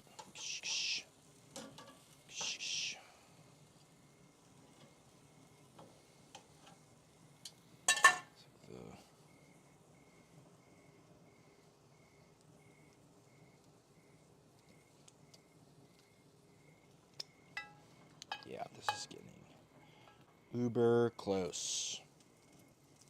Do not want to forget about this.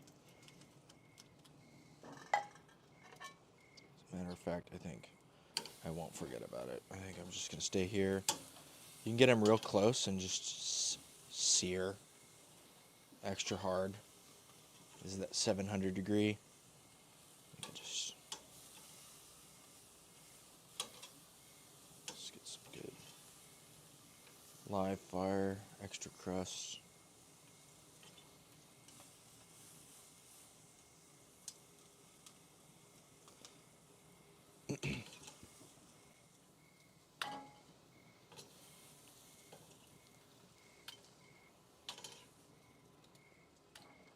All right.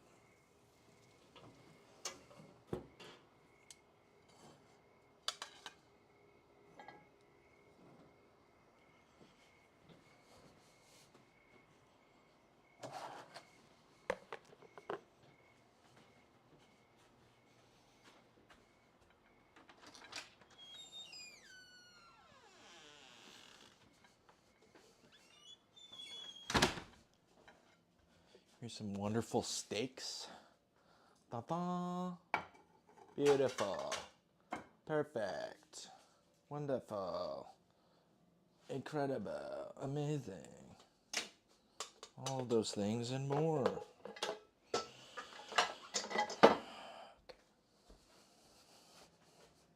So I'm supposed to like immersion blend this? I don't even. This is like rock candy. Part of this. And part of it looks good. Like what it's supposed to look like, I assume. It tastes like miso.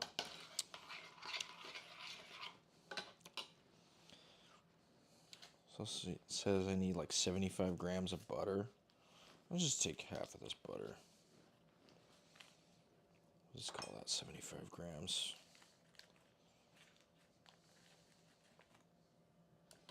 You whisk it in.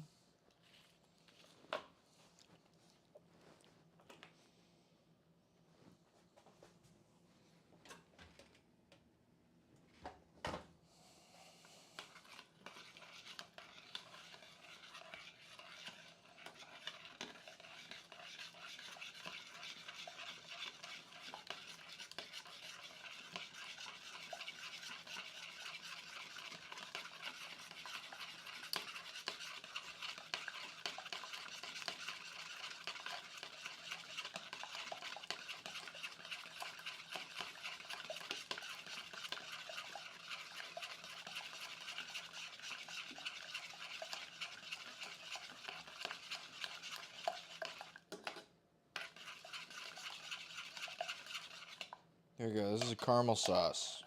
Some extra crunchy bits at the bottom.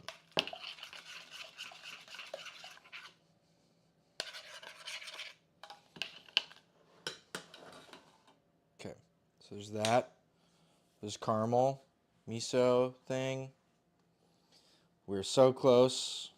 I swear to God.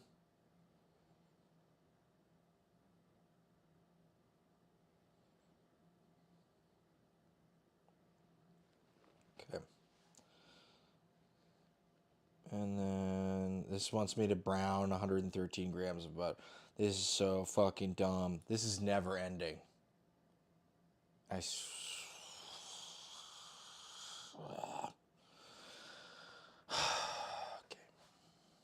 Put this in a something glass vessel or whatever. Put it in a container for later. Another coffee cup? Am I dumb? We're just putting these in fucking coffee cups.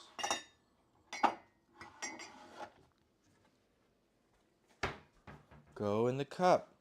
Please. Please go in the cup.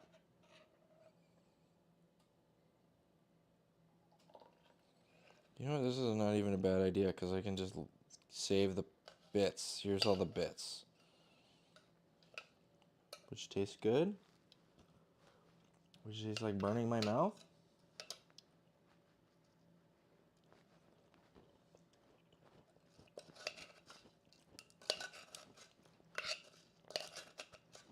It tastes fine. I don't know.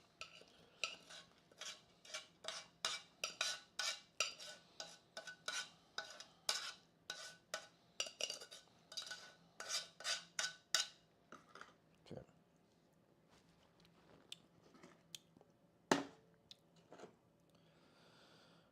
I don't know if this cake's gonna get done.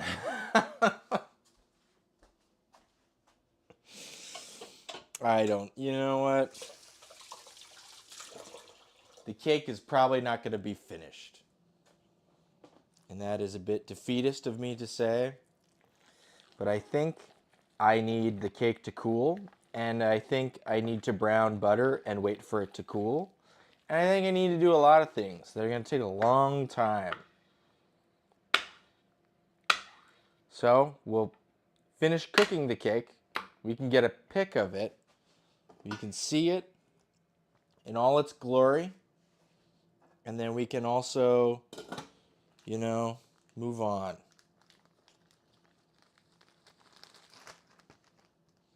The risotto tastes really good.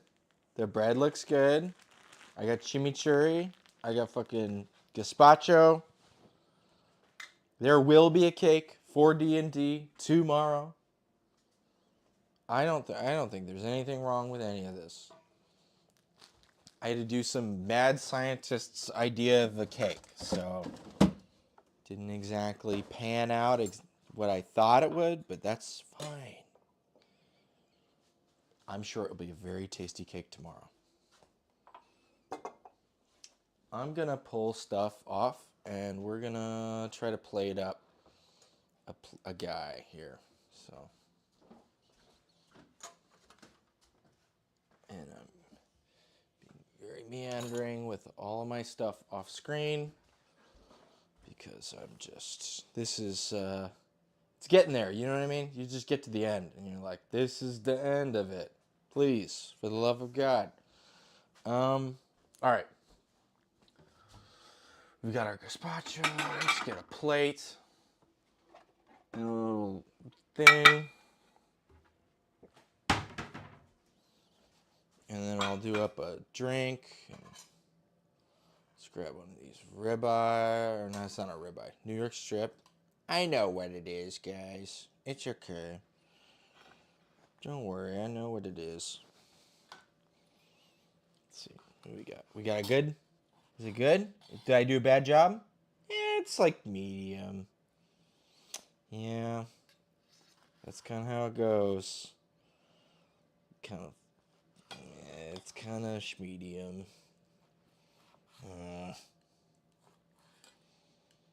Well, it'll be tasty. And tomorrow, when we do the rest of them, I won't need to be so divided with my attention. So we'll just kind of plate that like that.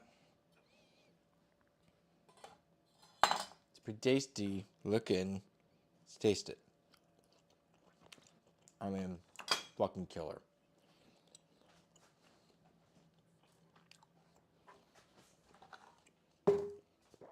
Sorry. Let's grab some of our chimichurri. Put some of that on there.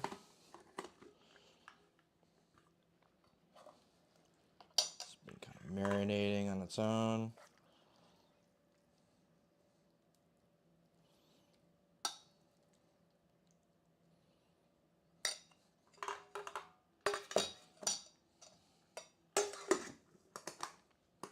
I think this is due to come out. Or we're going to overcook it. And that's not good. So here's this thing. It's pretty nice. Look, it's yellow. Like a carrot or a turmeric. Okay, let's grab some of the risotto.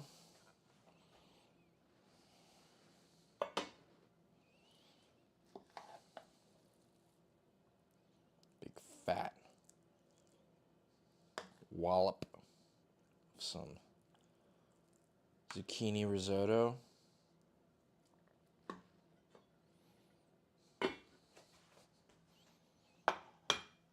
Just add a little bit of pizzazz.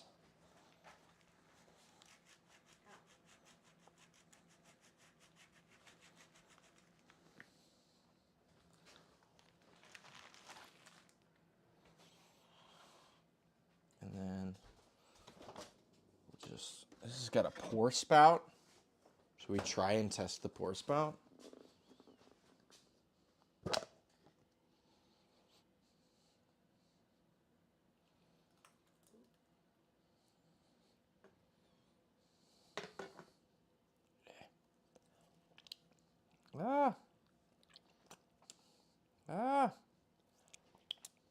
Sorry. It is unbecoming of me, but I don't want to spill everything everywhere. Okay. Is this okay to say right here for now? Okay. Should I move over there? Are you sure? Yeah, move it.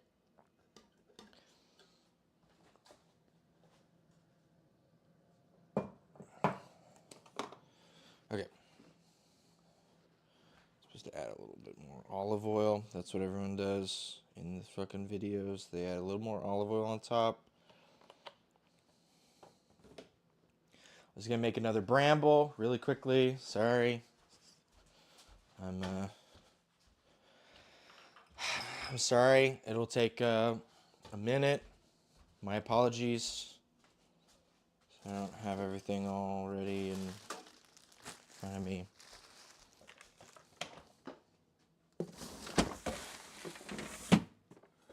Okay. Fucking.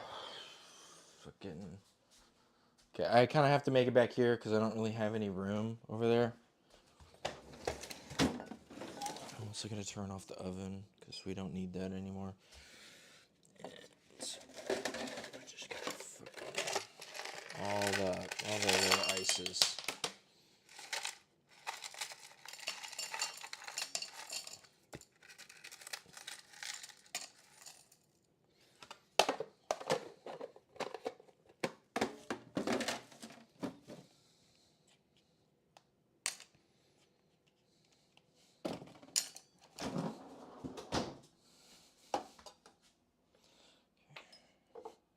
2-ounce gin.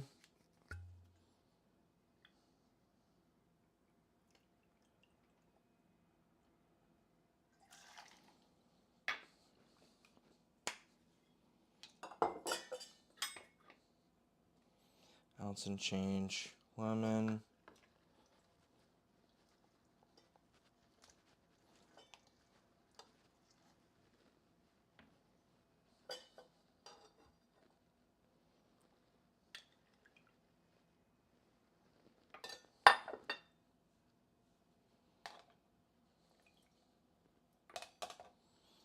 We're going to do an ounce of demerara. Simple syrup. Just short of an ounce.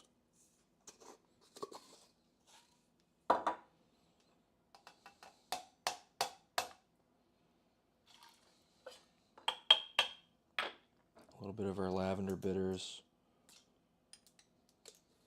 And smallest amount of salt. Shake. We have a rock splash.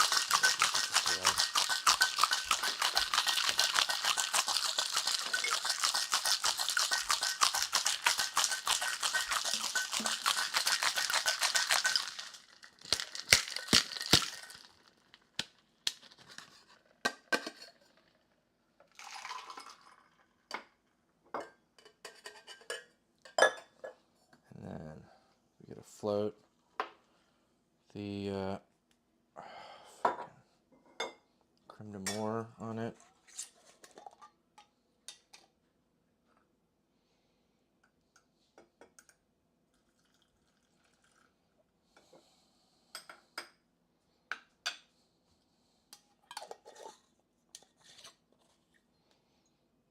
All right. So you got a cocktail, full meal, and tomorrow there will be a cake. But right now, it's not panning out. Sorry. Fork, spoon, knife. All right, let's try some of this, shall we?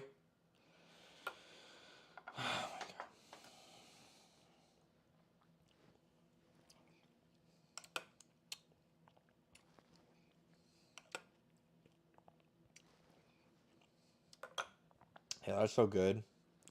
I'm gonna make that again for sure. It's a good first.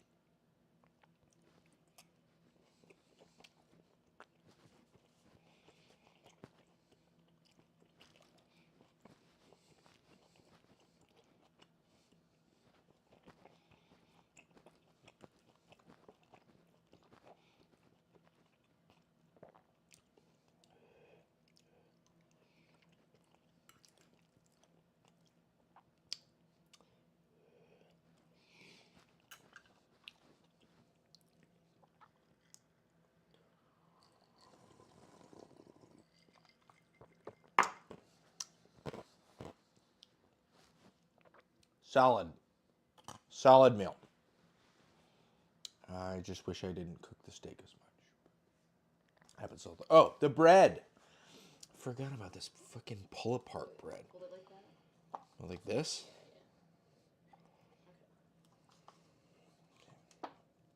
Supposed to be able to grab it and pull at it. Pull it apart.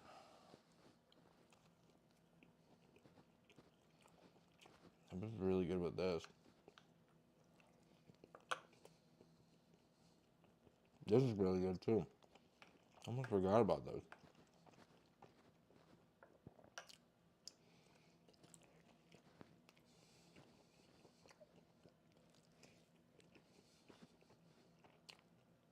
Hell yeah. Solid meal. What more could you want?